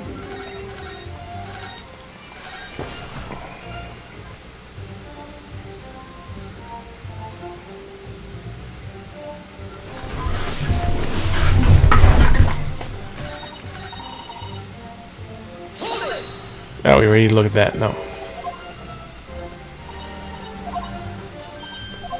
We need evidence.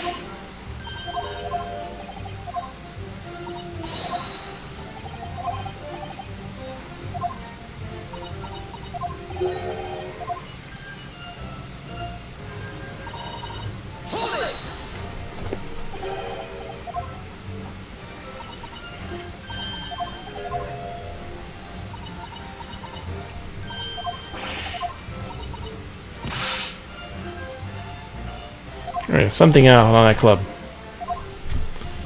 You can't say for certain.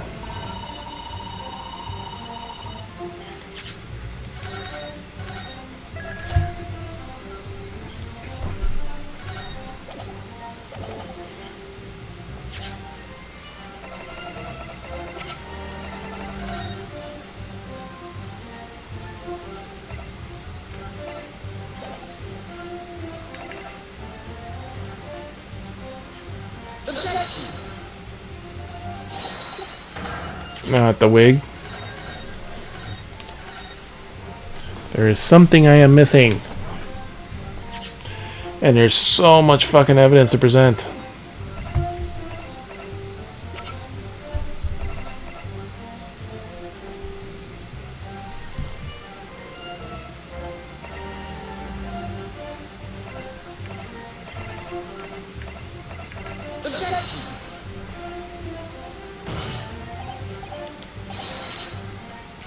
Yeah, I'm still completely off. I ain't having to look this up, but I may have to.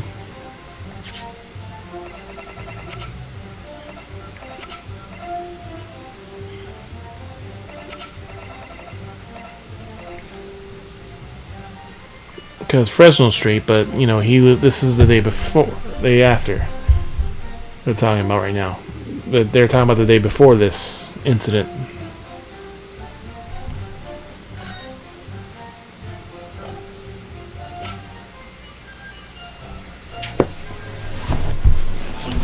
I saw the Reaper here, so what can I counter it with?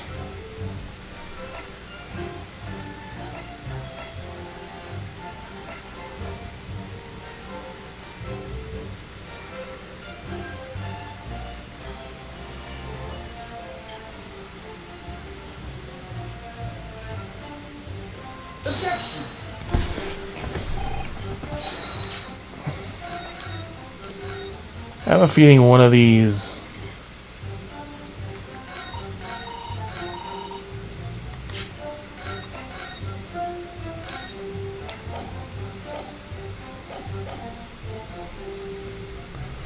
One of these has to be the fucking passport.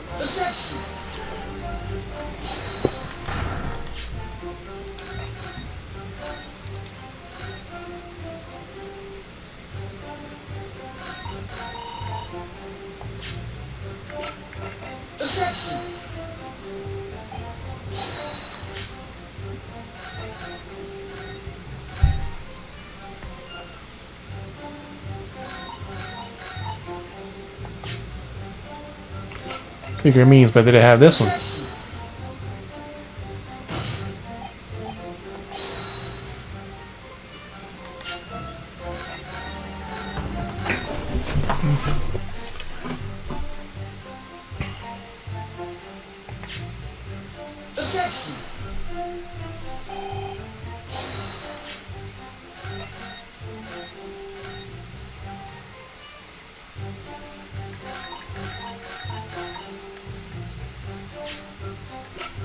Supposed to follow orders, so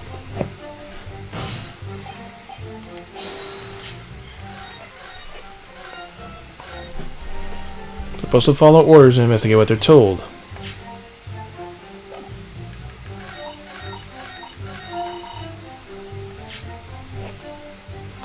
So what was he supposed to investigate?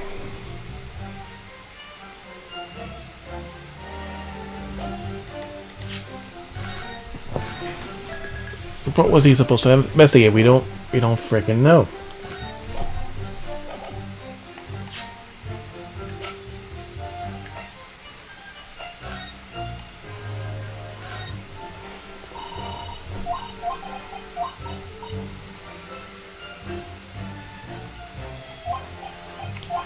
I'll have to pull him out. I want to know.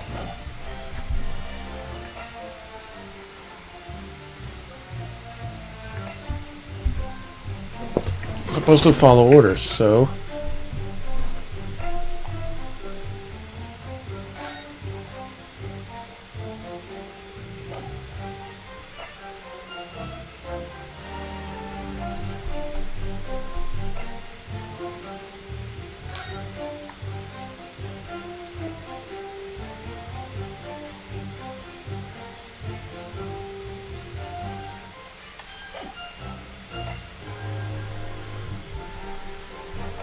reprimand, not this. A candle.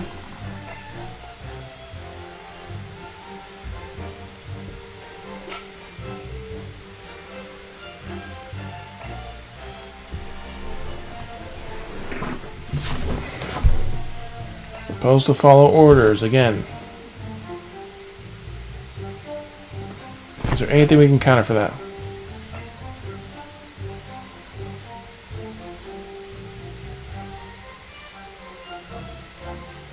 Objection!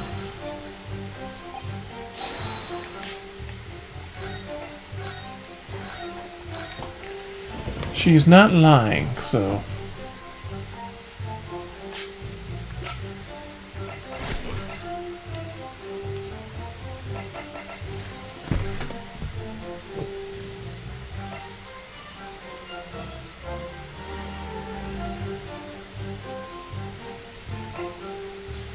So this is probably not relevant to this.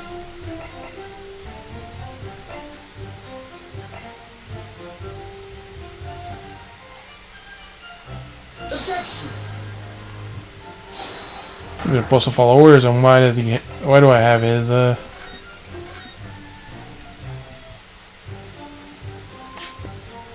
ID?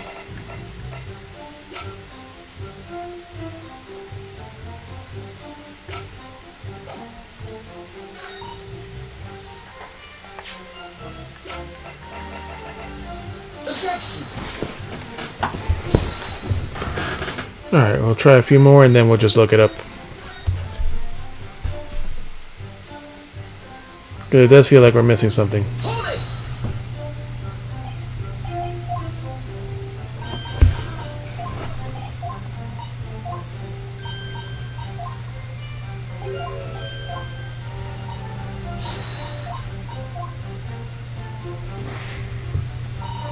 Hold it!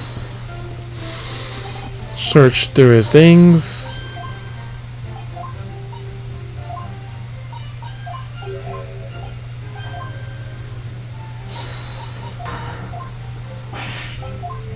Throw out a false bottom.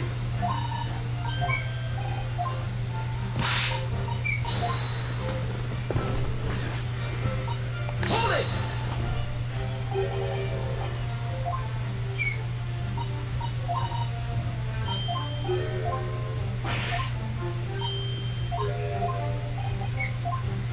The Groose.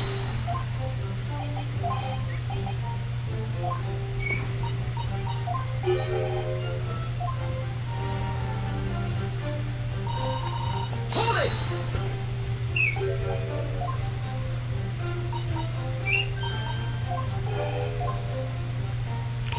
Intel Scotland Yard.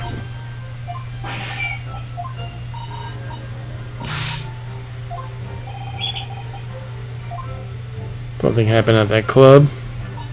Hold it! Matters is they saw the Reaper. The club has been inquiries to confirm it.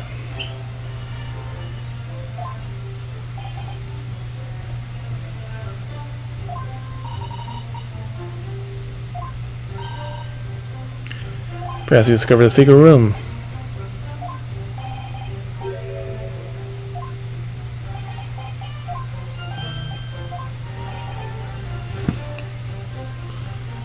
Part of me was the scene of this mysterious club.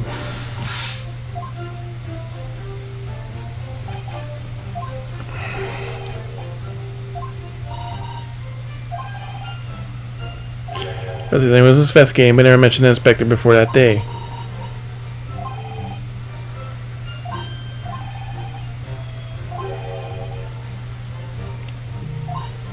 Must be a mistake in your testimony.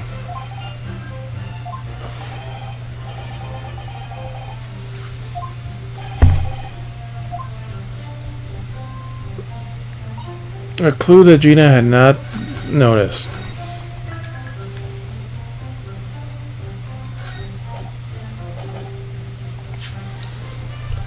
Okay, so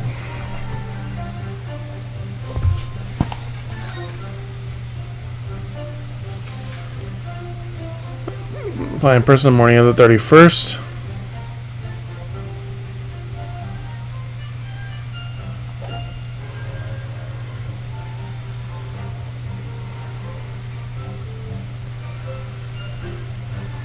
Objection!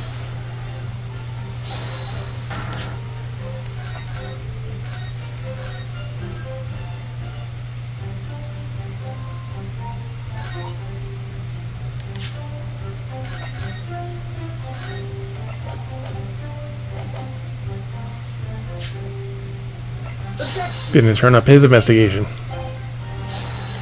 So he died on the 1st. But the 31st he should have been here, right?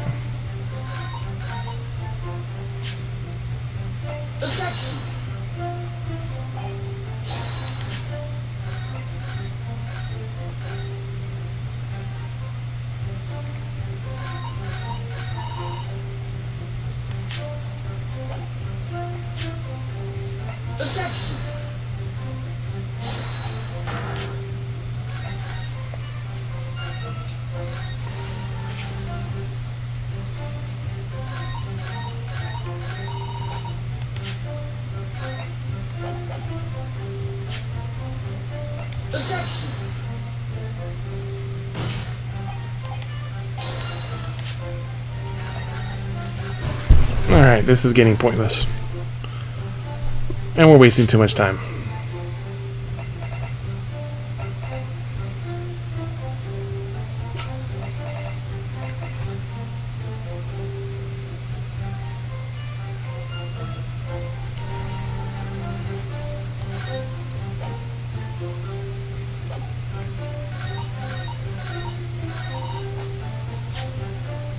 What does it matter if he saw him? They were friends, right?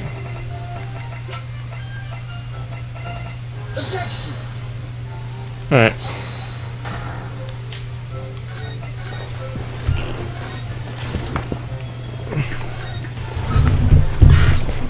We're looking this shit up. Why is there fucking fingerprint right in the center of my glasses?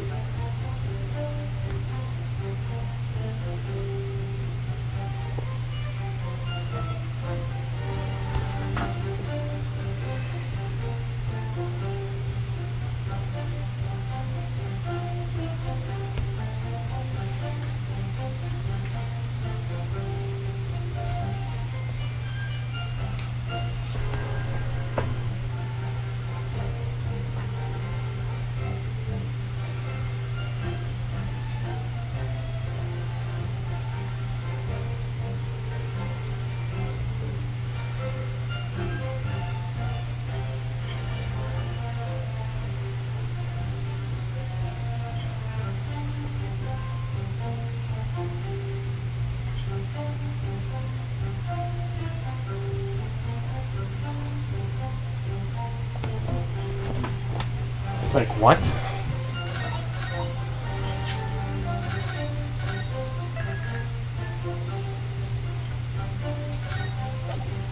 Okay, I would not have thought of that.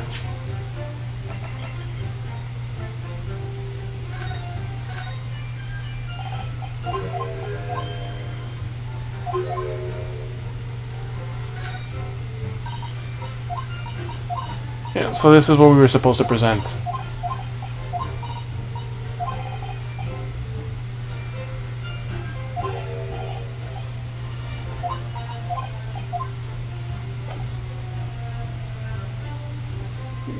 If that happened at the gentleman's club called Groose. How does that relevant to that?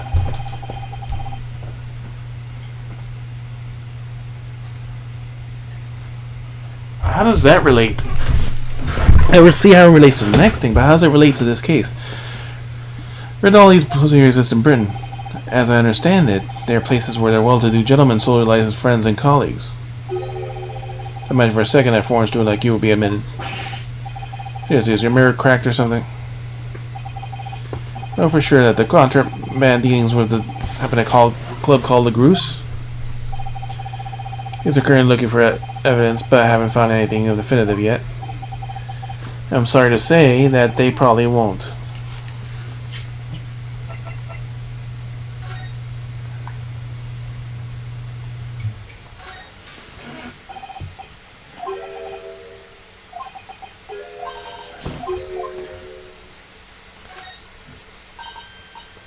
Steamship ticket? I said, oh, that's why. We looked at it and we fucking completely missed that. That's what we completely fucking missed.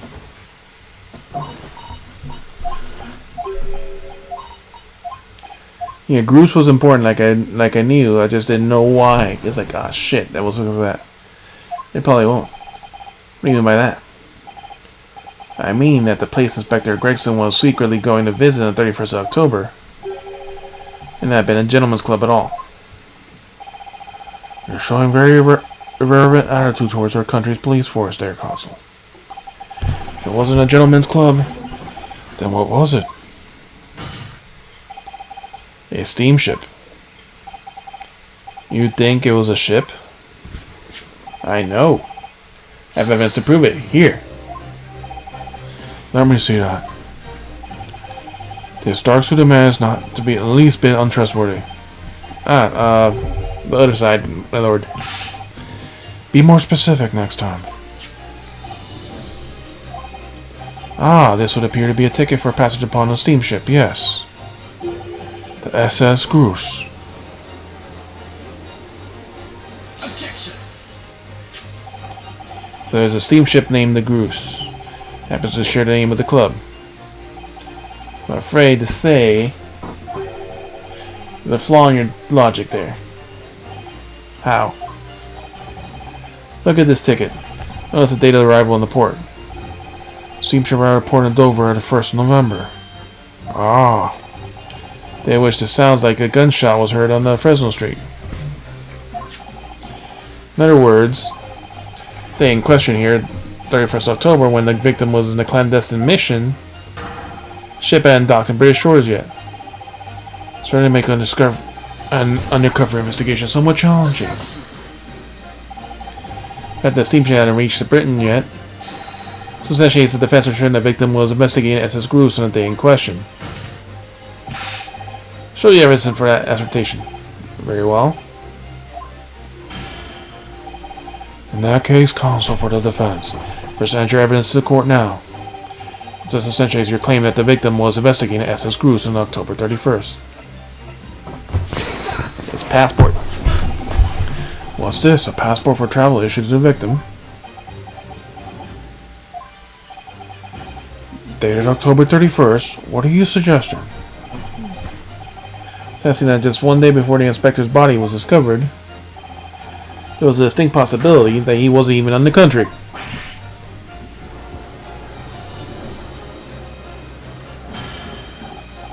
Order! Order! Order on the head. Futurama. Never let it die. Documents for a passage to France. Does appear to have been officially authorized. Day before SS Groose arrived in Dover, it docked at the northern coast of France for the night. According to my father, who was on board the port of Dunkirk. Dunkirk, France. What could possibly have taken the victim there? Ha ha ha ha ha. I'm impressed, Ryunosuke Naruto. Certainly didn't expect you to get your hands on that passport. What? You mean you knew about this? Yep, prosecution always hiding evidence. Prosecution's strategy for this trial has been laid down by the Crown and Prosecution Office. On the day before the incident, the victim was investigating contraband dealings in a London club. That's the outcome of Scotland Yard's investigations and in line with the prosecution has been asked to follow. But personally, I don't agree. I think the prosecutor's office is trying to hide something. What? And now that you've expertly disproven their assertion, I intend to reveal what I believe that's something to be. What are you playing at, Prosecutor Asagi? A courtroom is a form of truth, my lord. Which is why I have my duty to present all the facts, without exception. Let me guess, this is your intention from the outset, wasn't it? The reason Inspector Gregson secretly made his way to the steamship docked in France that day in question was to carry out a mission for the Reaper. The Reaper?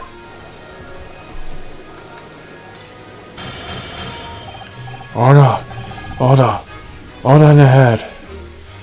Wonder if he's saying, counsel. Prosecutor made an assertion in court yesterday. Mr. Gregson was investigating the identity of the Reaper. He discovered the location of the man's secret hideout. He was killed. I'm sure that everyone can imagine. By the Reaper's hand. But in reality, the truth is the opposite of that. What? Inspector Gregson wasn't investigating the Reaper at all. He was, in fact, acting for the Reaper. So, you're saying the mission he was undertaking was, obviously, an assassination. Barack Van Zeeks never carried out any actual killings. The Reaper's victims lost their lives. He's always had a cast iron alibi, which tells us that he must have been an accomplice. And you claim that was Inspector Gregson? What? What do y'all think you're saying? And Bossy would never do nothing like that. And yet, when you consider all the facts, it all makes perfect sense. No! It can't be! We arrived at the same conclusion, didn't we? Inspector Gregson was operating as the Reaper. Even so, there is no way that the person giving him his orders was Zor Van Zeeks. No, the true Reaper is somebody else. Van Zeeks is not the Reaper. A predictable response for someone who was advocating for the man. Even if it's true that Gregson was operating as an agent for the Reaper, the suggestion that he went on board the SS Gru so that assassination mission doesn't follow at all. Oh, you have some solid reason for doubting that assertion, Consul.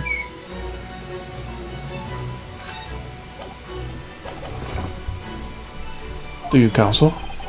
Absolutely, it's very simple. The in question, nobody was killed aboard that steamship.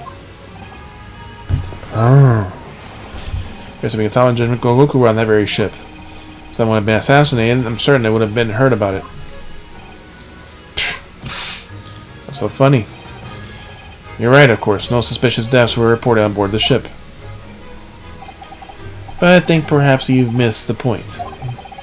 Precisely why Inspector Gregson himself lost his life. What? Gregson did board SS Groose that night with the intention of dispatching his mark. But his mission ended in failure. Failure?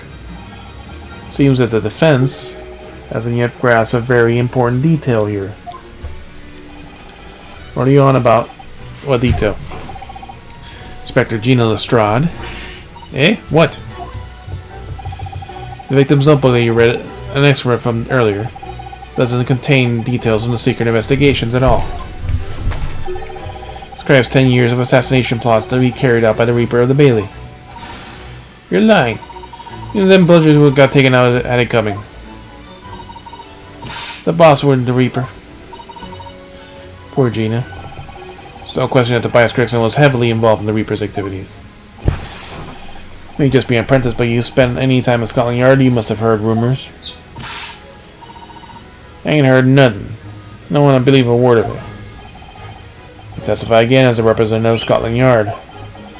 Consider it your chance to defend your boss. I don't... I concur. The witness will give new formal testimony. Miss Lestrade, you will tell the court everything you know of Inspector Gregson's secret notebook.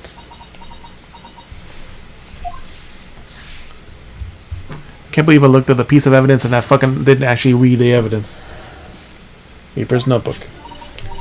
Yeah, I got this notebook here. I have a load of stuff about what the Reaper had been up to the past 10 years. Victims, names of victims, plates of places and stuff. Asterisk is here the 31st. The Groose and the place for date. And then the name of the mark. Note about him being a criminal who got away with the Reaper in court 10 years ago or something. But honest, the boss couldn't have done none of it. He was investigating the Reaper at all.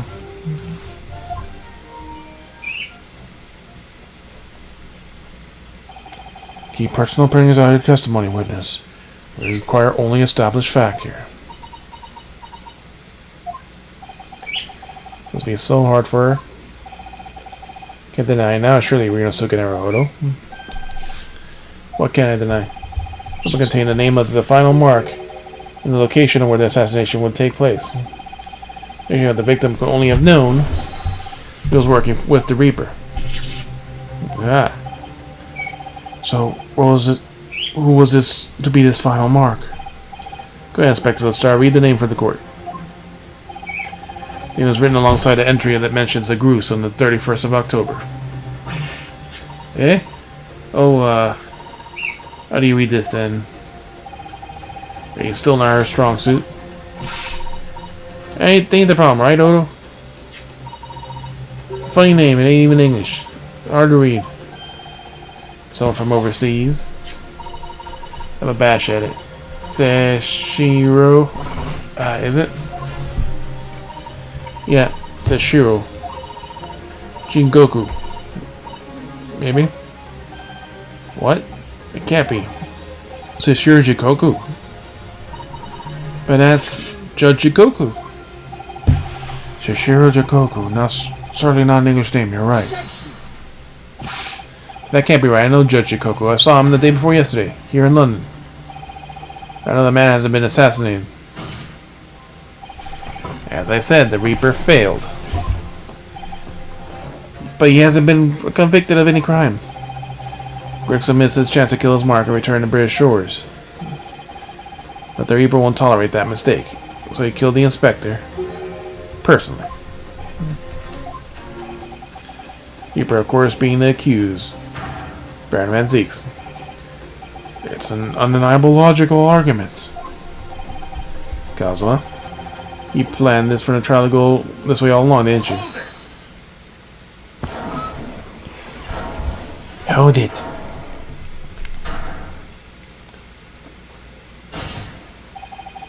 Pray forgive my excursion of filling the hollow chalice whilst I stand accused of murder. Lord Van Zieks? The accused has no right to speak in uninvited in court. Return to the dock. I'll say nothing of whether or not I'm the Reaper. That's for this court to decide. But there's one thing I can say unequivocally. The girl is no detective. Eh? What? That's not right, I ain't. That's right, I ain't. I'm an inspector. Repeating rumors heard around the yard. Reading entries from a notebook of unconfirmed origin. That's not testimony. It's practically a script. No doubt the rest of this trial will go exactly as you clearly planned. Very good point. Your hatred of me is understandable. In your mind, I'm sure I am the Reaper. Who sent your father to the gallows all those years ago? But you're in danger of becoming a far more sinister Reaper yourself. By attempting to have me condemned for this feeble excuse of testimony. What did you say? So Naruto, now's our chance. My lord, the defense requests the defendant be allowed to speak.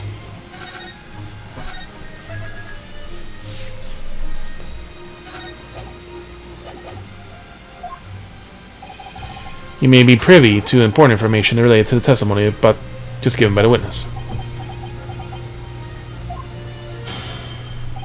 Very well.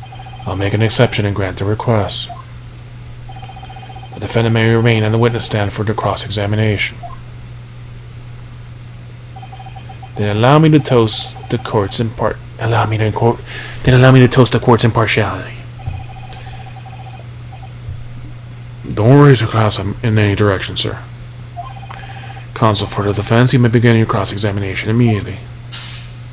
Okay, so he's gonna have something to follow up on at once, my lord.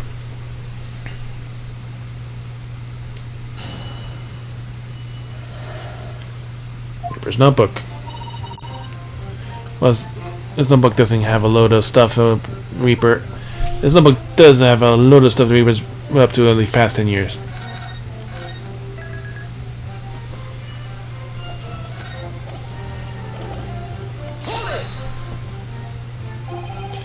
In other words, it shows that Gregson was basically acting as the Reaper. Now you know, that's the only explanation, is it? You could have been investigating the Reaper in secret. That notebook is what you found. If I may. The original people being referred to as the Reaper, I don't object. When originally referred to as a Reaper, I didn't object. I believe the power of intimidate London's criminal classes. Compliance with the law will be beneficial. But you carried out your own investigations to the true identity of the Reaper, didn't you? Yes. Those investigations proved conclusively that Gregson was one arm of the Reaper. One arm? One arm? What are you talking about? The Reaper's victims are all extremely shrewd criminals at the top of their game. There's simply no way one person could have taken them all alone. The Reaper is an organization. If you would have said, I had spies in the yard keeping me abreast of Gregson's movement, letting me know when he was elsewhere. So I've been able to check most recent entry in his book. I knew the location. You knew it said Groose?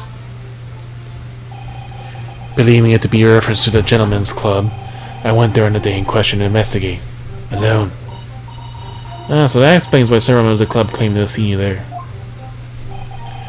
But of course, the inspector was not there. At the time he was making his way to the steamship docked in the northern coast of France, as shown by the passport found in the victim's metal trunk.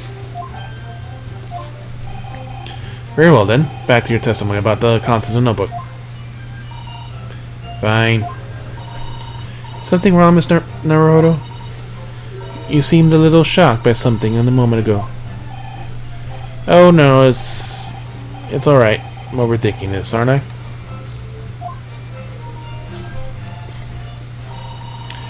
Names of victims, dates of places and stuff. The last entry was October 31st.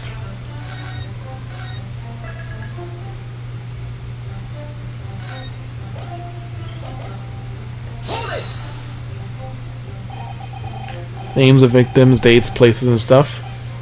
What in particular? Well, besides the victims' names, this other name kept cropping up. What her name was that? Asashin. When I told you yesterday. The same name written in all over and over again. You mean Asashin? Yeah, that's the one. The friend of yours or someone, isn't it? Isn't she? Were you even listening yesterday? Asashin.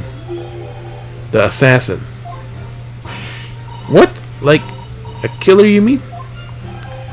Grayson was the one who came up with the plan of attack. He investigated the marks thoroughly, finding out when they would be vulnerable. Who he used to get them. But the person who actually executed the plans was someone else, you say? If that's true, then the Reaper does indeed start to sound like an organized group of vigilantes. But why would the judge be attacked? Then perhaps what is said on this passport document, permission for the application of one additional person to travel. Could that person have been clearly the assassin who was meant to take the Sashiro Jikoku's life? Weak flap. Sheena, can you confirm that? Again, following entry in that listed Groose and Shishiro Jikoku. What name was written?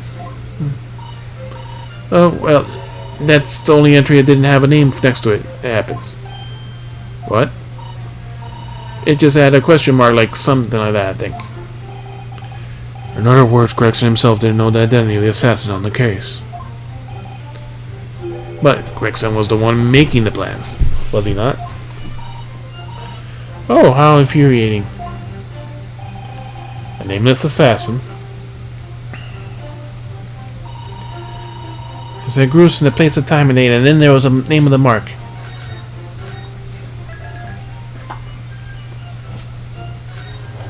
After this testimony, we'll finish for the night. Okay, so the mark listed was Shishiro Jikoku. That's what it said. Funny name if you ask me. And I thought your name was odd. So pleased I haven't lost my crown there.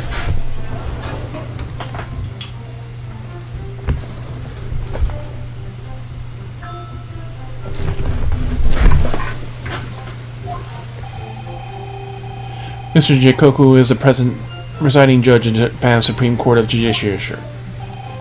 I remember the man. He came to our country as a student visiting 16 years ago. Studying international law and diplomacy under your tutelage, Lord Strongheart. That bearded young fellow was a very able man, I must say. Lord Stronger was Judge Jikoku's mentor. If I'm not mistaken, he returned to Japan 10 years ago now. 10 years ago, after that fateful case. Precisely. In the aftermath of the Professor case, the repatriation was organized effectively.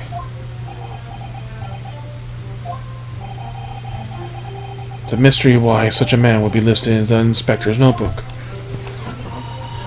I didn't think it was possible, but the mood here has gotten from even worse now. Maybe I'll just keep talking. What about him being a criminal who got away when the Reaper 10 years ago in court or something? So, he was never... Oh, he was.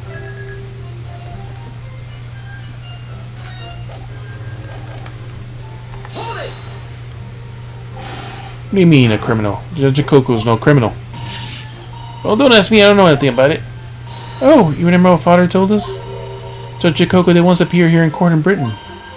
Related to the Professor case, I'm sure. Yes, of course, you're right. The sheriff was trying to mitigate Genshin's guilt, so he made him look... So he took the stand to testify. But he got a little carried away, and actually managed to break the witness stand. He also said something contemptuous words about the British Empire, for which he was charged.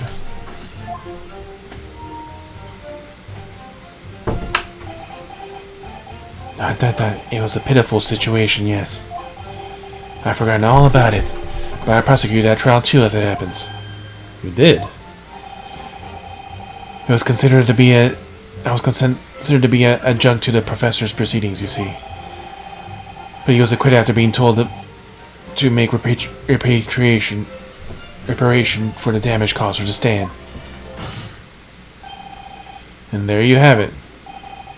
Have what? Surely the accused hasn't forgotten his own rule. That there's no saving anyone who faces the Reaper in the court, guilty or innocent alike. What? No. You're suggesting that the reason Judge Jikoku was targeted for assassination was for breaking us up. And was sent back to Japan immediately after that trial. Reaper had no time to do his work. But then 10 years ago later, the monarch returns to Britain once more. Perhaps now you start to see just how vindictive the Reaper is. Come on, that's absurd. You take someone's life for that? Is the whole premise of the Reaper absurd, killing those who have been found innocent? Clearly, rules by which the man operates are beyond the same person's comprehension. But then why is Gina alive? Objection. Right, and I just had enough of this. Gina? All this nonsense about the boss planning to kill people. It's clobbers. Come on, Odo. Yes? Why ain't you saying nothing? Why ain't you yelling out objection or something? Something.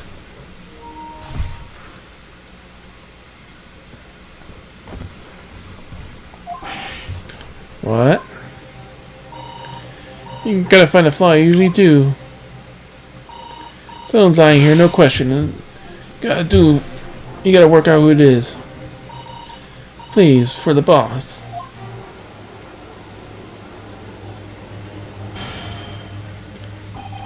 That outburst was an insult to the court and to your own testimony. I might have known that the common pickpocket from the back slum couldn't make a detective. When this trial is over, you'll be forfeit your warrant card, Miss Lestrade.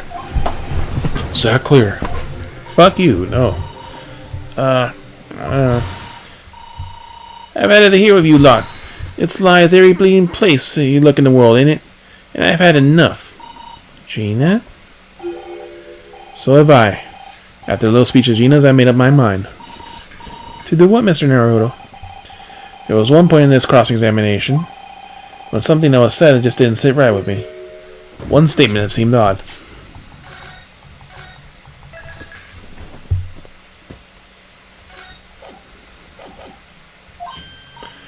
Oh, do you mean... Not gonna let Gina's plea for help fall on deaf ears?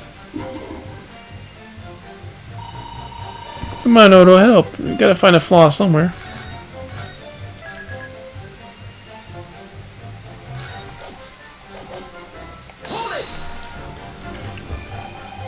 I want to thank you, Gino. You helped me find my resolve. Eh? What do you mean? Amongst everything we've heard during this cross-examination, there's one thing that defies explanation. One inconsistency. What? An inconsistency? What? What? An inconsistency? Really, Odo? I don't quite know what it means yet, but... Yes, there was inconsistency somewhere said by...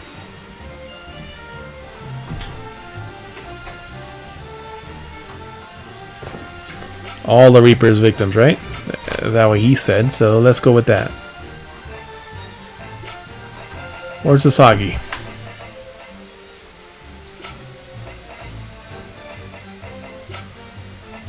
He's not here?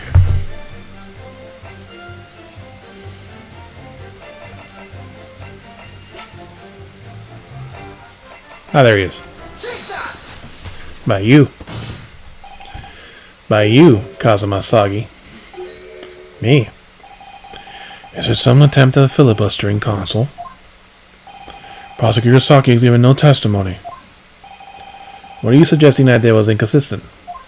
Everyone dies. Well, you let something slip that you shouldn't have. To present a relevant piece of evidence, I imagine you realize what you've done. Very well done, counsel. Go ahead. What evidence reveals alleged inconsistency in something Prosecutor Sagi said?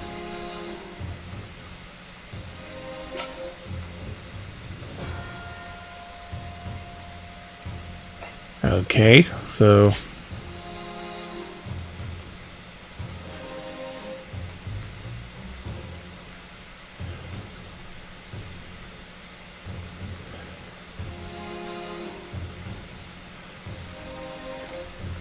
Alright, it's beyond the same person's comprehension.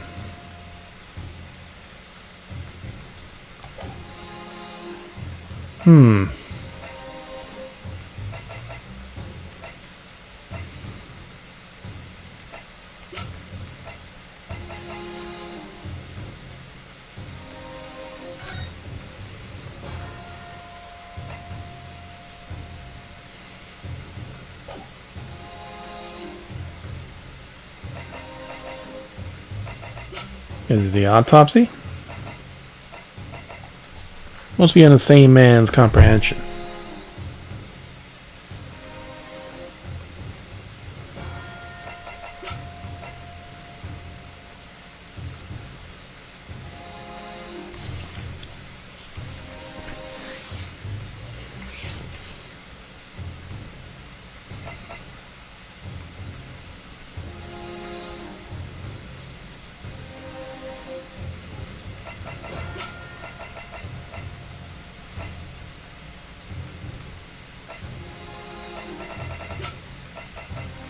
I want to say it's the autopsy report, but... Or this...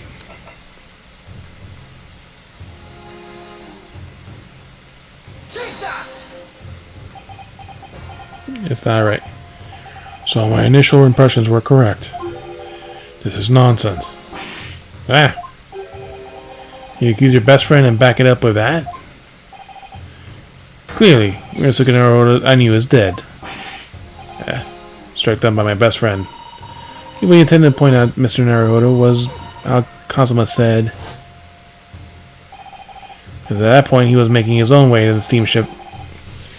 Because at the time, he was making his way to this steamship docked in the coast of France, shown by the passport in the victim's metal trunk. Yes, that's exactly it. Take it from your expression that you're not going to let this go.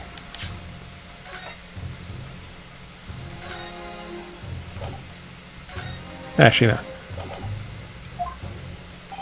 Correct, my lord. I made a mistake, that's all.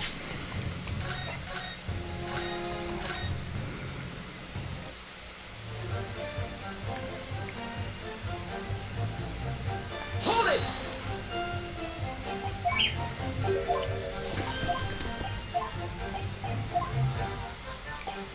We'll stop after this. Like consistency.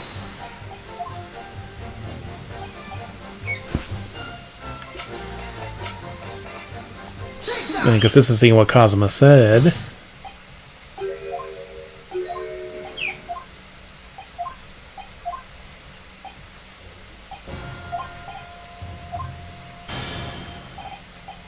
Alright.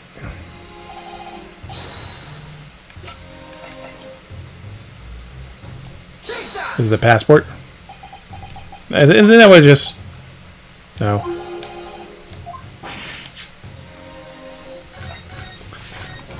Isn't that what I just presented before? Hold it!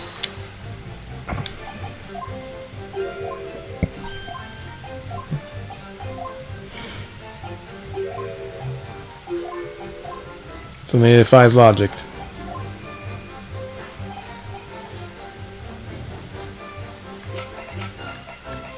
Take that!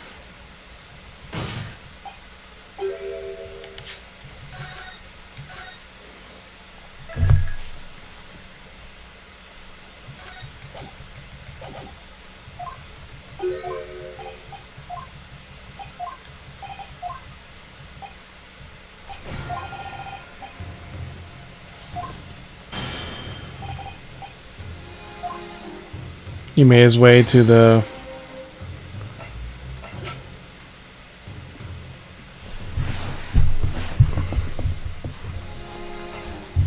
steamship to France. So what is this inconsistency now?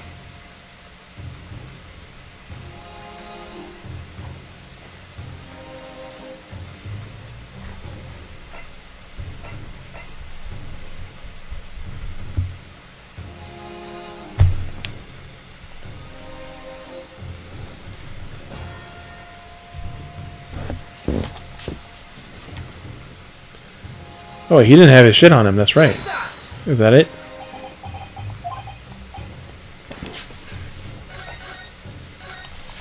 He didn't have his warranty card on him. His warrant card.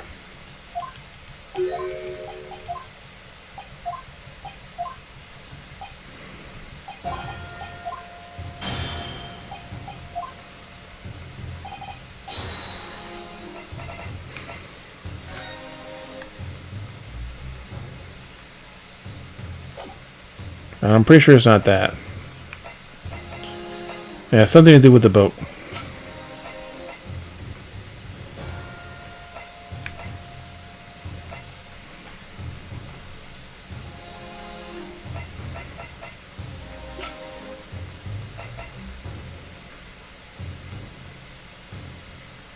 I don't think it's the photograph, but...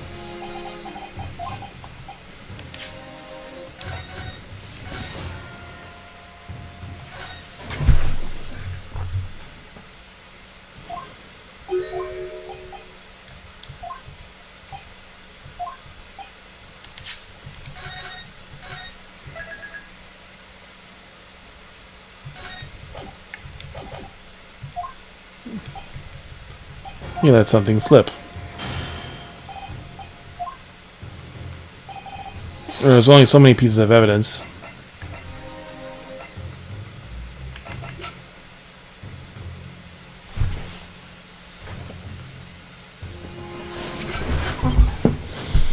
Pretty sure it's not this. Take that! Yeah.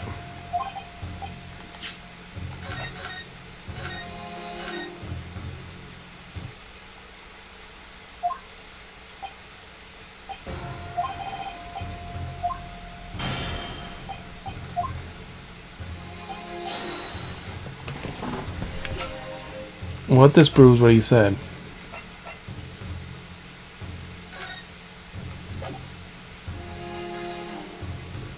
Take that! The trunk. Yep. This little trunk belonged to Inspector Gregson. A metal construction, I said. Yeah, very heavy. What's this? Bloodstain. A relatively fresh one, too. What? You mean that ain't grease from all the boss's fish and chips? Fresh blood in the inspector's trunk. That suggested the victim was traveling with that luggage when he was killed. That cannot be. There was no mention of any trunk in Scotland Yard's report. Yes, there is a reason for that. Immediately after the inspector's body was discovered, one of the street peddlers made off with the trunk, hoping to sell it. But I found it, me, with my nose for trouble. Oh. Which means that nobody should have known anything about the trunk. Unless, of course, they were talking about someone who was present when the victim was killed. I still don't know what he's talking about. And yet, during the cross-examination of the witness just now, you said this, Cosmo. Because at the time he was making his way to the steamship dock to the northern coast of France, shown by the passport found in the victim's metal trunk. That's right, he should not have known of the trunk. So the question is, how did you know about the inspector's trunk?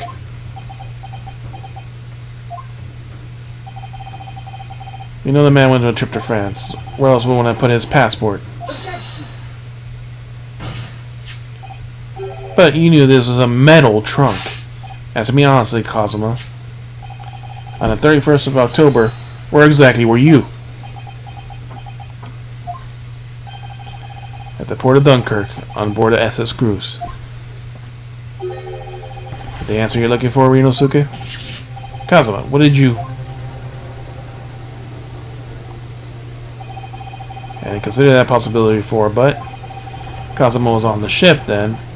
It had only been for one purpose. Oh no, Mr. Naruto, surely you don't think... Come on, Rinosuke, you know the rules. The only thing you have that really talks in this courtroom is hard evidence. Instead of all, Inspector Gregson took some... As I said, Inspector Gregson always took that case when money travels.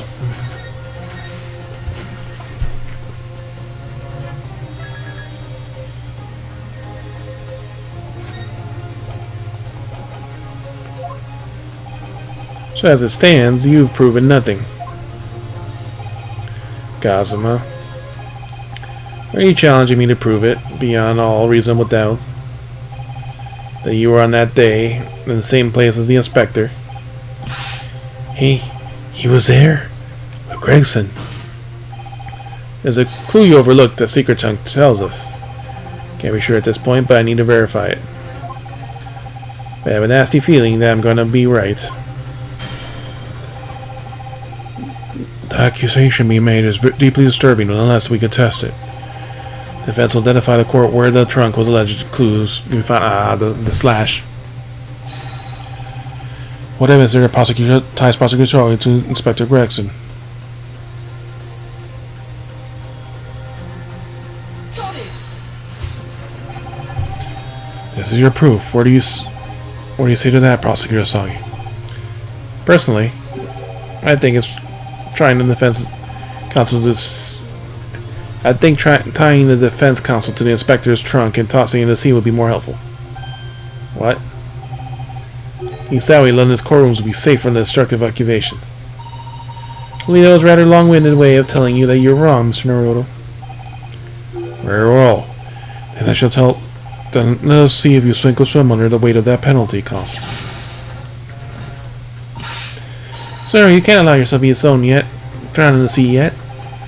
I was hoping to never let that happen, and they're funny enough. That's what identified a clue where this alleged trunk...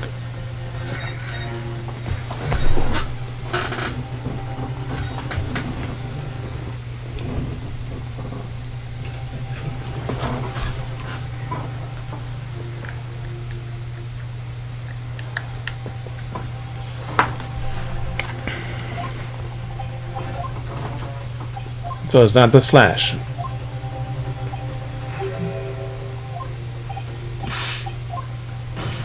It was there.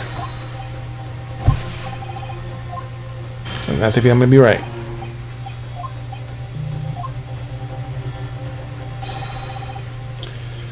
Where is the evidence that ties Prosecutor Sagi to Inspector Gregson? You seen this huge gash across this trucker? Gone right through the letter into the metal again. Gosh, a metal chest like this must have been so badly damaged. Even the gash must have struck the side of the truck with considerable force.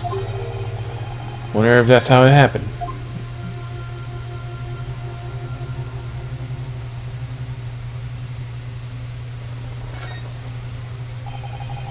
There's dark stain here. Do you think... Yes, I'm afraid so. I think it's blood. You gonna say that? Was present at the scene.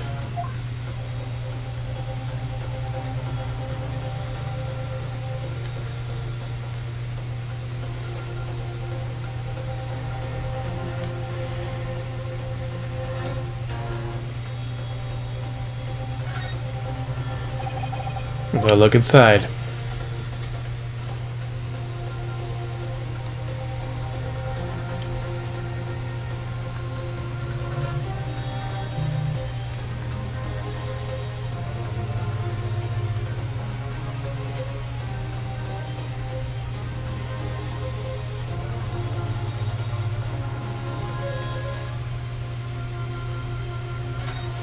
You shouldn't have known about this being in the trunk, though. That's where the trip for France, and when he says permission to applicant in one travel.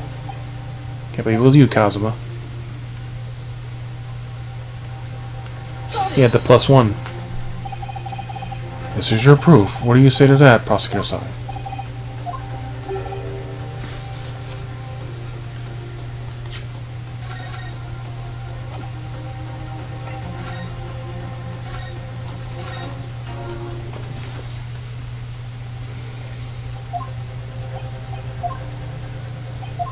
So it's not the...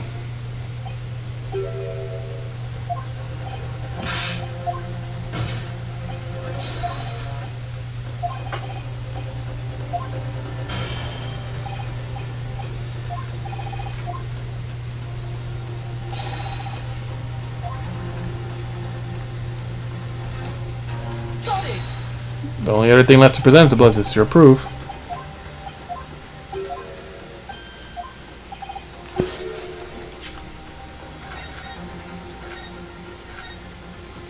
Did I miss the blood stain? I mean the slash the first time?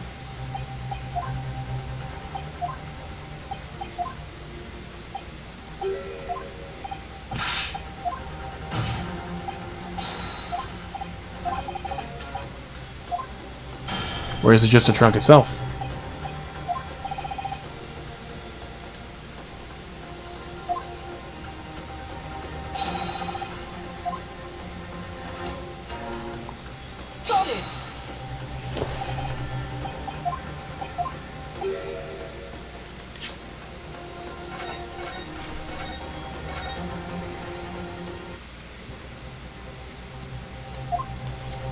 No, Sans, you proved nothing. Send me to prove it, beyond a reasonable doubt.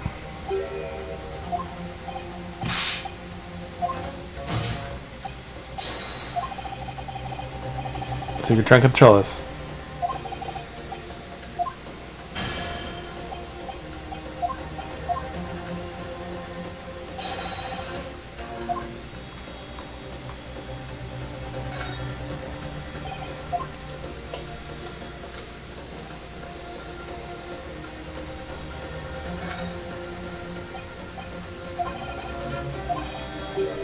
Mission travel, can't believe it was you.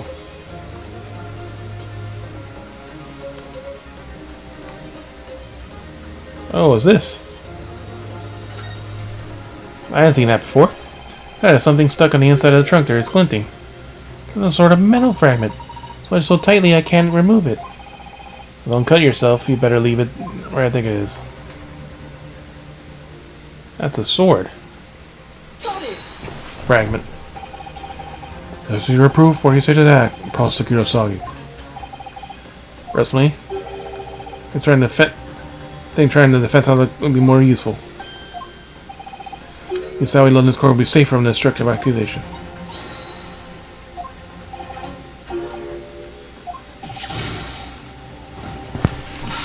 Like, really?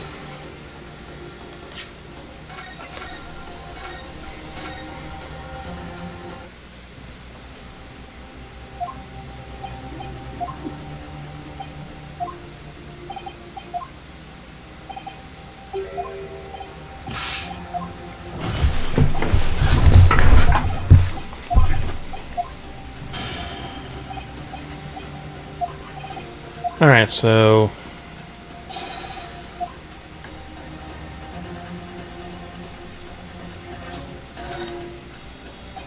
You gash.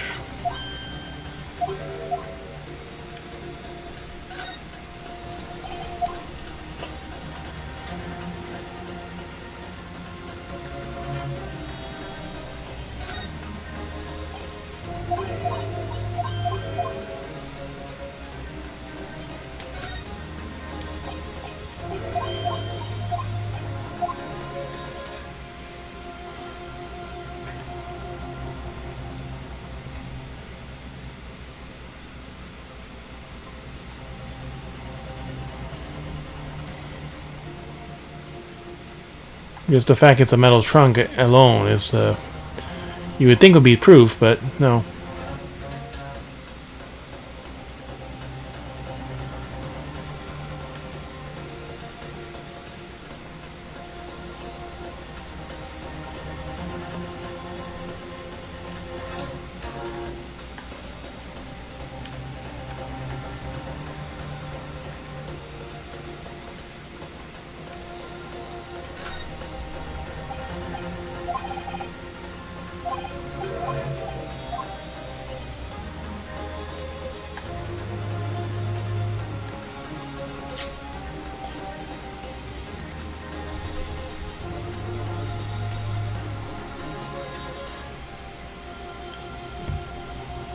Activation S. Guess you get the trunk and tell us.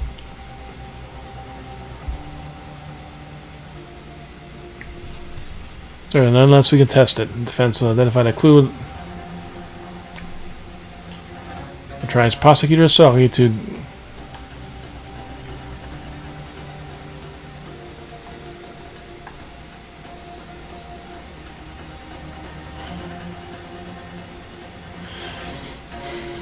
So it's not the gash, it's not the thing. Got it! You would think it would be the fucking thing.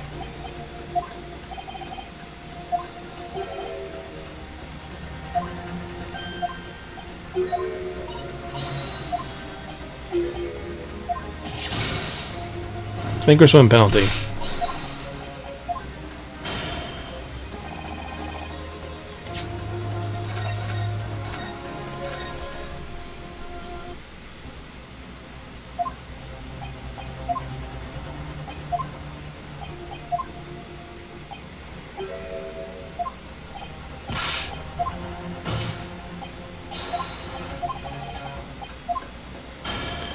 So what's the proof then? Are we missing something?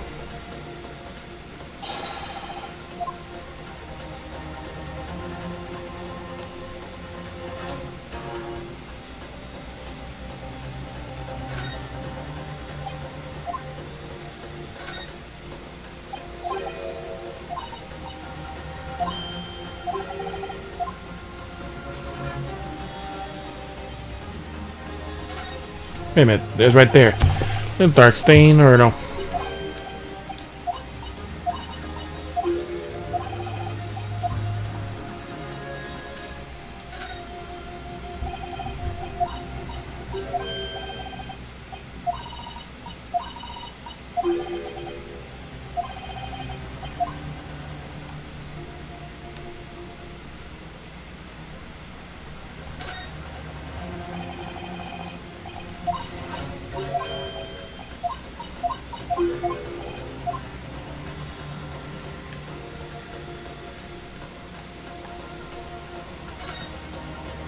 Unless there's a bullet inside.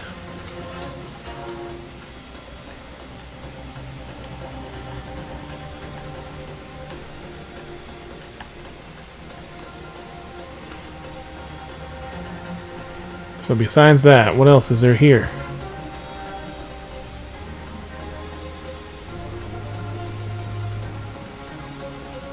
There's nothing inside that we could target.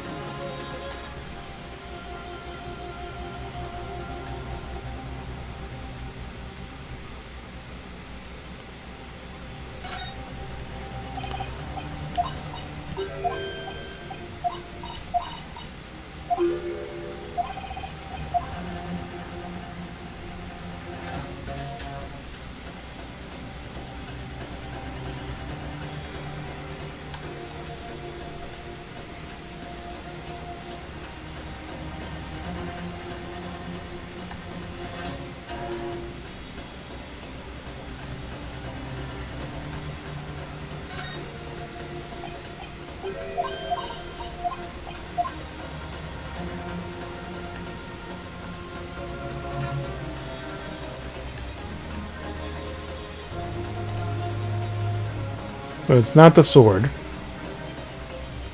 Got it! But now it is? I checked that shit before, but I guess that was on the gash and not the fucking piece of metal. Small piece of metal lodged in the blade of the wall. Lodged in the wall of the trunk here, like a tip of a blade. Eh? A blade? Cosma, slung around your waist as every day. A steam blade karma. Of course it is. You draw it here in the courtroom for all to see. Exercise caution, my learned friend. That man is the son of London's most notorious killer. Bailiff, watch Prosecutor Soggy. I'm sorry. Bailiff, watch Prosecutor Soggy as he like a hawk. That won't be necessary. The tip is missing. Oh no! The tip is broken. If the fragment of the metal of the trunk fits together with the end of the sword, question is who was with the Inspector Gregson will be answered. Agree, Kazuma Asagi?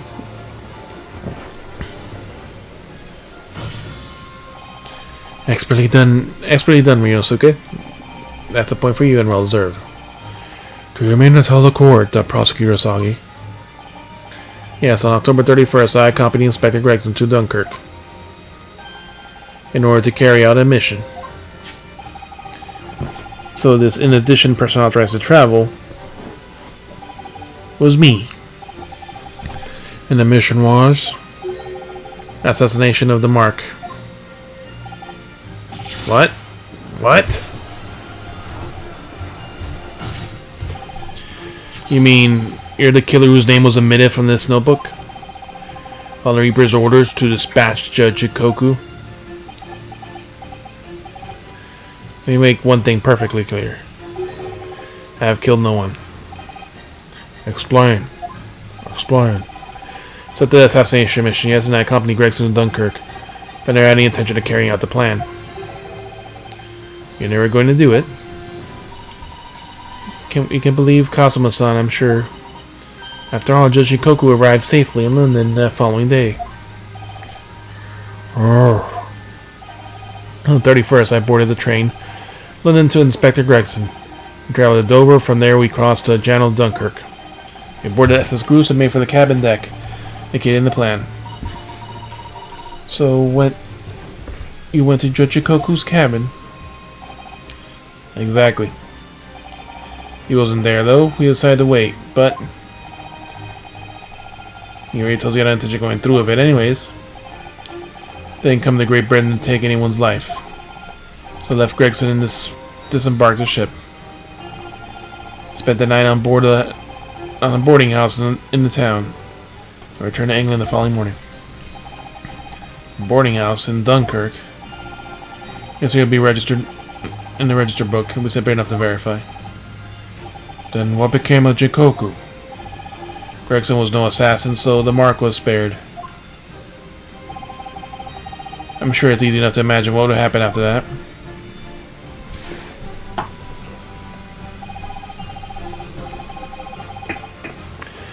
Gregson returned to England, having failed to complete the mission. Now with the Reaper in that room in Fresnel Street, reported to failure. Causing a furious mastermind to pull the trigger. And then this wretched agent's life.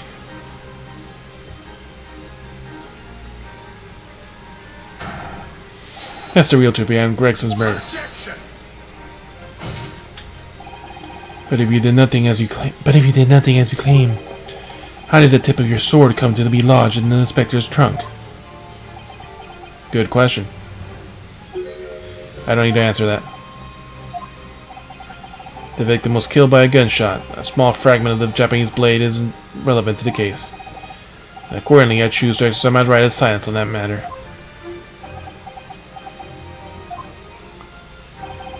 Be that as it may, the court will sequester that sword as evidence. As you wish, my lord. Great Sword Karma has been entered in the courtroom. This blade passed down through the generations of the Sagi clan. The prized sword's tip was as a small piece missing. We must take immediate action now. Okay, page 4.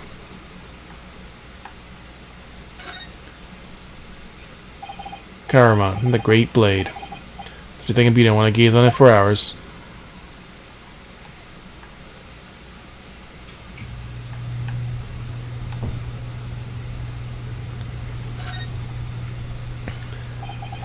The tip of the great sword, broken. Such a shame. It's been so meticulously cared for over the years. Almost can hear Karma's sobs. Gotham must have really taken a swing for that to happen.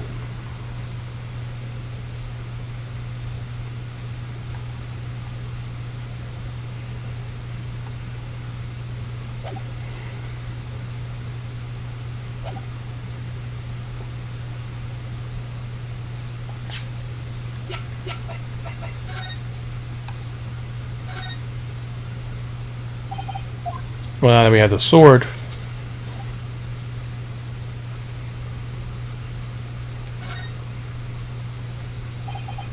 tip of Karma says it's broken. Kazuma's swordsmanship is second to none. I can't believe he misjudged like that. But he wasn't in his right mind. He had the full control of his power to stroke, distracting malicious thoughts, perhaps. Been surprising. After all, he was on the assassination mission.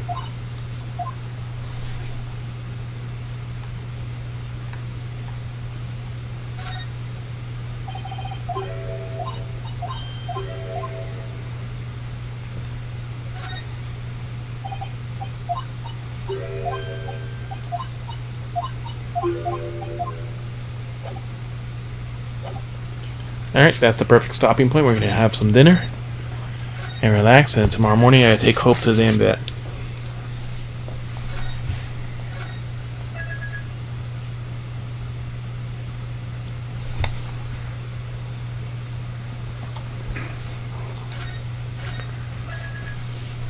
Alright, so good night all. Thank you all for coming in, hanging out, lurking. Hope you have a good night.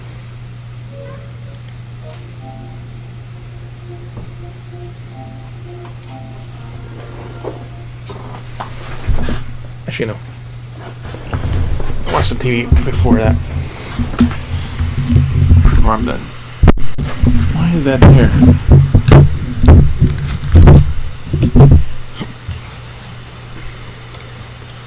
We're going to check out my socials so you can see updated on stream changes and read the random stuff I post.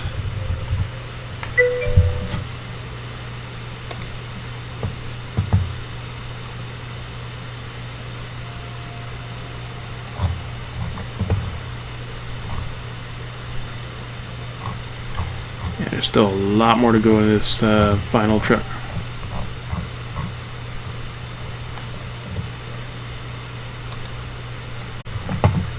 Don't forget my giveaway for the Shin Megami Tensei 3 and 5. Still going on.